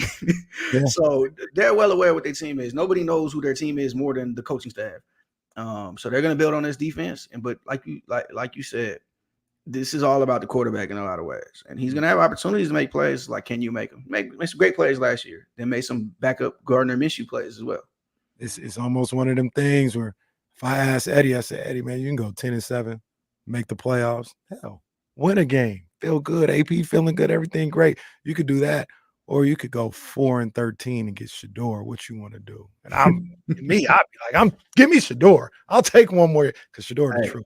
I got the photoshops ready. I'm ready to see youngin out here in Vegas and having some fun, man. But I think there's something to that. I think if we get to a point in the series, it's hard to tank in football, right? Because these guys got to get hit. They got to fight. They got to be in the mix.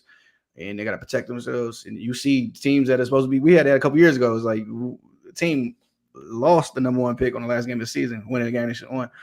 But you will see kind of like a stripped-down version of this team because they need to get ready for the future. Whether that is Dak Prescott, I mean, that makes mathematical sense, but I'm not sure. Or one of these young quarterbacks coming out. There's going to be a move towards that for sure. Man, we are so proud of you, so hyped for you, this new gig with Complex. And I think we're gonna be talking a lot more, man, as the football season rolls along and as we get closer to basketball. I mean, if you can make time for us between, sitting down with the stars and, and the Justin calendar, the Angel Reese's and all that. Like if you got time for little old D-Lo and KC and little old Sacramento. As Corey Graves said, Eddie, I don't know if you heard. From the worst slums of Sacramento. The worst slums of Sacramento. Hey, man, y'all crazy, man. Look, basketball season right around the corner. I'm getting ready. I know y'all, got DeMar. You guys are feeling cool, all that good stuff. Come on, we got to talk. Canelo fighting next. We talk about that. You know how I feel away now. You said we gonna make that happen. And then I just while Eddie's here, I want to tell him he had a tweet yesterday that I thought was profound. I thought he was right, but talking about Rich Homie, and he's like, I'm putting no qualifiers on it. Rich Homie could rap. Like he could rap for real. And he was right. He was right. I saw another one where somebody said, and I didn't even think about it this way, but I think they're right. They're like, Lifestyle is one of the greatest hip-hop songs of all He's time. one of the best rappers to come out of it. Yeah. Lifestyle, like that city, right? Hip-hop songs all time. And I know y'all got bills to pay, but I hate when they do that, when they minimize these dudes and they say, oh, he's singing.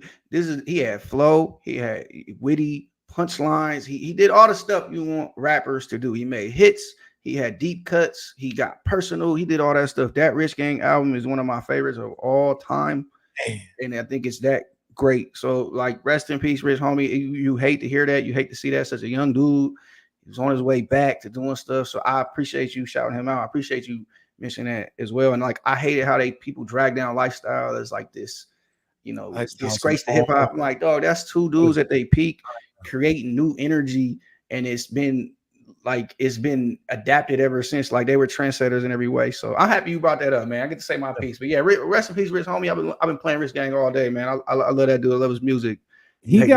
He's like the Nipsey route, right? Like, isn't it one commercial album and everything else is mixtapes and that's Nip. Like, Nip got one album, and the most of the mixtapes are on DSPs now. But I just seen a clip. He was talking just the other day about like, yeah, man, I'd love to eventually talk to Thug. Thug is obviously going through his things, and they had some personal stuff. I don't know if everybody's tapped in with that. There's some stuff going on, and this keeps coming up in court actually too.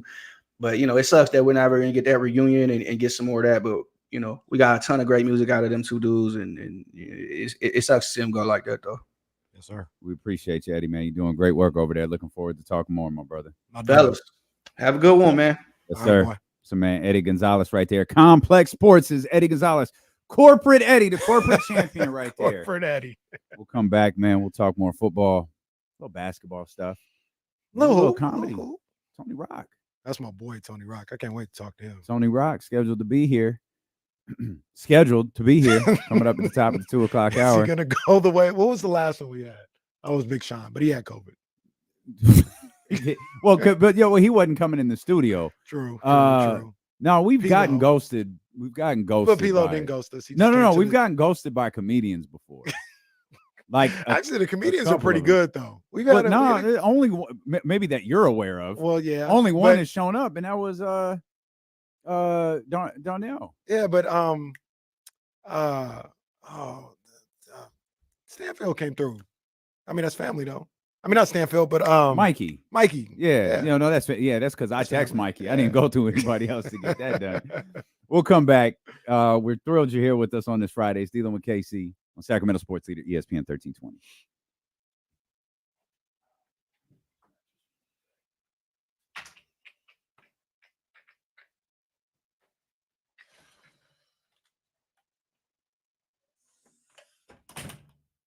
Bro, Oscar De La Hoya is embarrassing. What do you do now? He's doing a video the other day. Yeah, guys, go buy the UFC fight. Nobody wants to. Oh my gosh, this dude, man. Put your shirt on too, bro. What are you doing? Does he have pants on this time? I don't even know. Ramsey, you're right. It should be 13th round time, but I didn't. There's not a lot going on, but next week for sure. We'll get back on the 13th round. But probably 2 episodes. It'll be Canelo week. Berlanga did an interview with Cam and Mace. Berlanga, if he was better at boxing, he'd be really good for the sport of boxing. Berlanga was cool when ESPN was just hiding him from everyone. Like, oh, he's on a 15 streak, first round knockout, whatever thing. Then he fought somebody for real and couldn't do anything.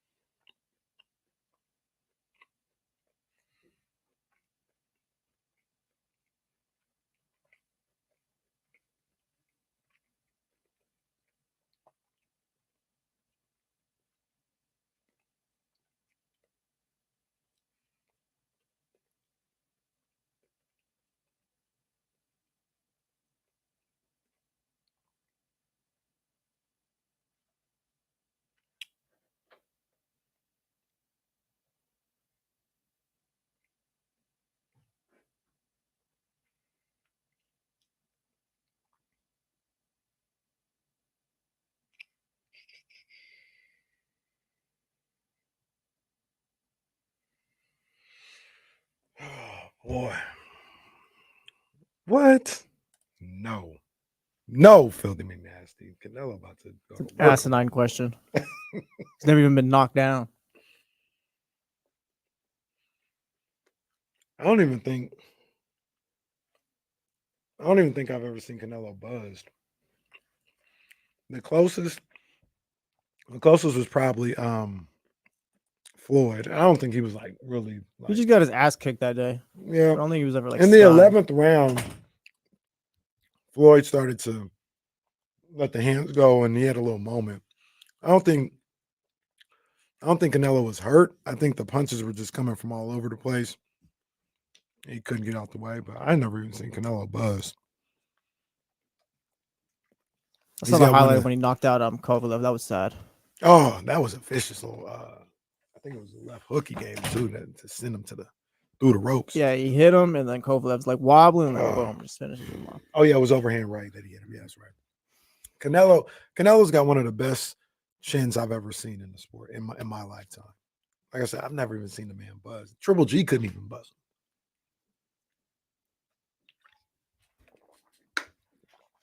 him.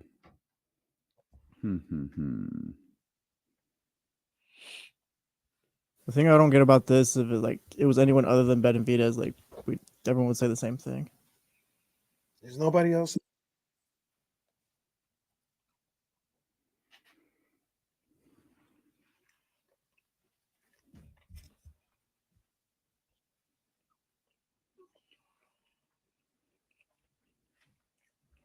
The Amir Khan was pretty crazy too, Ramsey.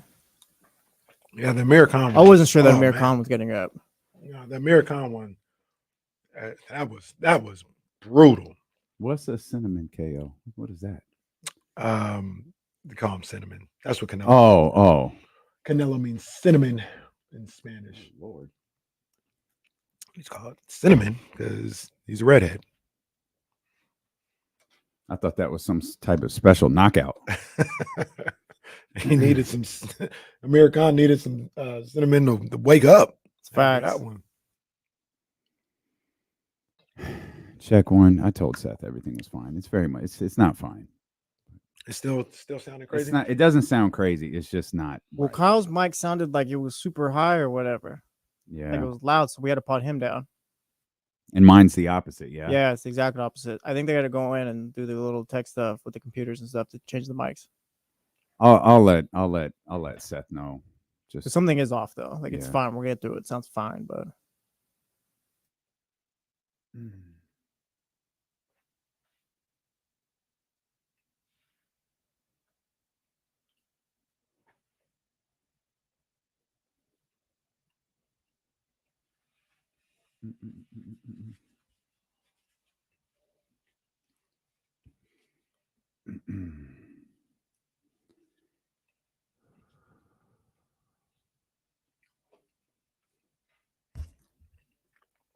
Tyler, it's on a pay-per-view fight. Canelo. Saul Alvarez. That's what I call him when I'm mad at him. Saul.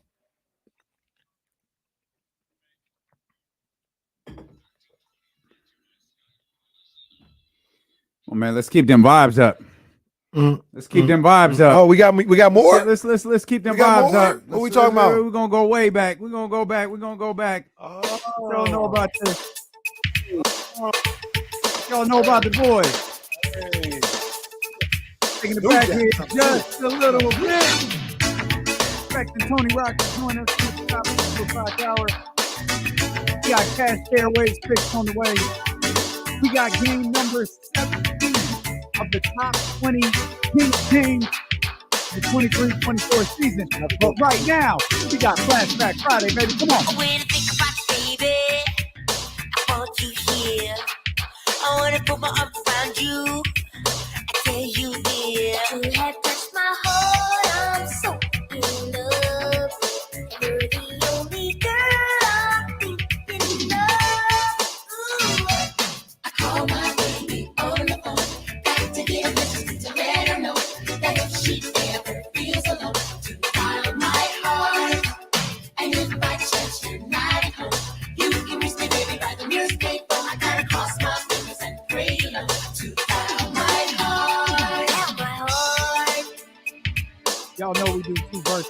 Flashback Friday. Right. This ain't Leezy singing. Y'all leave Leezy alone. ESPN 1320. We have Come fun, on. baby. Flashback Friday. Come on. Can we talk about it, baby? Do you have the time? I said, am I the only homeboy on your mind? 'Cause I'm alone and I can't sleep at night, and I will sleep until you're by my side.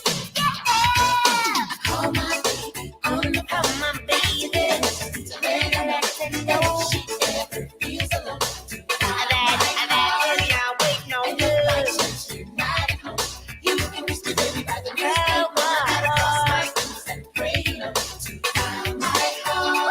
Let's go. This make me want to skate. I might go skating on Saturday, man. Come on, man. I might go skating on Saturday. Make me want to skate. Yeah, them vibes, man. Them vibes. The healing powers of music, man. That's what we do. Yeah, man. That's The it. healing powers of music. That's why we brought Flashback Friday back. Yes, Check us sir. out. 4 o'clock every Friday, beginning at 4 o'clock. D-Lo, KC, DJ Complex. 100% throwbacks for 3 straight hours, man. It's a blast. man. I'm Come on. sorry. It's 100% throwbacks in the mix. That's right. For 3 straight hours. That's right. That's right. Good vibe. I like going old school. I Good like going vibes. R&B because I know the boys didn't cuss, and I don't really want to search a radio YouTube edit and hope I can make it work. So we're sticking with big vibe R&B tracks over here. Did you on see we got a Flashback Friday. copyright during Matt George's segment yesterday? Matt George? What, did Yeah, I was Bob so Myers confused. copyright? No, it wasn't. I don't think we got one from Matt. The Total Divas. Oh yeah, maybe it's that clip then. during Yeah, I that, cut. I okay. cut it out. Okay. Yeah, like oh, yeah, I was so confused. they can take our money on Friday. They can't take it on Thursday. I say our money. We've never seen a penny of it. Yeah, that's why I'm like, whatever. Roddy says, y'all taking requests, man? Absolutely. You got requests for Flashback Friday. Hit us up, 916-909-1320. Call, give a shout out to your girl. Shout out to your baby mama. Or whatever. We got you. Yeah, we always taking requests. Roddy ain't never called this show. Ooh, Kyle, stop playing. Come on, Kyle. Come on, Kyle, stop playing. All right, let's keep it moving. Kyle out here playing. Kyle out here playing. They don't know nothing. Kyle, they ain't ready for that. They don't know nothing about that, Kyle. Man. Kyle, I see you working. I see you working. They don't know nothing about that. Oh, Roddy, what? Boy, y'all on a vibe today. Of course, Ramsey's the one guy who's not listening. Oh man, The one guy. Who's hey, I see you though, Ramsey. I see you. I see you. Hey. Work with me, Ramsey, a little bit. Work with me. Work with me. I attempted to catch up on the Zach Lowe podcast this morning. I didn't quite make it to the Keon Ellis stuff. They talked a lot about. I did love the conversation. I love the conversation they had on the Bucks. I'm not trying to be like funny. This is what we do. I love the conversation on the Bucks because I feel like we just had it. I feel like we had a near identical conversation. Was that Kevin Pelton? Yeah, I think that's what it was. Zach Lowe and Kevin Pelton. Yeah. I feel like we had a near identical conversation to the one that those guys were having.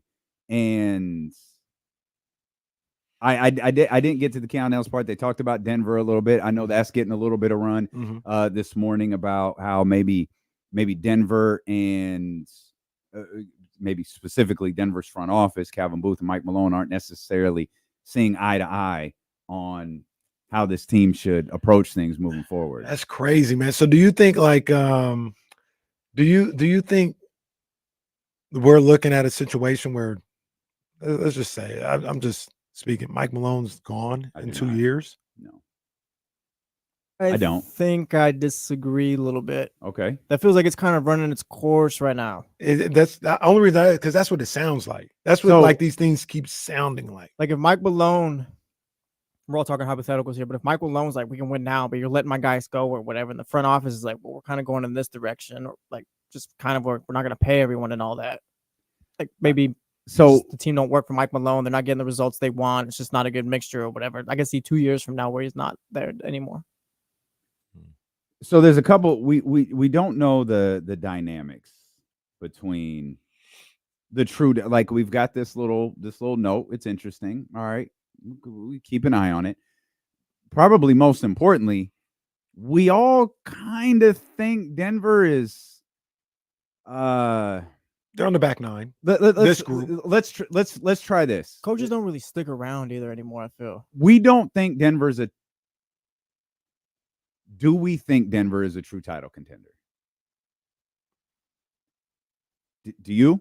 Out of respect, yeah, this last year. That's the same thing. I think. So you said you think they got one more to be a true title. Done it contender. before, so you know how to get it done. You could probably like it wouldn't be shocking if they did it again. But That's you're on the your way up. same reason why. Yeah.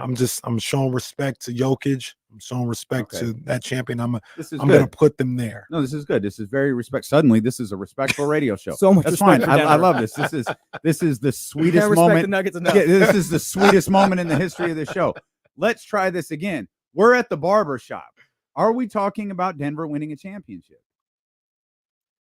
No, they're not. I no, don't because they've lost so much depth. Jamal Murray, like he's been injured a lot or whatever. It's just I don't think they have enough anymore. Yeah, I don't see it. And like I said, maybe I'm tiptoeing. I mean, maybe we ain't. And that's podding. fine, but Maybe- that's okay. But like, I don't think they can win a championship. I don't. But either. I think if you're having a real conversation, you've got to put them in. And I think that's fair. I think that's fair. But in the end, I think we're going to end this with, yeah, we were right. What are you laughing at? the way we were distracted the entire No, we were. Complex was just standing out there like, hey, y'all ready? Y'all ready? Tony, what up, baby? Appreciate you, my man. Thank you for coming up. Yes, sir. You right over there in the corner. We'll pull you up there. Tony Rock, ladies and gentlemen. Yeah. Come on, man. Man, yo, shout out Tony. You solo? It's cheaper that way, bro. Yo, my man. Cheaper that way. I only need the entourage when I'm spending a lot of money. Yo, Tony. My man was like, I'm going to Sacramento. I don't need it. Yo, nobody came. No, everybody in LA like, nah, we got you when you come back. I'm in San Fran Sunday. They're like, yo, we see you Sunday. I'm like, oh man. Yo, I've told Damien this so many times. I saw you out here in Sacramento 3-4 years ago or whatever. And I went. It was Tony Rock. I didn't really know what to Like, expect. Tony Rock or whatever. I don't expect much. This dude is so funny. Appreciate that. So funny. That, I was dying laughing. Appreciate that the man. entire time, man. And like I said, I didn't really know what to expect, but man, you delivered. Basically, you had low expectations. And I I exceeded those low expectations. So the funny thing about that is like with me, and sometimes like maybe I'm not the best guy to like critique a comedian or something like that, because in some ways it's like, man, you're trying to get me to laugh. Like I know what you're saying, like isn't like, I don't know if it's that funny. You're trying to tell me a joke, so I'm always a little jaded. But man, I laughed the entire time at this dude's show, man. The way he tells stories, the way he talked. One of the things he kept doing, and this wasn't even like part of the shtick. I think you really got it wrong. And you kept calling it Rancho Cordovo. Oh yeah. And then like an hour in, people were like, "It's Cordova." He's like, "Y'all been saying it wrong the whole time. Y'all ain't saying nothing." Yeah, I remember that. Yeah, but it was hilarious. It was hilarious. Tony up there like I had spinach in my teeth and no one told me. That was that Tommy T's? Yep. Yes. Yeah. I remember that. Yeah, that was good times though, man. Yeah. Hilarious. Shout out to Tommy T's, man. Good club. He's KC talking about doing comedy where someone's like trying to make you laugh. Like, what is your like? I'm always so fascinated by like, what is your writing process? Like, how do you put this stuff together? Well, he touched on something that I talked about with a friend of mine the other day. One of the misconceptions about stand-up comedy is people sitting in the audience think that we're saying stuff that they think is funny. We're not. We're saying stuff that we think is funny. And if you laugh, that means you agree. That sounds like this show. And when you look at it that way, you have one person to win over as opposed to 300 people. Yeah. 300 people have 300 different opinions. Yeah. If you write stuff you think is funny, it's just you. I never even thought. If they laugh, okay, you agree with what I said. Right. Have you written something like, yo, this is fire. This is just, and you laugh, you thought it was the one, and you just stood on stage and no one reacted? Like, I've written bits and I'm like, I'm going to tell this right now. Like I'm in the house writing. I got to go tell us right now. Get on stage. All right. Wrote this earlier today. Here we go. Roll out. Crickets. Maybe it was funny on the couch. I don't know. Maybe the couch made it funny. I don't know. Yeah, man. Nah, I never thought about it that way too, though, right? And I think that helps with how a comedian like yourself delivers the story. Because if you think it's funny and like you think it's hilarious, you're gonna do. Sometimes we talked about this watching Martin. Sometimes it's not even what is being said; is how the delivery is, how the person who's delivering the skit or delivering the joke is just like tickled by it or whatever the case may be. And that I don't know if it's subconscious or what, it makes it that much more laughter funny is to everybody contagious. else. So if a person seems like they're enjoying something, just watching them enjoy it makes you go, hey, that's kind of, I'm kind of rocking with that now. Yeah. You know, they start laughing and telling the story. And then he said, I was like, you get into that story mode and now you're traveling on the journey with them of the story. You know what I mean? Yeah. How have you adapted? You've been doing this for a long time. Long time. How have you adapted over the year? Because now, like, you open TikTok, Instagram, you see these reels of like jokes now are on the internet. And you're still trying to get people to come see you, but you got to get your brand out there in front of a big audience. Like, how do you navigate that stuff? So for the social media stuff, what I try to do, me personally, I put the riffs, the crowd work, the improvs on social media. So I'm not really wasting a lot of material trying to get it on social media. I got a post on TikTok, like my 4th or 5th post, 2.1 million views, just on a riff in the audience. Wow. Guy said something. Wait, you said what? Recorded it, 2 million views. Posted something 2 days ago. I think it's at 50,000 now. And it's just an interaction. Like, what'd you say, sweetheart? Oh, what's your name? Oh, okay. You guys a couple? 2 girls. So y'all a couple? No, it's my cousin. Oh, I thought y'all was, my bad. Just to play around on social media. I do that. So I'm not writing a bit and putting it right on social media because a bit has to develop. Yeah. You could write it, do it that first week, and it hits hard. And then you look back at it like, okay, I could tweak it here, tweak it there, fix it here. And it becomes bigger and bigger. So I don't like to put material on social media right away because I know that bit can change into something else later on. You know what I mean? You know, I just thought about something. We're doing this all wrong. We got a comedian in the house. We need to get some cognac. And you need to tell us about them Diddy parties. That's how that's how we going viral. Then we get the comedian in here. Tell us about the Diddy parties. I was at a Diddy party once.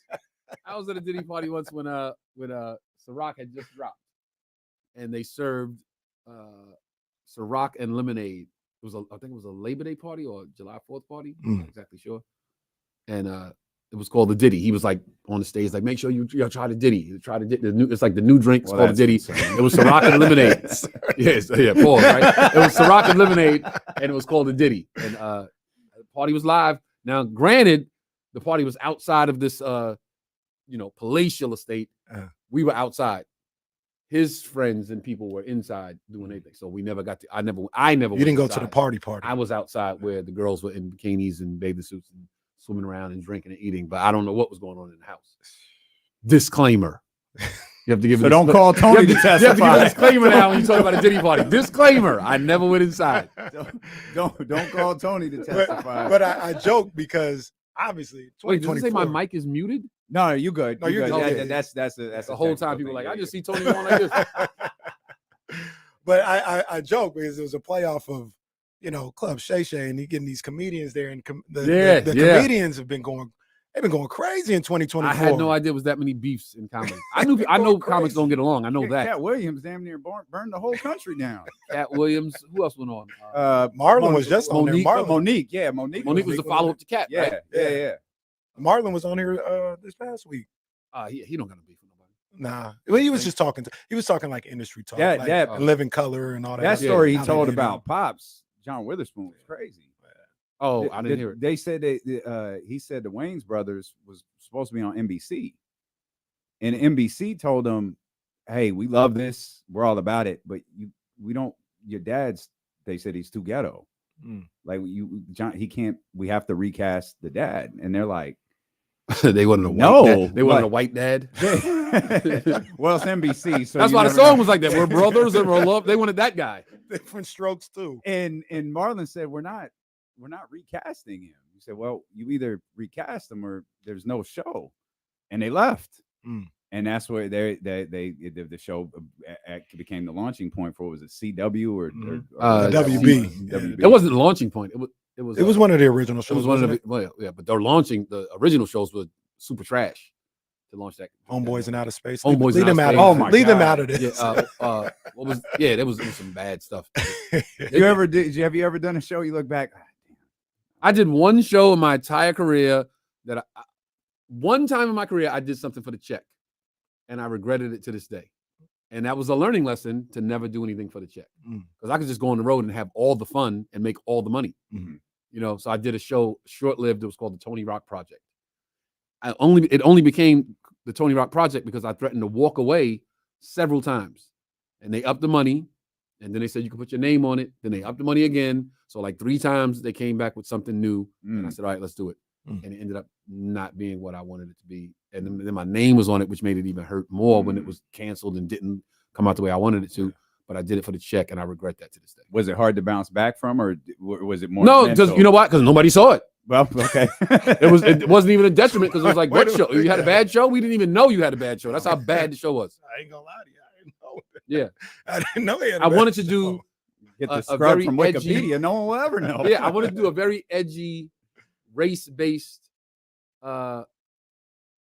Actually, I do sketch remember comedy the show show. I wanted to do Chappelle Show and try to push that even further. Wow. And some of the skits I came up with, I pitched to them, and they, oh yeah, we love it. Yeah, oh my. I had one where it was like a focus group, but it was kids. You know how little kids are so honest. Which one's better, the black doll or the white doll? And the little kids like, oh, the white doll's better and the black doll's bad. Okay, so you eat the paint, the white paint, and we'll give the black girl the chocolate pudding because black is bad, right?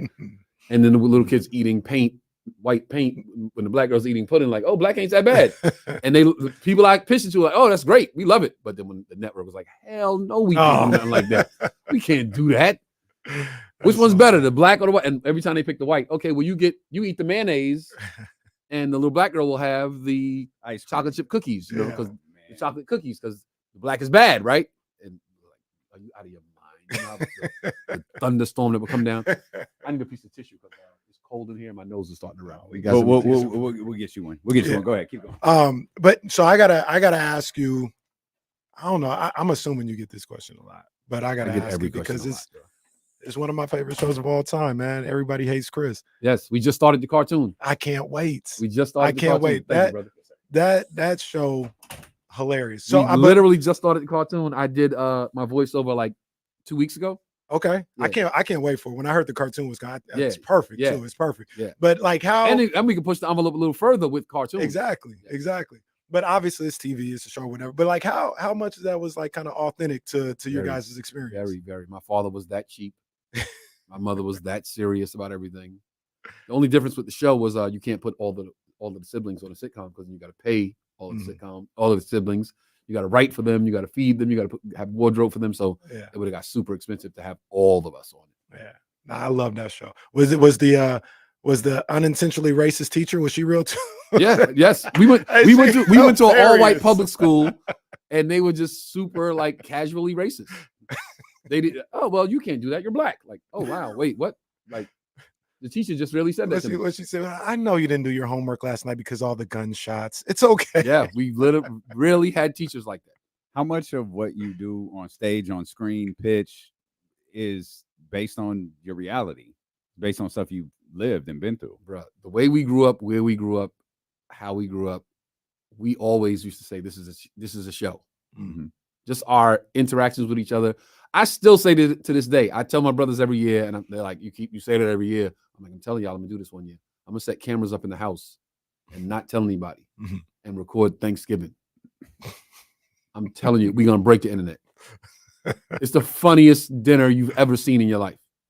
There's never been a funnier dinner than a Rock Thanksgiving. I'd watch. I know that much. I'm gonna put cameras in the house, not tell anybody, hide them, so everybody's just talking. Just live stream naturally. the whole thing. You're gonna pay a fee to watch us have Thanksgiving. Because the drunker and the more people start coming, and the itis kicks in, and now we start talking about, oh, remember back in the day when this happened, and no, you got the story wrong, and I'll tell it this way, and then the snapping starts between siblings. We're gonna break the internet, bro. You know what I think is real dope as well about yourself is you've carved out your own lane, in my opinion, to be Tony Rock, the comedian. Yes. You're not Chris's brother. Like, you're Tony Rock. And I think that's dope. I mean, Chris is one of the great comedians of all time. And I know it was probably a struggle to like branch out on your own, but you've done it. Like, I you've done it. I definitely think it's dope too. Yeah. Because when I started out going on the road, literally my flyers, my posters, I should have saved some of them just for nostalgia. Appearing this week, Tony Rock, Chris Rock's brother. That was my credit. My credit was my sibling. I had no TV show, I hadn't done nothing. Yeah. I was just a guy that was just got in the game, and they were like, okay, we can sell some tickets if we use this. So they bumped me up to headliner very early in my career before I had the material to do the time. But they were betting on Chris Rock's brother. And comedy club owners don't care about the art form of stand-up. They care about asses in the seats. So if they say, yo, Chris Rock's brother, and it's a 2-drink minimum, let's bet on it. You know? So to say that I carved out my own niche is I really appreciate that. Because I worked really hard to be every year we would take stock of like how far along we've come, like me and my team. And every year we would say, okay, what's the numbers this year? How much more are you Chris Rock's brother opposed compared to Tony Rock? So like year 5, it was like, yo, I'm 80% Chris Rock's brother, 20% Tony Rock. Yeah. And 2 years later, I'll be like, yo, I think I'm like 60% Chris Rock's brother, 40% Tony Rock. Now, every year, we're like, okay, what's the numbers now? And I'm like, man, we like 95 Tony Rock, 5% Chris Rock's brother. Straight up. You know what I mean? Yeah. So this is the third time I've gotten the opportunity to talk to you in your passes through Sacramento. And I've never asked you about your brother before because I always kind of feel that discredits what you do. And you talked about, the progressions of being, now 95%. How much did that change? Because you talk about viral and 2 million views. How much did that change after the Oscars? Because you've got videos. You talk about 2 million views. I've seen videos with you. Oh yeah, that might have been 20 million views. Yeah. Tony Rock talking about the Oscars. Yeah. Wait. Okay, I'm gonna address everything you just said. So I don't look at it as a discredit to me. I look at it as a credit to my brother. When people say like, "Yo, it's Chris Rock's brother," I never looked at it as a bad thing. I'm like, that's a testament to how dope he is, because I am the closest person to him. I got you. There's nobody else that's this close to him other than me. I've saw the entire ride. I've been there for the entire ride. So when people say Chris Rock's brother, I'm like, oh, I get it, because it's a testament to how dope he is and what he means to that person. Now, as far as the Oscars, in that instance, I was 100% Chris Rock's brother. I was 100% defending my brother, taking my brother's side, taking all the smoke. My brother doesn't really, address the smoke like that. But I was, I'm for some smoke every once in a while. Yeah. I'm not opposed to some smoke. I know sometimes it got to smoke, Did you see it live? I did not. That's the crazy thing. Okay. The crazy thing is, and I know we passed it and people are like, why is he still talking about this? Because I was asked the question. Yeah, because that's why. That's why. Yeah. I don't watch the Oscars. Even my siblings know this. I don't watch the Oscars because I feel like every year great black movies come out. Not every 10 years, not every 5 years. Every year, great black movies come out that they don't even acknowledge. So I'm like, well, I'm not going to acknowledge your platform if you're not acknowledging something I like. All right. I'm in the house watching the NBA package. I'm jumping around like, oh, Cleveland's playing Milwaukee. Oh, next channel, Knicks are playing in Memphis. And Lakers play late game. I'm in the house chilling, having a great time. Yeah. My phone start going crazy. We black people, when your phone start going crazy, somebody Something dead. Somebody dead, somebody shot, somebody in jail. So I'm like, damn, I don't even want to answer this right now. Like, I'm really bracing myself for the worst phone call ever. Like, man, I can't. And I was on the West Coast. All my family was on the East Coast. Man, I'm like, my mom's, I'm thinking about my mother. Like, something happened. Do I really want to take this phone call? And my youngest brother called, my baby brother. And I'm like, okay, I got to answer for him because he probably needs me to be strong for him. And I'm like, okay, here we go. And I answer the phone, yo, what's up? He says, was that real? What? Was that real? Do all of you talk like that? Was what real? You ain't see that? I'm like, yo, I'm in the house watching the game, bro. I'm gonna send you the video. My man's like, I'm about to be sick. I'm gonna send you the video. And all of a sudden, is that real? Yo, so look. So now I'm like, wait, where's mommy? She's right here. I'm like, okay. Mommy's fine. Yeah, she's right here. I'm gonna send you the clip. And then he sends me the clip. So I saw it maybe a half hour later after everybody else. Wow. And now I'm in LA. Yeah. So I'm like, okay, now I got to put my sweatpants on and go find my brother. And I call his assistant, like, your way I like. True story. I call his assistant. I call, like, he doesn't even answer the phone until like maybe the third or fourth time. I just keep calling. And he answers the phone like, Tone, okay, Tone, listen, I knew you were gonna call. Chris said to tell you he's fine, and he'll say he'll call you later. I'm like, nah, yo, where y'all at? I'm pulling up. Where y'all at? Right? Tell me where y'all at right now. Listen, Chris said that you were gonna call and you were gonna want to know where he was. He said to let you know he's good. He'll call you later. Nah, yo, where y'all at right now, bro? I'm pulling up right now. He said you were gonna say that. He said you were gonna be adamant about finding out where he was. I see, and his name was Brandon. I see, yo, Brandon, if you don't tell me where y'all at, the next time I see you, I'm effing you up. Yeah. Chris said you were gonna say that. I can't tell you where we are. And then like 5 minutes later, my brother calls like, yo, I'm good. Yo, I'm good. I'll come out and see you tomorrow. I'll see you tomorrow. All right, man. Damn. I just gotta chill. Man, crazy. But I was hot. I was super hot. Everybody know that. That's not breaking news. Yeah. Everybody knows I was super hot. Yeah. How do you feel now? To be honest with you, yeah. I was at my mother's house recently. I took my son to Brooklyn to see grandma. And we were at grandma's house. And Chris was in town with his daughters. His daughter had just came home from Paris. She graduated school in London, in Paris. And she was home to visit. He has 2 daughters. So the daughters were home to shop in New York and hang around and see their friends. And they heard that my son was in New York. So they were like, we want to go see the baby. My son's 4. His kids are like 14 and 16. So we want to go see the baby. So I ended up at my mother's house with my son. He came to my mother's house with his 2 daughters. They're loving on my son. My brother Kenny pulls up. So the 3 of us are sitting there watching the NBA Finals. And it goes to commercial. And we're just talking. 3 brothers just shooting the ish. And the commercial comes on for the Bad Boy movie. And mid-conversation, the 3 brothers are talking, and Chris does this and turns and looks at the TV. And he just looks at the TV, like that's the TV. He's just looking at the TV, watching the commercial. And the commercial goes off, and he goes, this mother.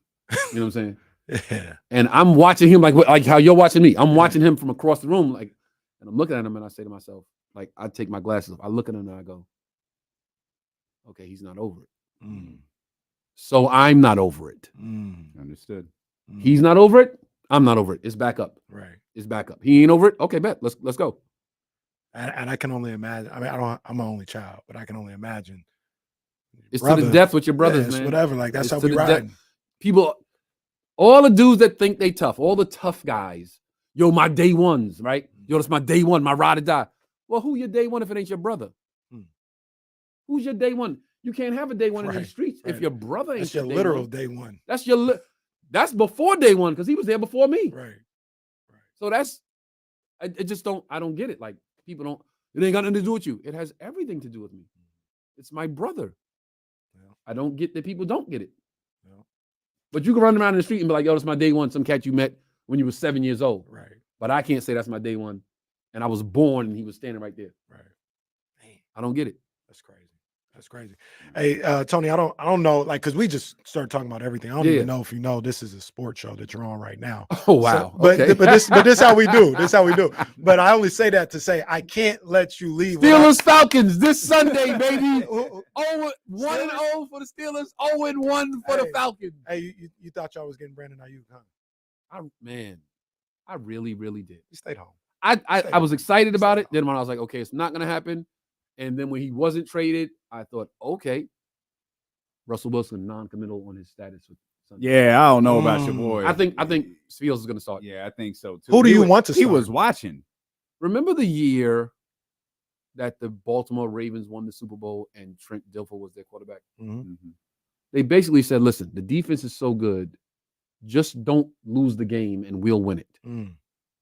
And they won the Super Bowl. Steelers got top 5 defense. Yo, just don't lose the game, offense, and we'll win it. Defense will win it. Russell, Justin, I don't care who starts. Yo, just hold it down when y'all got the ball, and when we get back on the field, we will win the game. That's gonna be a good game. Why the Steelers though?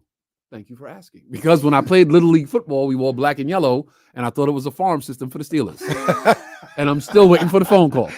If they ever need me, I can go outside and warm the arm up in an hour. and be ready to go. You the QB? I'm QBing it. You might be ready before I'm Russ, QBing based it. on what we saw I'm QBing today. it or I'm CBing it. I'm CB or I'm QB. Yes, I'm ready to go. Steelers forever. All right. And I'm assuming it's Knicks forever, right? Brooklyn Nets. What did you were you Knicks and then you moved to Brooklyn when the Nets got You know there? what? I'm really enjoying this show because now I get to tell all my allegiances to my sports teams because everybody's like, how'd that happen? Okay, so my favorite basketball player of all time, Magic Johnson. My two favorites, Magic Johnson and Pearl Washington. But a lot of people don't know who Pearl Washington is. I met Magic. I told him that. Yo, you and Pearl Washington, my favorite basketball player. Magic probably loved Pearl Washington. And Magic said, man, you got to love Pearl with that killer crossover. I said, damn, Magic know what I'm talking about. So Magic Johnson, my whole childhood, Lakers. Right? Magic leaves, unfortunate circumstances, team falls, still a Laker fan, Lakers forever, right? And the new regime comes in, Kobe and Shaq. Okay, this is the greatest thing ever. Kobe and Shaq. I don't like this story, to be honest. The Diesel, you in Sacramento, the Diesel, right? my Like, guy. yeah. The Diesel, my guy. Right? And they riff, they beef. Shaq gets sent off. Kobe stays. Okay. Then I see the video of them interrogating Kobe in the police precinct. And he says, I should have just paid off like Shaq does. And the man in me, the partner in me, the homie in me, the friend in me, the confidant, the brother was like, I can never root for this guy again in my life. I can't bring myself to be like, yeah, Kobe. Bruh, you never throw somebody under the bus like that. Never. I couldn't. So Shaq was in Miami. I'm like, I guess I'll rock with Miami now. And then I heard, hey, they're going to build a basketball stadium in Brooklyn. Well, my allegiance is to Brooklyn first and foremost. Right. Before any player. Right. That's my team. So the funny thing is, as bad as they're going to be this year, that's my team. The funny thing is, like, I deal with that sweet 18 wins this year. Yeah. I deal with this thing because I don't know if you're familiar, but the Oakland A's are going to come to Sacramento for a time before they're supposedly moving to Vegas. Oh, they're not going straight to Vegas. No, they're going to be here for at least 4 years. Right? Really? They might stay here. I thought it was 2 years. The years keep going up by every month. Like they're like, no, I thought it was 2 years in Oakland, then straight to Vegas. No, they coming here next year. They coming here. Really? Next year. Where they gonna play? They got a spot in West Sac. We got a nice little cozy spot in West Sacramento for them to play. Get them 18 wins, baby. But I say that saying I'm a Giants fan. Like I love the San Francisco Giants. Okay, I love them to death. Right. But major league team coming to my city. I'm born and raised in Sacramento, and it's like I feel like I could never leave the Giants, but I can't not root for. Under the circumstances, you can root for both. I'm a Mets fan because the first baseball game I ever went to in my life, my dad took me and all my brothers to a Mets game on Father's Day. And just being there, and we sat in the last row. Behind us was outside. Like we were here and outside was behind. And now I go every year with my son when the Dodgers play the Mets in LA. Me and my son go, and nobody sits in front of us. It's us and the grass. There we go. Yeah. And I know my dad is looking down like, that's what I'm talking about. You know what I'm saying? Like we right here on the fence. Nobody sits in front of us. They bring our food to us. They bring us our ice cream. The Mets players are like, hey, here's a ball for your kid. Yeah. Like we Mets forever. I love that. Are you primarily on the West Coast now? I'm wherever the money resides. wherever I need to be. Now, wherever my son is really. If my son's visiting grandma, I'm going home. When I leave here, I'll go to New York and get him. Okay. But he's in LA right now, so I'll leave here, I'll go to LA. Very good. Tony Rock at the Punchline. This weekend. And there's that. Tony didn't stop by just to say hi. He was just like, yeah. I'm there, man. I got to pull up, man. I stopped by to say 1-0 for the Steelers. There you go. 0-1 for the Falcons. Man, that's I know it's Atlanta. It's going to be turned up all weekend, but y'all going to take this L. That's going to be a game. I think Atlanta might be kind of good. Kirk Cousins, yeah. They got talent. But the turn up before the game, and the players are partying all weekend leading up to. The only player that's not partying this weekend is Kirk Cousins. Yeah, everybody else is like, yo, we outside until Sunday. So they'll all be hungover and tired, and we'll get this easy 2 shows tonight, 2 shows Saturday, and that's it, right? No Yes, Sunday sir. show. 2 shows tonight, 2 shows Saturday. Still 2 was a shows point. tonight. Ain't no shows on Sunday. No shows on Sunday. No, you got a game to watch. I'm in San Francisco Sunday, but I'm gonna leave. This is how crazy. I'm gonna leave Saturday after the show, go straight to San Fran, so I can get up There early, you find a go. sports bar, Yeah. and watch the game. Are you wired when you get off of that second show? Yes. Like it's not like you. All right, I'm gonna go to the hotel and go to bed. No, like, no. A 2-hour drive is no big deal. Pre-show, I try to stay as calm as possible. Pre-show, because once I hit that stage, the energy is like electricity. Yeah, and that lasts for like maybe an hour or two after the show. Punchline Comedy Club, Tony Rock, man, this was a blast. Appreciate you guys. Yeah, so much. We'll Tony, come back. go see this dude, man. He's hilarious, bro. For real, I can attest to that. He is hilarious. Stilo and KC here on Sacramento Sports Leader, ESPN 1320. Now, how the hell you a Giants fan with a Cincinnati Reds hat on? So this is the thing. It's a black thing. It matches your shirt. Yeah, so I'm with the fashion, right? With Okay, the I hats. get it. The only thing is I'll never wear a Dodgers hat. Never wear a Because Dodgers. of the blue or Because of the Giants and Dodgers. Okay. Because of the blue.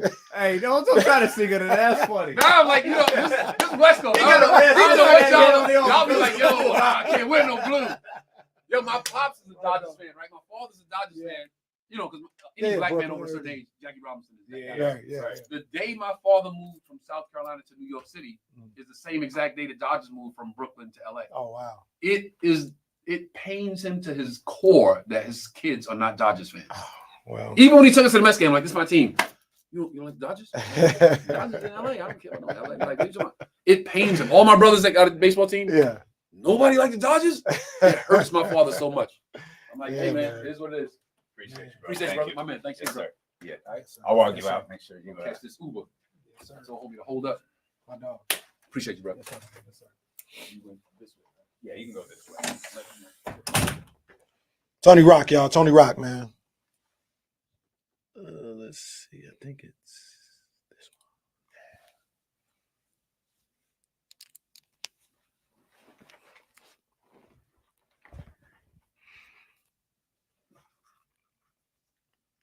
Stop for. I got love for Oak Park though.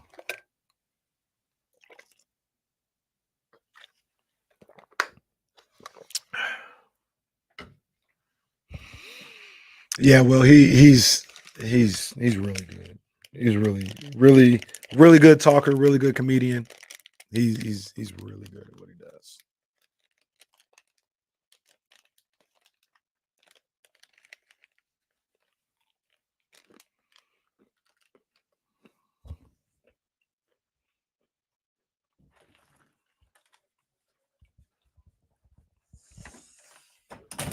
Keeps tissue back.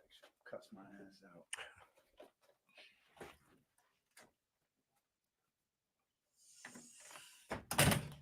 Are you crazy, Chris? I be wearing my Royals hat all the time. I be wearing my Cubs hat. Red is my second favorite color, though. My first favorite color is black.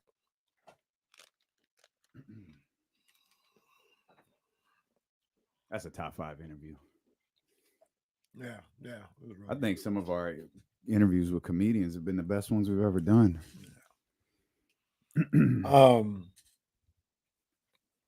King's just making moves today. Oh no. Who do we get now? The Brooklyn Brawler? Quentin Crawford. Okay. Yeah, they got a head coach. Okay. The schedule came out before the coach was announced. Right.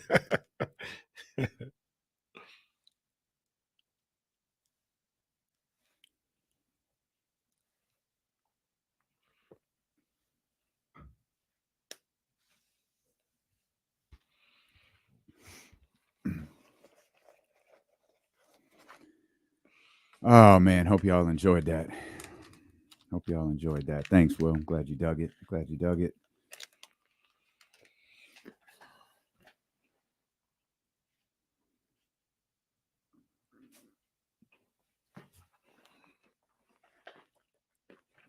Yeah, that's a good call. Something from that Chris Rock part is money, but if there's something else in there you want, but that when he told the bad boy story, yeah, that's the one. That's the one. He was at the house, yeah. Yeah, when he said it's still up. And when he took his glasses off, it was like, God damn, you guys look alike. They look alike. They sound alike. Yeah.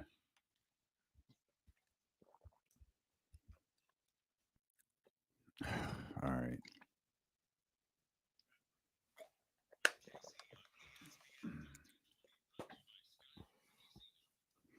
Man, what a great conversation with Tony Rock. Big thanks to him. I just think it's really cool that he's carved out his own name.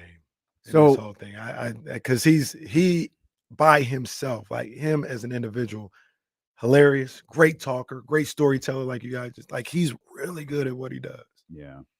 The part that I left out of having the opportunity to talk to him before and not wanting to bring up Chris was I did think like I didn't think it was fair to him, and I'm glad he feels differently. I also thought it would be an indictment of me. Like we got there. We just had a near 35-minute conversation with Tony Rock. We got there 20 minutes into the conversation. Like that's fine to me, but if that's low-hanging fruit, I shared a frustration with you once. This is different. When we talked to King Combs and someone kept going back to Sean over and over. I'm just like, this is the lowest hanging fruit. Like, talk about something like you could bring it up once and acknowledge it. But when every question is about your dad, it's like, this is what are we talking to him for? It's like when you lead off, Chris Rock's brother, Tony Rock, like that ain't it. That ain't it to me. Right. To me. And I'm glad he like appreciates that and he sees it for what it is, an acknowledgement for how great his brother is. But if y'all were here, hopefully you heard he's pretty great too. And like that's and I like the assessment of, okay, I'm 95% Tony Rock, 5% Chris Rock's brother. Right. And I always felt that would be an indictment of me if I reached for the low hanging fruit. You killed it with them questions because he was real. He was real with the whole situation, his perspective of it, and how he feels, man. And I understand it all. I understand it all. And we said this on the commercial when he took his glasses off for the first time, and I was like, oh my God. Them brothers look alike. Like they sound alike to me too. Look like there is no one. When he took his glasses off, no one was going, I wonder if this is Chris Rock's brother. That's Chris Rock. He talked about it too. I'm excited for the animated series that Everybody Hates Chris. Everybody Hates Chris is one of my favorite shows of all time. That show is so funny to me. And the fact that this is one that I can get behind is them bringing this one back and the way they're doing it as an animated series. I think that's going to be super dope. Super dope. And I'm glad he's part of it. He said he's doing voiceovers and everything else like that. So I know it's going to be dope. Shout out to the Punchline and our man Complex for making sure not only that happened, but that got put together the way that it did. And I know he joked about it, but shout out to Tony Rock. Not a lot of people show up by themselves. They've got, different people with him, different drivers with him. Tony was like, I'm going to go catch this Uber. I'm good. It's like, well, do you want to wait up here? He's like, no, I already got it. He's down there waiting for me. All right, man. That's pretty dope. Yeah. That's pretty dope. Good dude, man. Not a short Uber ride either. No. That man going all the way back to the Arden area. Yeah, man. Check him out, man. Because like I said, I got a chance to see him. And depending on how things go, I might try and get out there this weekend, man, and see him again. He's really good. The surprise on his face when he found out this was a sports show might have been the highlight of that. Well, we were talking everything else for like 20, 30 minutes, like you said. And it was like, I got to ask you since this is a sports show. Like, huh? What? Okay. He seemed to love that the most. Like he was ready. He was like, hey, this is the Steelers, baby. Yeah. Steelers. Right, and he did break a little news here. Russell Wilson, he ain't playing on Sunday. Russell Wilson. I don't think he can play on Sunday if he's still not. Well, you see the clip from this morning? I didn't see the clip. Russell Wilson was watching Justin Fields throw. Have we seen the last of Russell Wilson as a starting quarterback? Ooh. What if Justin Fields plays well on Sunday? I was going to say that's up to Justin Fields. I don't know how you take the job away from Justin Fields if he plays well. Yeah, he's got to be. If Mike Tomlin's, I think you said yesterday, Jesse, Mike Tomlin's going to put the Pittsburgh Steelers in the best position to win games. They think that's Russell Wilson. Okay. If like Justin Fields actually goes out there and does it, How do you deviate from that? I don't think you can. Yeah, I don't think so either. If he's 4-2, something like that, winning games, like, nah. That's crazy. I never even thought about it that way, Jesse, till you actually uttered those words. We may have seen the last of, there's a possibility that we've seen the last of Russell Wilson ever. Okay. Stop it.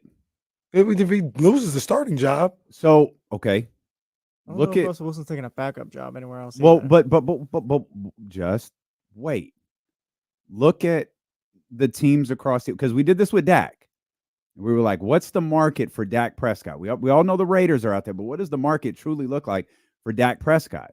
And then we found like 5 teams in 10 seconds. Well, he can finally go to New York.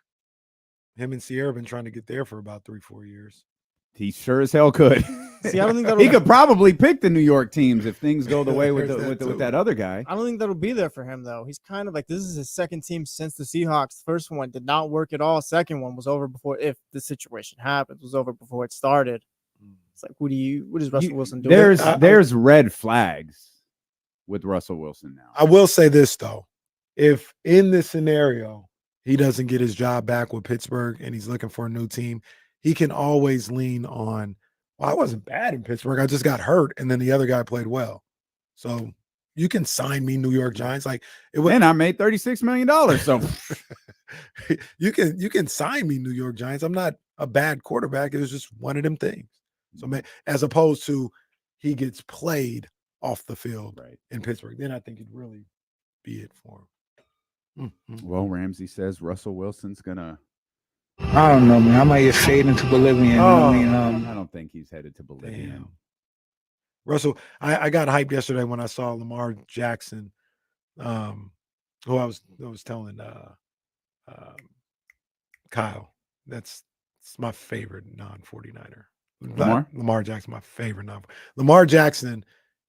There's not many people like this in football or baseball for me. I hope everybody loses, and the only people that win are the Niners and the San Francisco Giants. I'm not like, oh, I'm so happy for that. No, basketball, yeah, I feel that way about it. But Lamar is one of those dudes. Like the Niners didn't win it this year, but Lamar won a Super Bowl. I'd be hyped. Lamar is my favorite. But I say all that to say that he passed Russell Wilson yesterday on the most rushing yards for a quarterback, and like they had the graphic of the top 4, and it's like, oh man, those dudes are legendary. Number 1 is Vic, and is it Vic by a mile? I don't think it's by a mile because Cam. I feel like Cam. They're both in the 6,000s. Lamar can catch him, right? He can, and he probably like it looks will. like. Yeah, he will. And Cam was second, and Cam was. I think they were both in the 6,000s. Cam and Michael Vick. Hypothetically, let's go with Jesse. Let's say Russell Wilson is, for the most part, this is extreme. Let's say for the most part is done as a starting quarterback. Greater fall off, Russ or Cam? Cam. I think I don't think there's no question mark. I don't think so. I think it's Russ. I don't think so. Cam Newton was the MVP that year. And then that Thursday night game happened. He got thrown on his shoulder, and he was never the same Cam was quarterback like ever again. That dude, and then just it ended that, like his career ended that Thursday night. Well, that's why I say, well, the criteria might be different. That's why I say it's Russ, because with Cam, I can point to an injury. Like, you know what I'm saying? It's like Bo Jackson. Jackson, yeah, Bo Jackson was the fall off. It was just steep, right? It was just, but Bo didn't come back. Right. Bo never came back. But what I'm saying is you can point to that's why he fell off. Russell Wilson fell off inexplicably. Like there was no injury. He just all of a sudden we woke up and he wasn't good no more. So, like I said, the criteria and the baffling nature of it is probably like what I'm talking about. Like I can look at Cam and be like, the injury got him. Like he fell out. Like you're right. He was MVP and then fell. But I can point to that's why. Russell Wilson, I have no idea why he just stopped being good at football. Inexplicable. That's a good call, though. Cam was a true, and Cam was crazy. No Like, no disrespect to Jesse. Jesse, you remember the Michael Vick experience, right? Yeah. All right, I'm just checking. He was probably No, about I'm 5, tired. 6 I'm years tired of that. old. You say No, no he's about disrespect. 5, It's 6 always years old. disrespect. It's always disrespect. I thought it was disrespectful. I had Jesse. what I'm was on it? The your Michael. Wait a Vick- minute. Was the Michael Vick cleats where you could change the color of the swoosh and all that? Yeah. Please show some respect. The Mike Vick experience. You have to be there. What you know about the Mike Vick experience at Virginia Tech, though? All right, bro. I was like 5. Give me a break. Like I would watch him play for the Falcons. Mike was special. Mike was so special. My brother was a Falcons fan because of Michael Vick. He was special. Some earlier today, I saw some on Twitter. There was a picture of Michael Vick and Allen Iverson, and they're like, yeah, they are in the same lane as far as like cultural icons. Didn't quote unquote win anything or anything like that, but those two are cultural icons. You had to be there.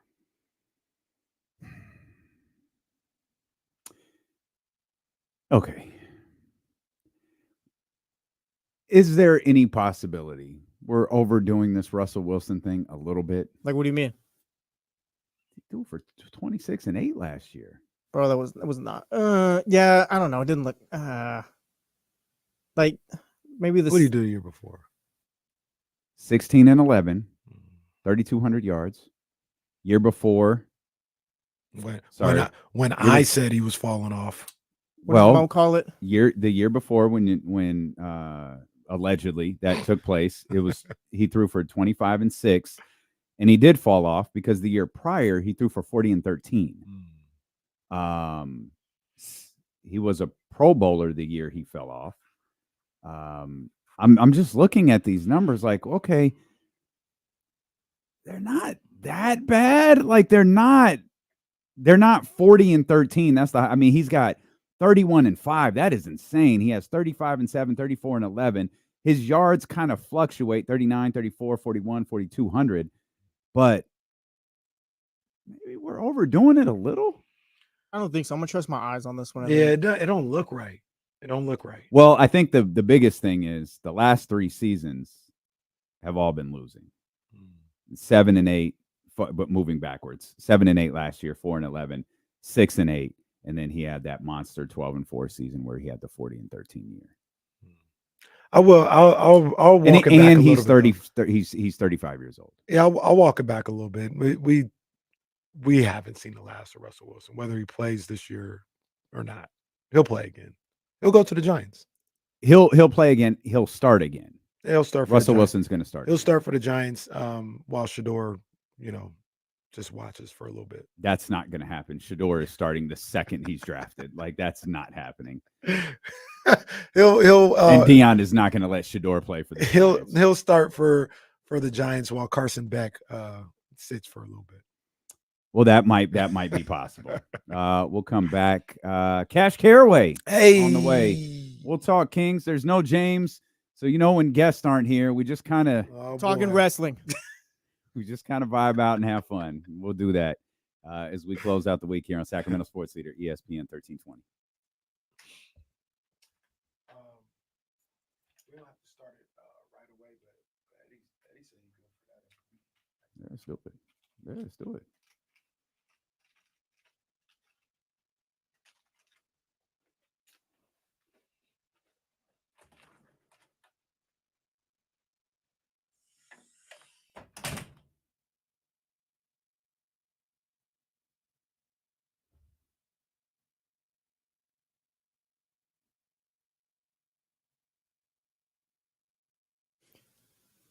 Yeah, did you see this? I guess they're saying that Netflix stock's supposed to go out and pretty tough. I watched the trailer. I didn't see that. I watched the trailer and it looked like shit.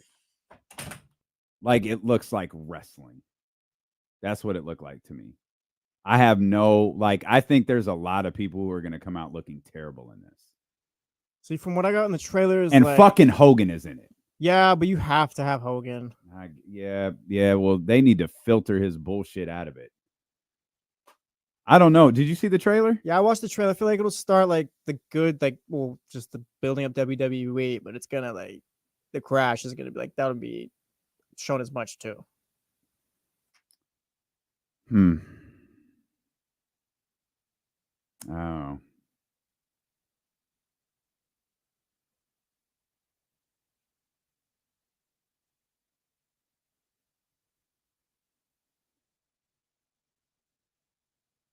don't know if it was a joke or not, but it's all tweet. They said the first payment or first offer they offered Bret Hart, he took is like, yep, I'll do the documentary easy. Well, I did get a slight kick out of old Brett talking about, well, there's not a creative bone in Hunter's body. I've never been around him where he's written anything good. But he took that call from Triple H to come to Raw in Calgary, didn't he? Yeah, I saw that. Swear that guy. I don't want to be rude. Why are wrestlers the worst? I don't want to be rude, but what's Bret Hart doing on Monday that other than getting a pop? That's it. Getting a pop. All right. He's going to shuffle down to the ring and get a pop. It's Calgary. It's fine. It's Calgary. Get Sean out there. Have him hit the music again. Have Oh, it'd be so good. It'd be so good.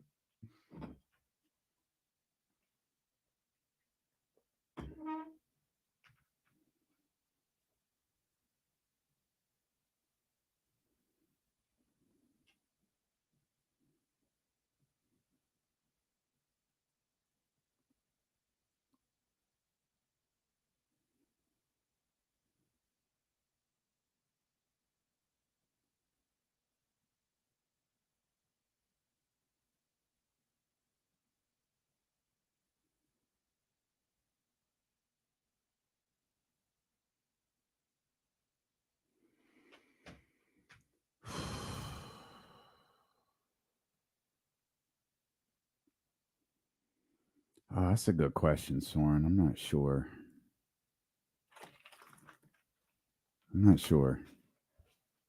I'm anxious to watch it, though. But I'm not sure who to pick in that one. I think I'm going Eagles because I don't know if I believe what everyone's saying about the Packers yet. Got you. Need something with some energy. What we got here? What do we got here?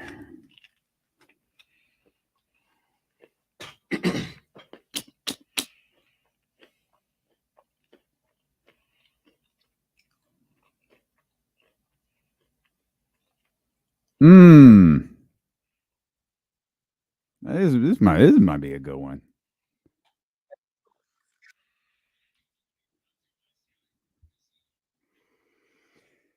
The Labor Day Matthews Mattress Day sale. Nope, let's try that again. The Labor Day Matthews Mattress sale. That was right. Continues through the weekend.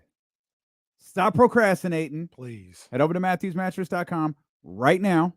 Find the location nearest you and make your plans to be there this weekend. Yeah. Make your plans to pick up your brand new Beauty Rest Black. Yeah. Or your Beauty Rest. Or Your Matthews mattress. Yeah. Whatever you want. Get the adjustable base.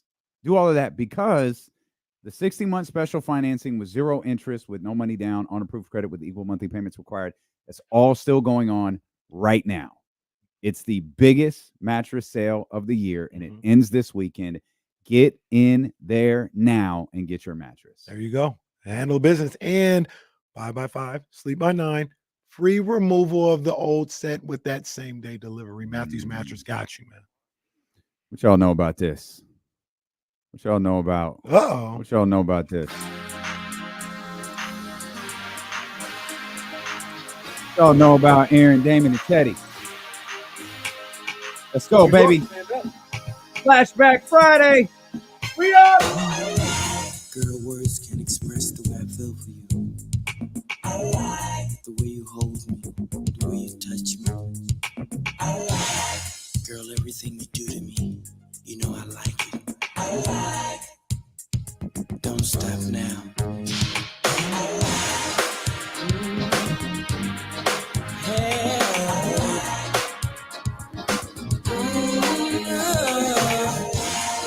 Y'all got the right station. ESPN 13. This flashback dealing with KC. My dreams are now reality. each and every time you are here with me. The touch you give me with your hands, when you caress my skin, I'm under your command. Girl, you hypnotize me with your eyes. It took me some time, now I realize it's you to whom which I belong. I love it, the feeling's getting strong. The things you do to me, it brings out ecstasy. It really turns me on. The feeling's getting strong. Oh, girl, you are my lover. When I'm with you, there is no other.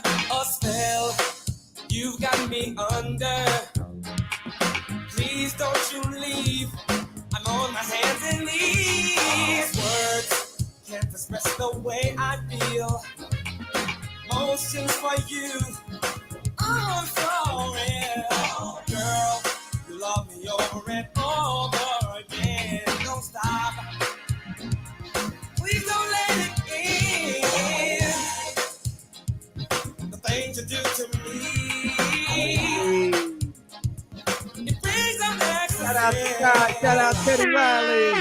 Hey, baby. Hey, mama. Hey, baby. You really turn me on, girl. That's one of my favorite part about records are like the ad libs.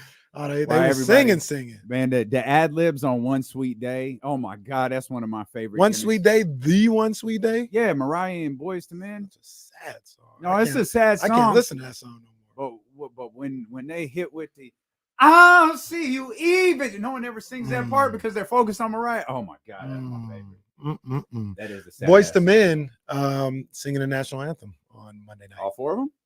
I don't think so. Well, you ain't see Michael was he's back? Well, he was back with them. Okay. He showed up with them. I'm love to see that. I hope it is if they tour again and Michael's, I'll go watch him again. I want to see him without I mean, I like Michael too, but I want to see Boys. Oh no, they perform too. Yeah. Like it's not like come here, sing the songs. Like nah, they perform. I want to see Boys to Men. They go for sure. Shout out. I wasn't gonna make Flashback Friday and everything, man. But this is every Friday thing. Hey, baby. How'd that go? Hey, mama. You really turn me on, girl. Well, let's just keep the music going. Let's keep it going, man. Come on. Press the button.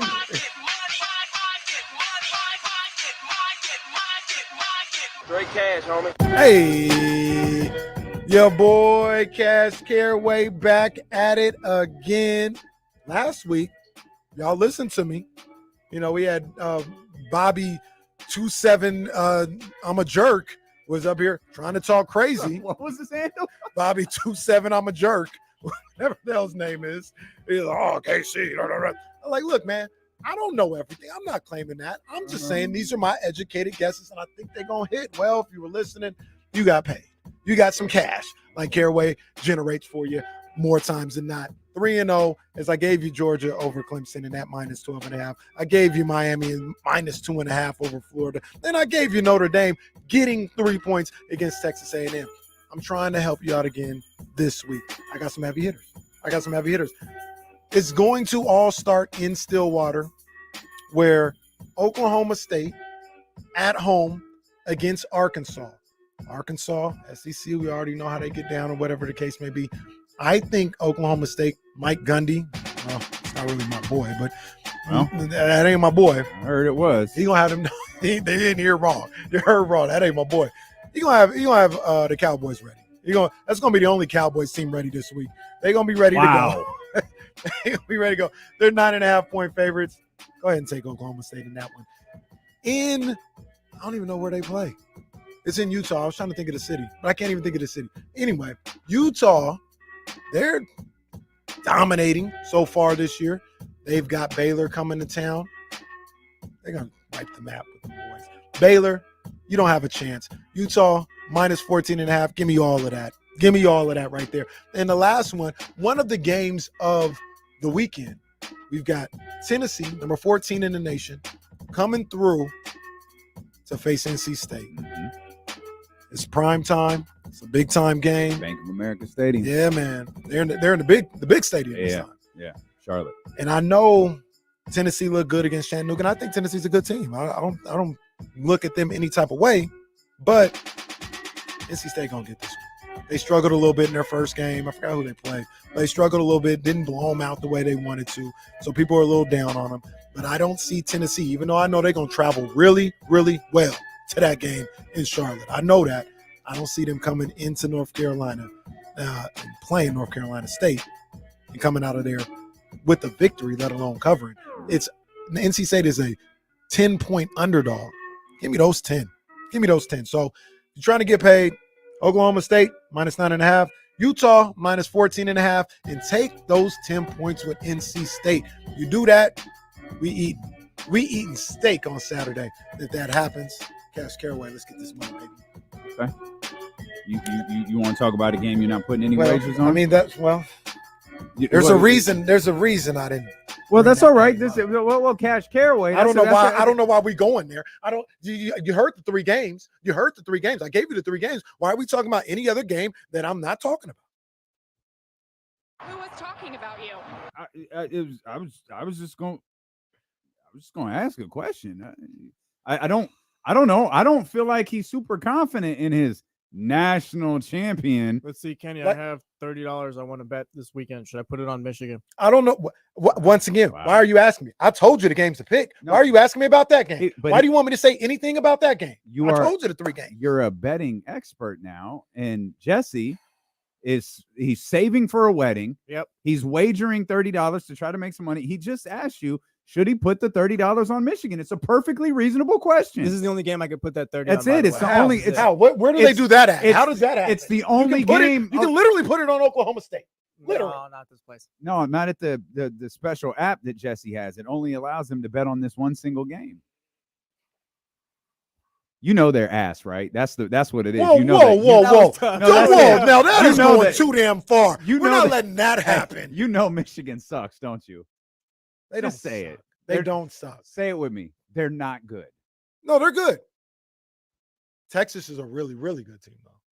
Good enough to hang with Purdue. So Michigan's going to lose? I didn't say that. I didn't say anything about that. So who's going to win this game? I didn't say anything about that game. And I'm asking you. I'm your co-host. I'm asking I haven't done enough research. I don't know. This guy. I haven't done enough Rodgers research. Over here. Got to go do his own research. He's over here researching Utah, but doesn't know about his own football team. I'm trying to flip $30 into more money for my wedding. You can't even help me out. Wow. I don't know nothing about that game. No cake for us. I gotta go home and tell the fiance no wedding. Kenny won't tell me to bet on Michigan. No, sorry, Crystal. No cake. I don't know anything about that game. I don't know. I haven't done enough research. I don't know nothing about it. I can't tell you anything about it. I don't know. Scooter asked, who wins the 7-game series between Michigan and Texas? Look, I ain't answering that question either. I don't know. Oh man, what I wish they'd Sons figure and out the Four guys quarterback say? situation. I wish they'd figure out the quarterback situation. They're gonna go through some bumps. This is a tough one. This is a tough. Texas could win the national championship game. They could, absolutely, they could. And the only saving grace is they are coming to the big house. It gets hostile in the big house. No, it doesn't. Ohio State can't ever win there. What are you talking about? They haven't won there, 2 years? A long 2 years. Feel like about 22 years. They won like the last 20. That's before it was. Joe, do you hear this ridiculousness? That's before they added the extra 10,000 seats. Now it's crazy. It's crazy. Oh, now it's just unbearable. I'm telling you, they went from 111,000 to 114, and that's great. So okay, you got them beating Texas though. I told you I didn't know nothing about that game. I don't know nothing about that game. I don't know nothing about it. Tough look for the fraudulent Wolverines. Wow. Integrity, man. Wow. National champions. I don't know nothing about that game. You want to move on, or do you? I mean, you won't make a pick like Jesse. We can't have cake at Jesse's wedding because he can't. I gave him games. Why does he insist on this one? Pick those games. He can only pick this one. Like I said, I didn't do enough research. I don't know what happens. Sorry, Jesse. Tell Crystal sorry. I didn't do enough research. Would you want me to just throw anything out there? That's not what I do. I can't do that. I gotta get my cousin to be the photographer. I'll tell He you what. stinks. Me and Jesse will hang out. Your cousin's gonna be out there with an iPhone and a selfie stick, all because Casey wouldn't give you the game. Hey, they be making movies on them iPhones nowadays. They make movies. Yeah, but he doesn't know how to operate it like that. I'm sorry, because I don't know nothing about that game. I'm not going to lead you astray and just say anything. I can't do it. He still takes pictures in standard definition. All right. We'll bail my man These out. people trying to make me say something about that game. You know they're not good. And honestly, this was satisfying enough for me. You know they suck, and that makes me Well, I happy. never said that. Settle down. That's what I heard. What the hell is going on? Well, they're calling you Coward Caraway. Wow. All because I want to make sure I have everything in front of me to make a proper assessment of the game. You knew that the big I don't house know anything about that game. allegedly added 10,000 seats to go from 111. I Yeah, think you said it's hostile. You now. said It's they hostile. added 10,000 seats to go from 111,000 to 114,000. Well, some of them are suites. Oh, of course. So that's why I don't add up on the attendance Got it. thing. Are they 2-level suites like at Yeah. The like upgrades. little upgrades. apartments? Yeah. So, all right, fine. I won't put my money on them this week. Should I put my $30 on them to make the playoff this year? Yeah, we making the playoffs. We're making the playoffs. I'm national champions. We national champions. We're making the playoffs. That's easy money. That's easy money. Yeah, you guys gonna be eating filet mignon at that wedding if that's the case. Yeah, go ahead and do that. Like the non-answer was better. Hey, hold on to that $30, buddy. I think I might. Yeah, hold on to that $30. You're listening to D-Lo and KC on KIFM West Sacramento, 98.5 FM KRXQ HD2 Sacramento.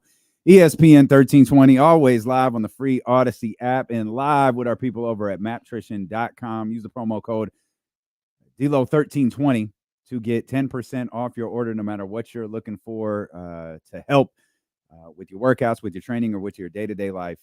Maptrition has got that for you, and they've got a lot more on the way. Again, maptrition.com. The Essentials Pack is fantastic. They've got protein powders there. They've got fat burners. They got cravings crushers. They got strength enhancers. They got green powders. They got all sorts of stuff. Go to maptrition.com. Use the promo code DLO1320 and pick up that Essentials Pack. That's what I use every day. Top 20 Kings games of the 23-24 season. We are at number 17. It's Kenny Caraway. This time of the show is just lined up for moment after moment with you. What do we got here? Look, man. 17. Number 17. It was a Kings win, so I'm going to say this about most of them, but this was a good one. Was it? I remember this one pretty vividly. It didn't start off very It was. I remember how infuriated Kings fans were as this game was going along. Kings at Spurs, November 17th, 2023. Kings end up winning 129-120 over the Spurs, who I think they said before this game it lost by like 35 or something like that. The Kings were down 23-5 with 6:45 left in the first quarter. Crazy. Just the Spurs couldn't miss. Mm-hmm. But that's I feel like that was a theme last year too. Yeah, that's a fact. They could have lost all 3 games to the Spurs. The Kings ended up being down 31-29 at the end of the first quarter. So they were down 23-5 halfway through the quarter. They ended up being down 2 at the end of the first Twitter quarter. was melting. Yeah. It was melting. In that first quarter, early, we got a Sasha sighting. It was cool to see him. He had a 3. I forgot he was a King. I completely forgot. He's not now, but I forgot he ever was. He was one of the first ones off the bench. Him and Malik were the first ones to come in. So we got a Sasha sighting in that one. This game was really weird because you saw the Kings were down 23-5. They end up being up 15 in the third quarter. Yeah. They end up like kind of pulling away. And then they were up by like 2. Yep. Late in the fourth quarter, ended up pulling away. De'Aaron Fox, the franchise. Oh, I'm watching the game. The intros, Mike Breen, Doc Rivers on the call with Doris Burke. The intros. I'm not saying anything about anybody. I'm just saying we had this conversation yesterday. Mike Breen, Doc, talk to us about De'Aaron Fox, who's really turned into a franchise player in the NBA. Remember we had that discussion yesterday. I do, about but no one wants to hear what Mike Breen said. Well, look, this guy right here, he's found this game. We saw him last year in the playoffs. And he gave the Warriors all they can handle. I tell you that. Hold He on. gave the Warriors all they can handle. Can we point out the best part of this? That's Doc Rivers, the soon-to-be Milwaukee Bucks coach, who was on the call for the game. Yes. Doc was in San Antonio terrific. on the call. And he had his coming out party in the playoffs, and we saw what he did against the Warriors. He almost sent them home, Mike. He almost sent them home doors. And this guy, he truly is elevating his game to another level. Amazing. Yeah. So Doc was on the call. I'm headed to Milwaukee now. Hey, wait a minute. No, look. Hey, wait. Why does your Doc kind of sound like OJ? I'm gonna go coach Giannis. I don't know. I don't even know what is OJ. I don't know what OJ sounds like. What does OJ sound like? I'm not black. I'm OJ.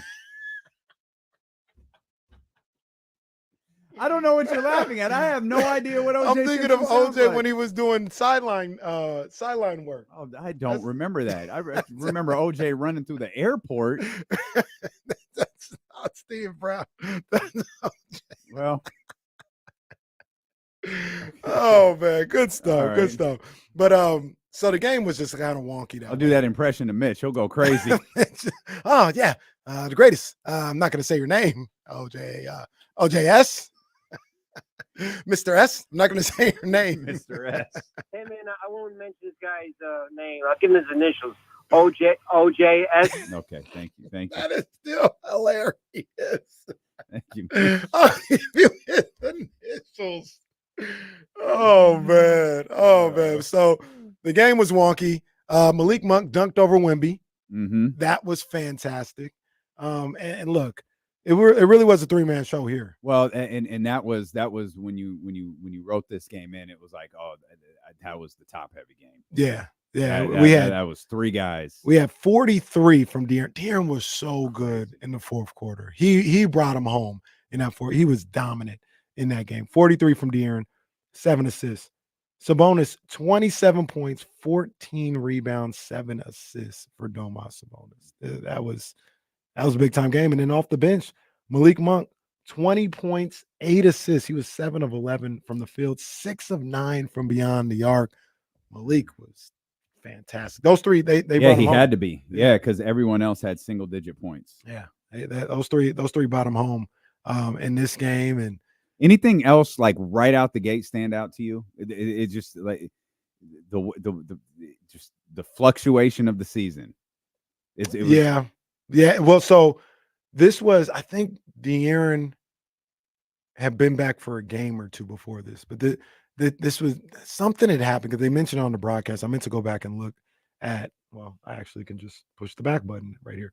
But De'Aaron had been hurt, so San Antonio.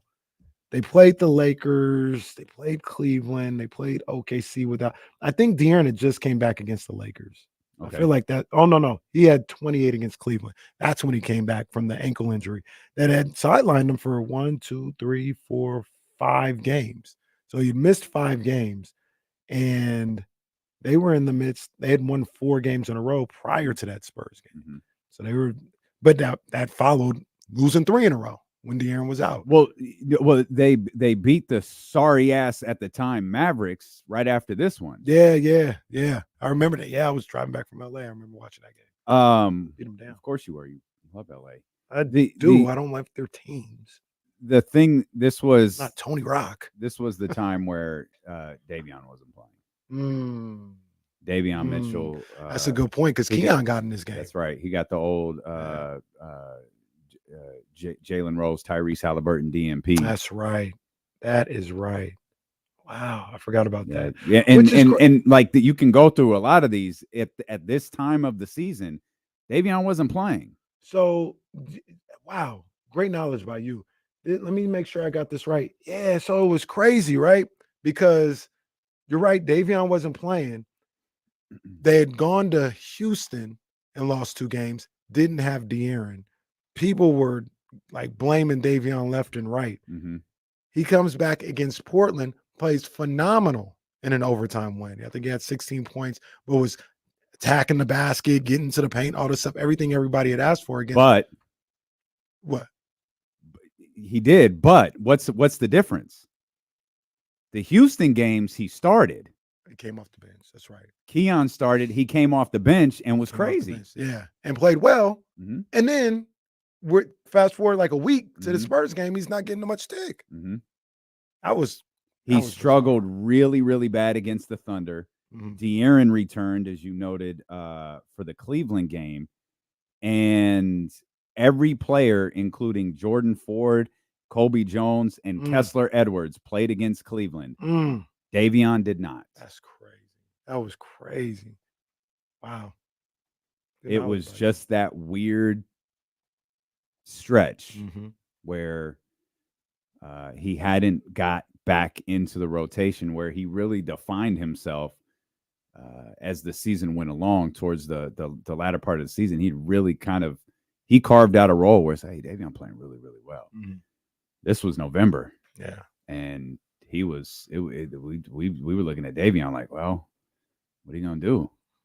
Are they moving? Like we thought he was gone. We absolutely thought he was gone. Happy belated birthday to Davion Mitchell too. His birthday was yesterday. The graphic T King. Yeah, I saw the Raptors wished him happy birthday. That was nice of the Raptors.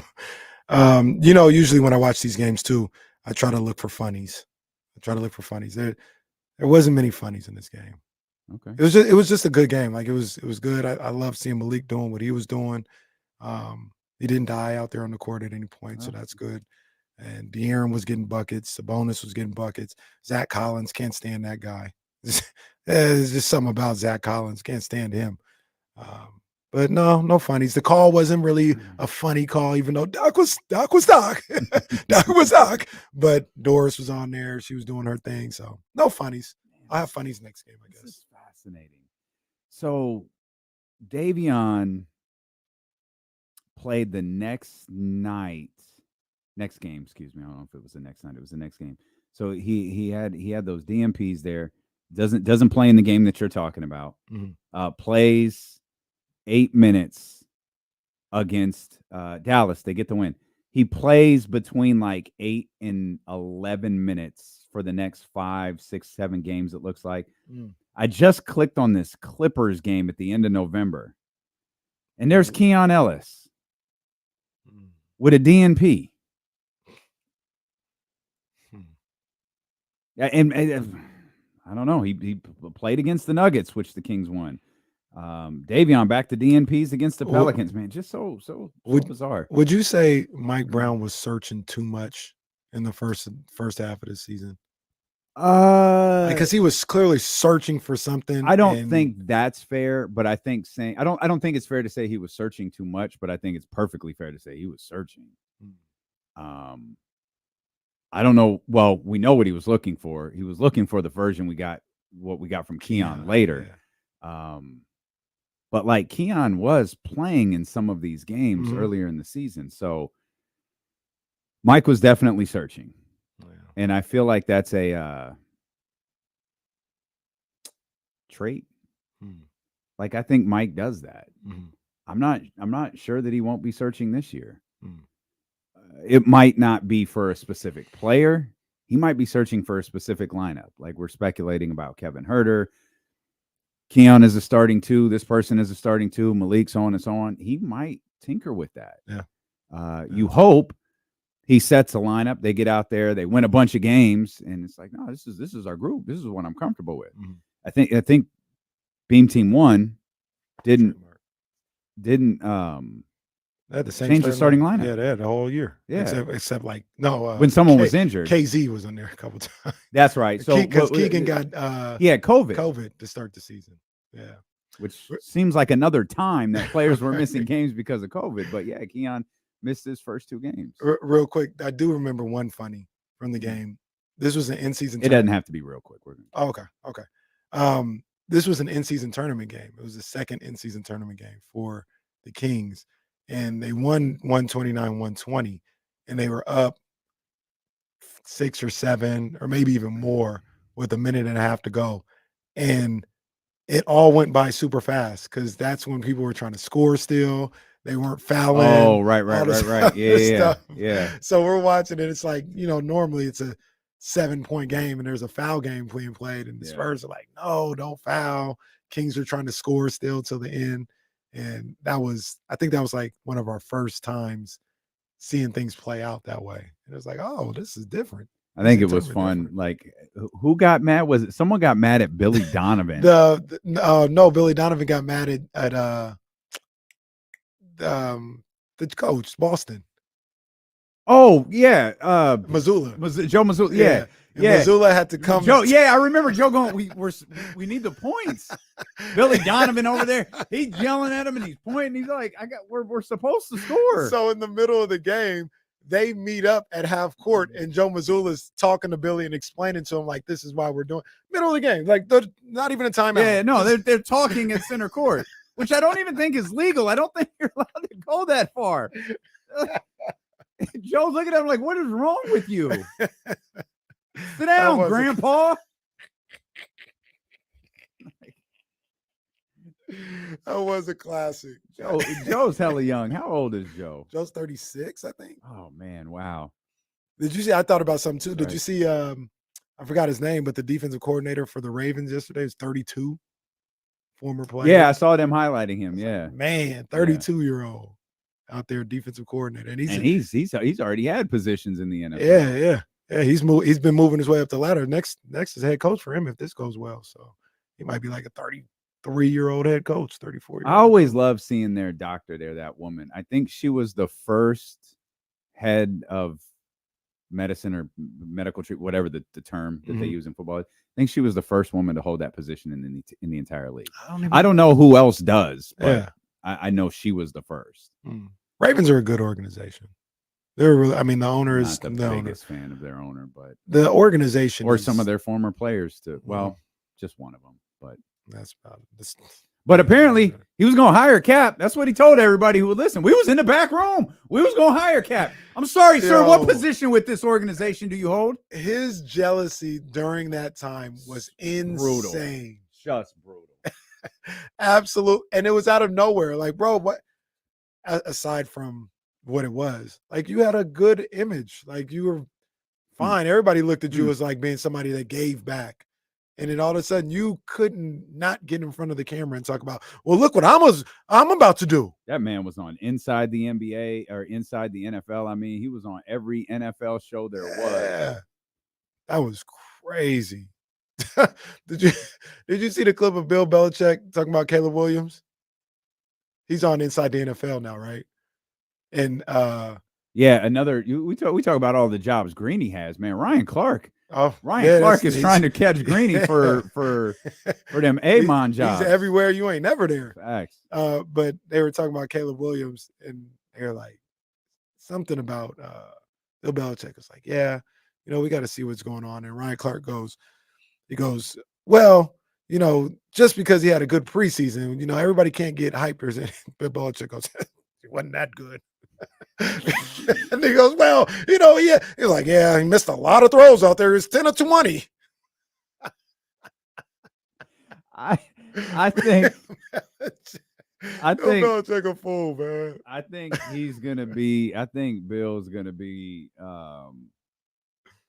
just fantastic on all of these media platforms he's on before he takes over for the Buffalo Bills. Yeah, Sean McDermott, we hardly knew you, but there's something to like Bill where he's serious, kind of chuckles at himself, but was like, no, I'm dead serious. Like that clip is like, wasn't that good? It's 10 of 20. Yeah, it wasn't that good. But it's hilarious. It's hilarious. I might start watching Inside the NFL again because of that. Is this a shoe? It's on the CW? I know they replay it on the NFL Network. Yeah, on the CW with the ACC Network. Well, that tells you all you need to know. Not about the CW, but about the ACC. Oh man, all bad. Yeah, this was a This was a very unpleasant Twitter game. That's what that's it is 1000% what I remember the most about this Spurs game in November well, is Twitter's reaction to it. But you know why you were so locked in on Twitter? No. Because we were outside. We were giving food away during that game.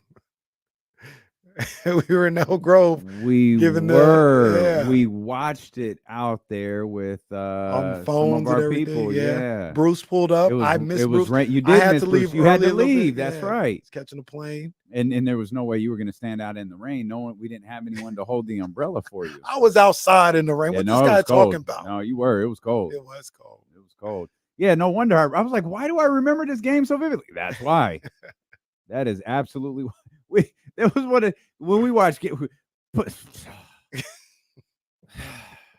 Well, we're like shaking our head, walking away, like, can you believe it? We're just cussing up a storm collective. Can you believe this? Blankety blank. Carrie and Sky River have walked up, and we're just disgusted. And the great part about it is Carrie's a huge Kings fan. Carrie will walk up. You see this crap? You see that? We're down 20 points right now. She over there more mad than we are. Yeah, man. Yeah, that was a frustrating, and it was even more frustrating because I guess we couldn't watch it like in front of the TV. So we're after we take some pictures, we look, oh, they're up 13. Everything's good. Cool. Come and talk to somebody. It's a 5-point game. What the hell's it was frustrating.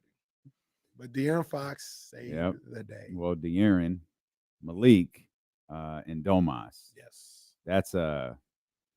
That's a lot of points from those guys. Was that 90 of the 129? I'm trying to add that up. Yeah, that's 90 of the 129. Wow. From those three.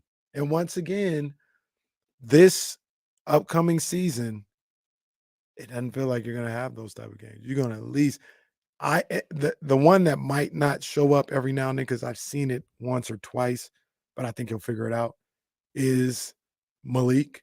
Like, I've seen Malik with like 5-point games. Doesn't happen often, but I've seen it. But it feels like you always going to have at least 3. Always. And then Malik typically does what he does. So you're going to have 4 at all times. And that's why I just think this is going to be different. It's going to be different this year. It's going to be pretty damn solid. And that's before I talk about Keegan Murray. I expect Keegan Murray to be one of those guys. I wonder how Keegan had 6 points in this. Yeah, game. that was 3 of 10. And that's I mean, you mentioned Sasha. Sasha played 16 minutes. He had 5 points. Like, this was just a rough night. And such a weird collection of bench players. You got Malik, but then there's Sasha, Keon, who hadn't, wasn't what he became yet. Yeah. JaVale.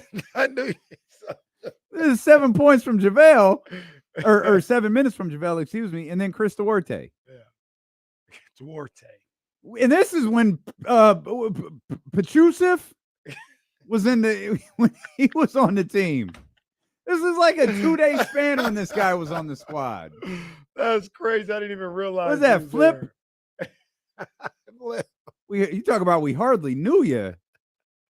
Holy crap, man. Oh, man. And now we got the Red Roofs are on our team. Oh, shout out to Terry Taylor. Oh, we should mention the Stockton Kings hired their coach. They did. After the schedule came out. They're like, I guess we should hire this coach here. Hey, they guys, got us locked in for games. We should hire the coach. Has anyone put out the press release yet? This popped up during a commercial break. I think it was our man Sean Cunningham that had this. Quentin Crawford. Well, Shams had it, but whatever. Yeah, no, we'll go to Sean. Shams Cunningham is way better. Yeah. Quentin Crawford, he's going to be the head coach for the Stockton Kings. Crawford spent this is just a phenomenal stat. Mm-hmm. Crawford spent the last 7 seasons as an NBA assistant, including the 2023-2024 season with the Phoenix Suns. He was part of the Lakers championship squad in 2020. Unless this is a typo. 7 seasons. Quinn Crawford is 33 years old. Wow. So 26-year-old Quentin Crawford got into his good for coaching him bag. And now he's getting an opportunity to Be a head coach of a G League team. Yeah, Sean says his career, he's returning to Sacramento where his career began in the video department. That's really cool. So we got our next Spoelstra. Yeah, we got our next Spo. Eric Spoelstra. When Mike Brown retires after winning 3 championships. Four. You're right. Nice 4. You're right. No disrespect. Sorry That's about fine. that. No, the fourth one's going to be tough. Right. It's not going to be a cakewalk. It's not going to be like the first one where it's just they just run through everybody. Like the fourth one's going to be a little bit more challenging. Yeah, that's but good good point. for quitting. That's good stuff. Yeah, that's good stuff. W's back tonight after not off. Woo, 29 million last night. Oh, for the game. Yeah, I mean that those numbers are great. Mhm. Don't forget, close games are always gonna skew on the higher side because that wasn't an average. That was peak. That that's it, man. That's a great number though. Oh, I stand corrected. That was the average. Oh, Jesus Christ. Oh, ooh-wee. My goodness, it peaked. And let me guess. I'm gonna say 38. 33. Peaked at 33 million viewers. It wasn't even in the fourth quarter.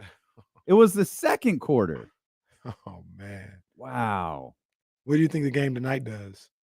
You think it tops that? You got I know it's football and I know Patrick Mahomes, but you do have Eagles, Packers. Is this a Peacock exclusive game? Tonight, yes. Yes. Okay, so that changes things a little bit. Yeah, don't even look for it. I was gonna don't say, even look for it. You're lucky I'm on the KSFM login. You're lucky I'm over on KSFM. We got 2 minutes, bro. We have time. You're lucky I'm on KSFM, but Jesse said we have time. Yeah, we have time. Oh, Go ahead, whose go side ahead, are you go on? ahead. I'm on the people's side. He is on the people's side. The people's You producer. got like a premium Peacock. Come on. Hey, that was crazy. That is wild. Oh man. You speak of the W real quick though. Did you see I didn't see the whole podcast, but you see Angel's podcast and her kind of addressing Caitlyn a little bit. This is also my favorite. I feel like Macho Man was a small package type of guy. Macho Man, God rest his soul, he wasn't bothering anybody. Well, can we talk about that? Like, just the context. Like, Kenny was like, yeah, like we're talking about like pinfalls, and Kenny had kind of thought on that. Like, yeah, Like he had a take. yeah, he had a thought on He that. had a take on the way Macho Man won matches. I mean, didn't he win quite a few that way? I don't think so. Who I do knows, know he man? beat Ric Flair at WrestleMania 8 with a small package. No, That's crazy. What do you want me to do here? I got to cut that now. No, that's context. Like what do you want me to call it? I'm gonna cut it without context though. I feel like Macho Man was a small package type of guy. He beat Ric Flair with a small. Like that's going on the board. Oh, this is so crazy, man. This show's crazy. Boy, oh boy. Like Tony said, we just do this to amuse ourselves. All right, we'll come back. We'll close out the week. We're gonna have some fun when we get back. Let's do it. We'll get back to the football game last night as well. There's some names that we haven't mentioned that deserve to be mentioned. CeeLo and KC here on Sacramento Sports Leader, ESPN 1320. All right, y'all requested a couple. I'm gonna think about something. We got to turn the mics off for a second. Hang on.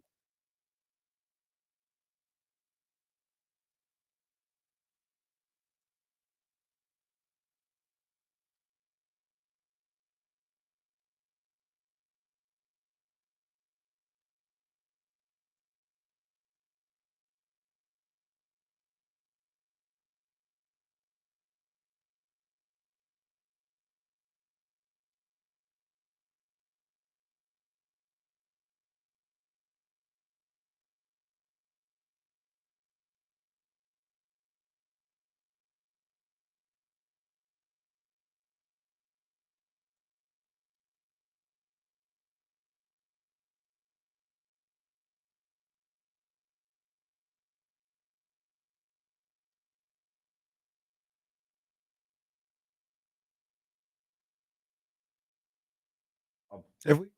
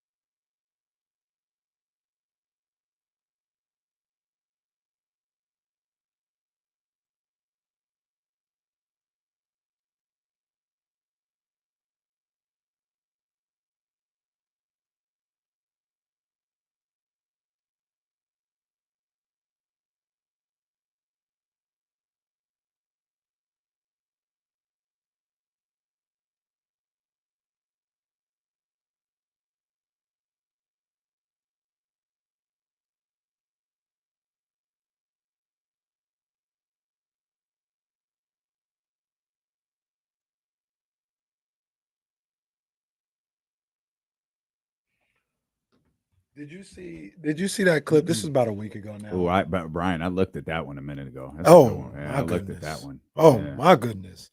Oh my God, I remember that. Your mama's on crack rock. Not my mama. That was a crazy song. Your mama's on crack rock. No, she ain't. Did you see the clip? I think it might have been like last week. And Jalen Brunson. Mark I don't know Cuban, I don't know whose podcast it was on, but they were on the podcast. They were talking to each other. And then Mark was like, yeah, I'm really happy for you. All's well that ends well, man. I'm so happy for you that you got the success, you got paid, da da da da. Mm-hmm. And then Jalen was like, yeah. The only thing I didn't like though is when you talked about like the parents getting involved, and I was like, I ain't gonna lie to you, I wasn't really feeling that. And then Mark was like, it almost had Napier vibes. He's like, no, I didn't want to get into that. No, I didn't want to get into that, but yeah, I did not see that clip at all. Yeah, he's I didn't want to get in. We're past that. I didn't want to get into that, but since we're here, I'll talk about it a little bit. What I'm talking about for the radio audience is Mark Cuban did I don't know whose podcast. I think it was Jalen Brunson's podcast. Okay. And he had Mark Cuban on there, and they were talking, and Mark Cuban was like, yeah, I'm so happy for you, Jalen, and wish it would have worked out, but things didn't, and I'm just I'm happy for you that you got paid and you're having all the success, man, and we're in a great situation too. And then Jalen Brunson goes, yeah, for sure. He's like, man, the only thing I wasn't feeling though is like during the negotiations, you had made a comment about like it got sticky when the parents get involved, and I was like, I thought that was a shot. I didn't really like that. Mark was like, no, it wasn't a shot. It wasn't a shot. It was, look, I wasn't going to get into that, but, and I don't even know if this is the place for it, but, yeah, no, it wasn't a shot. It that sounds familiar. That sounds familiar. And then he says something to the, it was a really difficult negotiation, and I'm, like I said, I'm not going to say anything, but it was just a difficult negotiation. And Jalen was like, yeah, all right, man. Like, yeah, I guess. He's like, but look, people don't know. We text each other. I text you all the time talking about how happy I am for you during the season or whatever. And then he's like, and it's weird because sometimes like I'll see your dad and I'll see him from a distance. He'll see me. Just kind of look at each other. Then we get a head nod and then we move on. And it's all good. It's all good. That doesn't sound like it's all good. No, it does not. I don't think Mark Cuban knows the definition of all good. Yeah, but it was. I just saw that clip. I didn't see the whole interview, but that clip alone was pretty interesting. Huh. Well, I found it. Do you remember if there's any bad words in it? I don't think so. Okay. If it is, it's Friday. It's free. I was gonna say it's Friday. Let's find out together. Yeah, class. that's not really how this works, but it is on D-Lo and KC. Well, no, give me a second because we had a different screen up. Hold on. Make sure we bring that screen back too. Oh no, I got you. Okay. I got you. Mark Cuban Brunson. We want to take a call from Ramsey real quick. Yeah. Ramsey, what's going on, man? I just called in real quick because we like to honor people while they're still with us and while they're still going. I just want to give out flowers because of the retirement on Sunday to U.S. women and women's soccer star Alex Morgan for her retirement. I mean, she's probably one of the, in my opinion, probably one of the top 3 women's soccer players so far to ever play the game.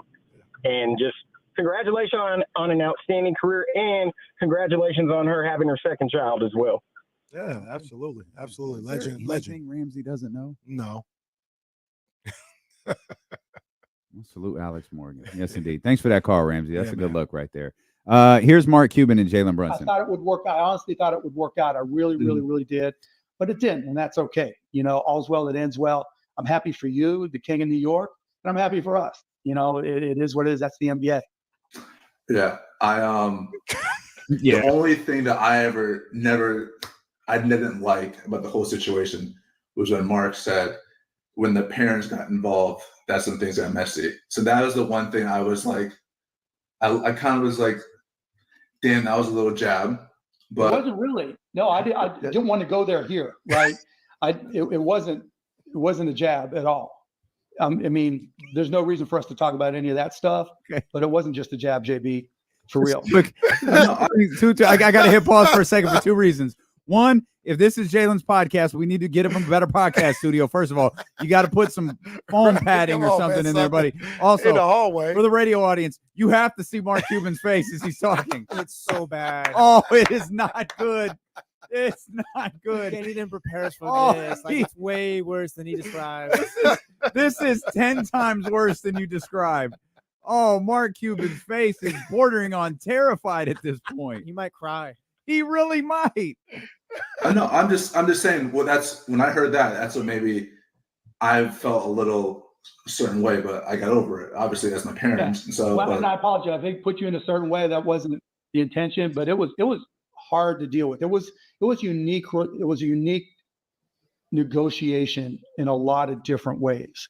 I would say it's the same negotiation that we just went through with Isaiah. I would say it's pretty similar. In some respects, yeah. I'm sure it was. I mean, I don't know the details, but yeah, it may well be. You know, Yeah, but it's over and done with. Yep. We're here now, and that's it.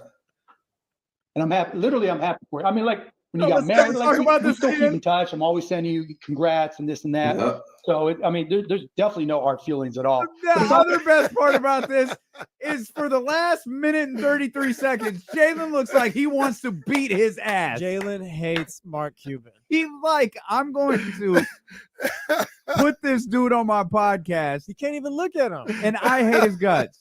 Also, I hate everything about Mark Cuban's office. This is ridiculous. No, that's a good point. He's got pictures and like NBA trophies and books. Like, are those vitamins on the side? Like, Like, Michael sir, Jordan's room in Space Jam. like, what is wrong with you?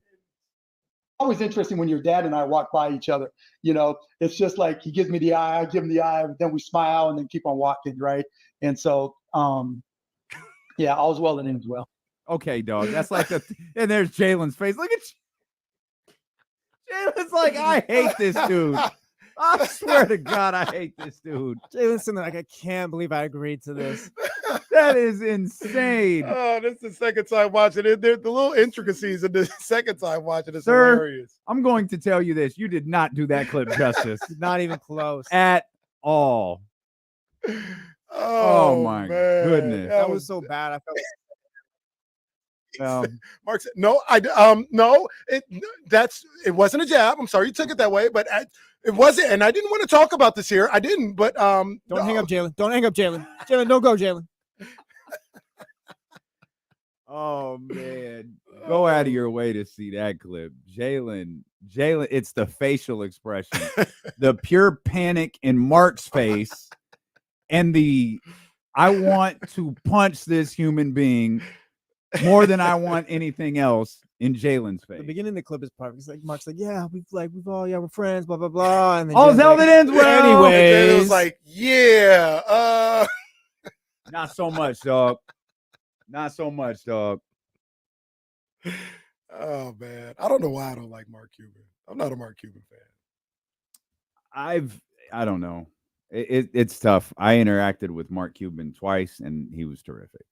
He hasn't done anything except for when the Sterling stuff came out. He was like, I don't think everything should be out there or whatever. But yeah, I he was mean- nervous. He was like the rest of them. They were scared to death. But I don't know why he hasn't. Well, he did have a situation in Dallas, but I mean that's layered. Like he it's could layered. have nothing to do with it, but it was him overseeing When it. you're in charge, Right. and when you're very publicly in charge, Mm-hmm. like I think a lot of people had. Oh, I didn't know. A lot of people, bro, you have your finger on everything involving the Dallas Mavericks. Right. You didn't know this? That was the number one thing I heard from people really close to the league. Mm-hmm. You are a part of everything. You didn't know? That's tough to buy. Right. But Like I said, I don't. It's hard. I can't really speak to a reason why I don't like him, but It's Dallas. You hate Dallas. No, you feel that- for Dallas the that's way a that great Jesse point. feels for Cleveland. That's a great point, and it probably goes back to the early 2000s when They thought they had the hip owner. We got the Maloofs. Please. Was Cuban out there in Vegas? No. I would. That's not a battle I'd fight, to be honest with you. I don't think I have a reason for my Cleveland hate, by the way. Now that we think No, about it's it. pretty bizarre. Yeah. It's pretty bizarre. The Browns never did nothing to me. It's an RKO in the middle of the match. Like, no one, just out of nowhere, you started hating everything that involves Cleveland. By the way, did you see Cleveland's latest signing? Yes, I did. I strongly encourage you guys to find someone who loves you the way that Kobe Altman appears to love Tristan Thompson, because that man is in Cleveland again. Somebody should have coming home. told. Somebody should have told the Cavs, like, don't buy into that first press conference. Help me out. Did TT get suspended last season and he served it? I think he Yeah, I served think it. that's right. He got Yeah. a. He served it. This is a wild sentence. Tristan Thompson got a steroid suspension, right? Like but he already served it. Yeah. Call that the Jimmy G. The Jimmy G special. Jimmy G. He's gonna be. I think Jimmy's gonna be. His suspension will end week 3. So if Matt Stafford's hurt, Jimmy steps in against the Niners. I said, is Sean McVay the one other guy in the league who could get something out of him? Yeah, I mean, yeah, I would even throw Matt LaFleur in there. Yeah, that's another. That guy I whole was little thinking treat. of. Andy, I think Andy could. Andy Reid. How much of Jimmy, Andy would just be like, I retire. I don't need this. How much of Like, Jimmy what do I G look was like? I don't just need to do this. Josh McDaniels' fault? That's a good point too. He did go from like That's fair. We're talking about drop off. Like that was crazy. He went from all right, like this dude will be serviceable around the NFL and all that to this guy might be worse than Nathan Peterman. It just didn't look good though. Like Jimmy just looks skittish and look. Remember when, man, this was a Niner staple. This wasn't just Josh McDaniels. Remember when he points downfield and always throws the interception? Yes. Yeah. He did that week 1 with the Raiders in the end zone. Points, throws a pick in the end zone. Used to be this thing where Dante Culpepper, when he was with the Dolphins, would like put his fingers together. This is the little signal he'd do. Radio, sorry for you guys. He'd do this or whatever. And automatically, every time it's the interception. Every time. Oh man! All right, getting ready to throw a pick. Everybody, be ready for it. Everybody, be ready for it.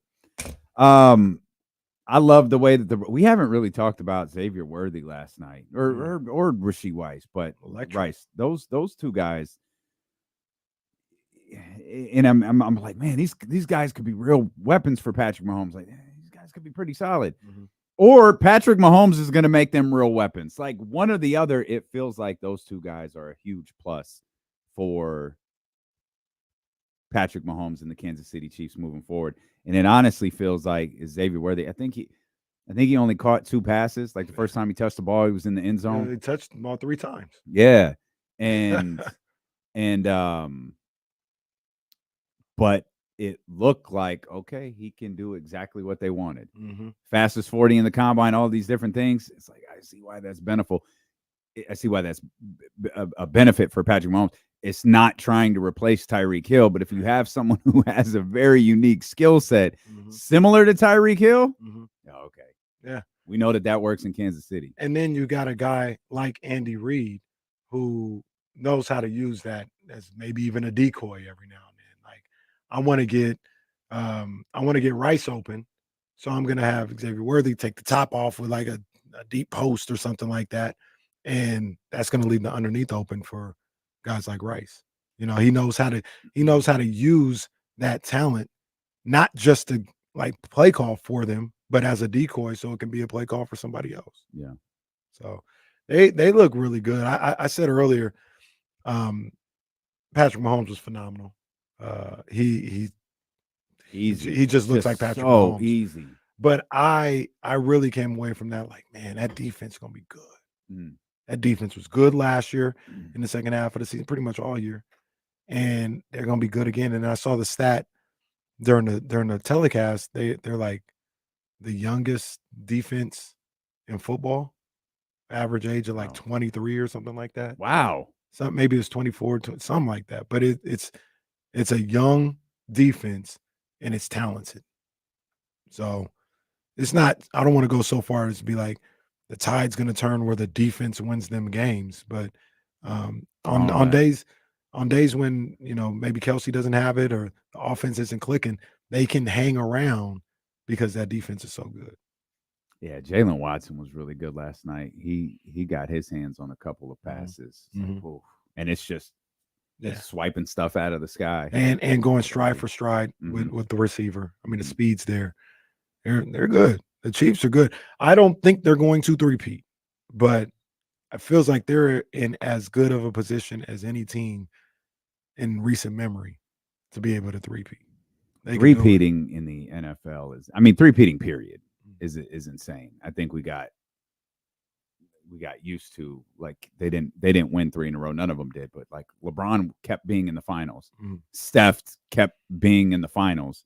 You see these teams like always lingering around in those final series, those finals games, all of that. But winning 3 straight. I think what did they say? The last one was the Lakers. The last major sport to do it was the Lakers. Yep. And that was like 2000. Well, we know when it was. It doesn't matter. Yeah. Thanks, Tony Rock. Okay. Yeah, that was tough. Hell, I mean, it's different. I was hoping he was going to drop a RIP Kobe at the end, but he was just like, no. I can't ride with that. I was like, oh, please, just give a, hey, Kobe, nope, can't do it. Said I'm gone. I'm leaving the Lakers. And that man left the Lakers he went to the Heat for a minute. Yeah. In Brooklyn. He's going down with the ship. Should be sinking. The three-peat situation. Yeah. It's different. I think maybe you'll understand this. Maybe you'll agree. I don't know. We'll see. I think the Chiefs are better than this team. This Chiefs team right now is better than the team I'm about to mention. But we see the Las Vegas Aces trying to do a three-peat. And we see how that's going. Just the constant grind of trying to get back. Like you said it perfectly a couple weeks ago. The champion got to go back up a hill too. You know what I mean? We only look at the team that lost and say, oh, they got to push the boulder back up the hill. Well, it's a new season. The champion got to do the same thing. And the grind of, trying to defend your title for the 3rd straight year, we see with the Aces, may be something that takes a toll. For sure. But the grind for the Chiefs could be tough. We don't know how the Aces story is going to play out yet. And it's impossible to predict. Like, we have no idea. Like, I think for a stretch, it was like they just trying to get to the playoffs. And then you start looking at them like, no, they're not playing well. Like, if that's the strategy, this is a terrible strategy. And there's no way Becky signed off on this strategy. So y'all need to figure this out. They created this by themselves. Y'all look terrible. And I don't know. I mean, it's one game. Obviously, the length of the season is different. Like, I do agree with you that they're probably a little bit better than the Aces are. The Aces are really good. And the Aces don't have to, like, the Chiefs don't have to play the 49ers or the Ravens 2, 3, 4 times. Right. I think there's already been a 7-game series somewhere this season between the Aces and the Liberty. I don't know they that play for on sure. Sunday. They do. Yeah, they absolutely do. Liberty so just look better too. They do. Well, the Liberty look like the team that missed it last year. They look like the team that's hungry. The Aces look like the team right now that they stopped at McDonald's on the way to the dinner.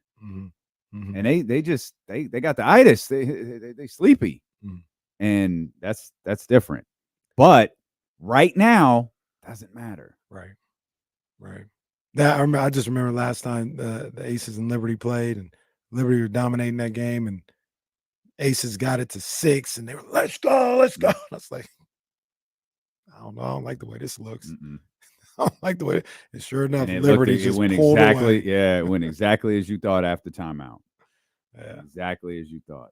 But I wonder how much too, and this is true for the Aces, but I wonder if the three-peat is a rallying cry privately. I don't think you do that stuff publicly, because that's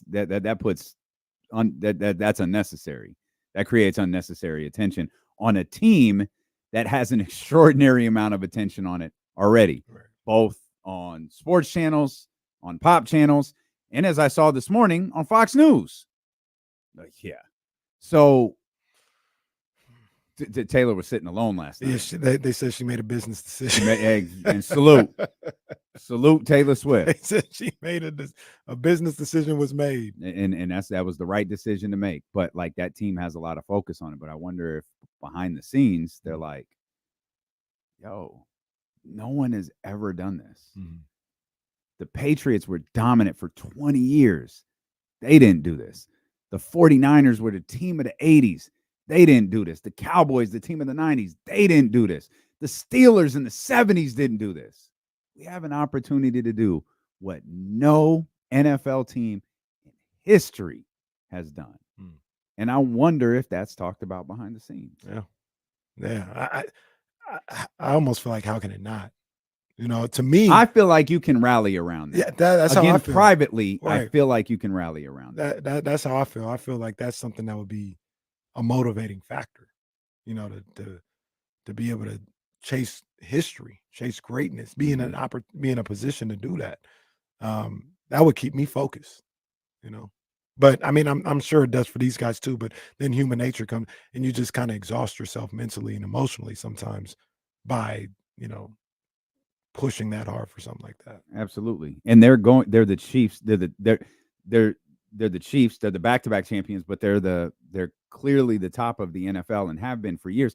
They're getting, you know, you hear this all the time, but I think it's 100% accurate. You're getting everybody's best shot. It's every crazy. week. They've been this since 2018. Yeah, because Mahomes showed up 2018, lost the AFC Championship game, won the Super Bowl in 19. They were good the year before. They were good like 3 years with before Alex that. Smith. Yeah. They were good like 3 years before that. They were good the second Andy Reid got there. And that is, obviously they've got the championships, but that is what I strive for, or I hope the Niners can be. Like you said, Andy Reid there. I look at Kyle Shanahan as that type of guy. They've been good if we did the math now, we're talking about 12 seasons. You know what I mean? And the one guy that's always there is Andy Reid. And I'm hoping that's what the Niners could become. You got a game you're looking forward to the most this Sunday? Yeah, I want to see the Chargers and Raiders game because I want to see how that plays out for sure. And I'm looking forward to that Steelers-Falcons game. I think that's going to be a good one. Okay. Raiders, Chargers for sure. Cowboys, Browns. Yeah, it's going to be a good one too. Yeah, Cowboys, I want to see Caleb too. There's a lot of hype around the Bears. I want to see what the Bears look like. It's the Titans in Chicago. Of course, we got a game tonight, but we've been having fun all day. We're gonna have fun as we close out. I guess it's a new tradition here. I guess it's new with Dilo and KC because in about 7 minutes over on KSFM, on 100% throwback in the next 3 hours. A week here on ESPN. I've imagined faces of many lovers to ease the pain of having no one in my life. And I'm tired of being undercover. It's time to navigate my feelings tonight. The sky is calm, the stars are bright.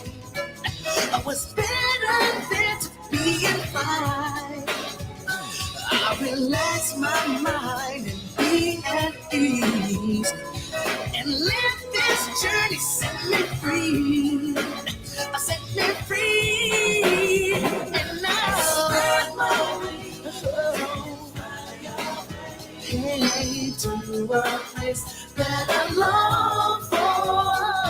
My heart will be singing around that evermore. Let's go. I often wonder how I manage. Always searching but not finding a true heart. What does it take to find me? I'm hoping that I don't have to fly too far. Now the sky is calm, the stars are bright. I was better than to be in flight.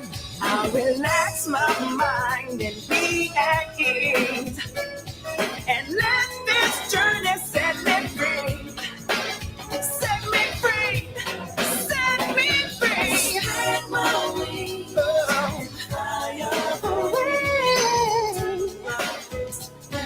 I've been lonely. My heart will be. My heart is away. We're headed over to thoughts and throwback for the next 3 hours. Make sure you tap in. Also, Monday, live at Sky River Casino, baby. Back at 32 fantasy, memory, haunted me. I'm locked in reverie. Anybody in the Sacramento media weak, worn, torn. I'm left heartless and empty, baby soul. More like a hellhole. I tried to hold you tight, but I fell slow. Too weak to speak. I'm looking for a guy. So the voice of God is God. The faith to hold your dreams are gold. So let it be told. This night, have a great weekend. See you at 10 a.m. Almost 49.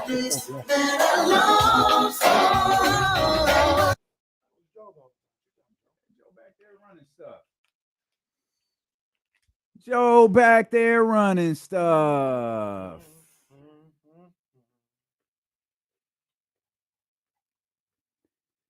Sky River. Let's see here. Let's hold on. Let's add another song. I had another song pop in my head here this morning. Hang on. We'll run it real. My dreams are not reality. Oh man, there's so many. Oh, the suggestions are crazy. The suggestions are crazy. What y'all know about this one, though? Hold on. What y'all know about this one?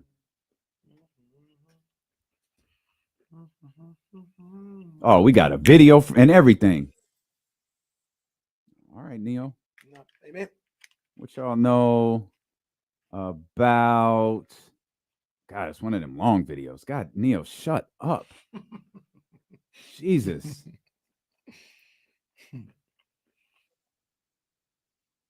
Y'all know about this. What y'all know about this? Hey. What? Hey. What a remix is this, though?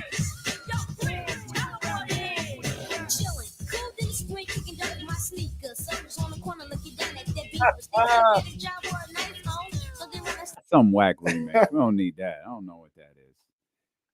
Take JoJo. He's the youngest. Girls rocked him. Cussie's best dressed. We gotta go, man. Yeah, we really gotta go. We will see you guys Monday at Sky River Casino. Pull up on us, man. Pull up. Man. Well, good night, everybody.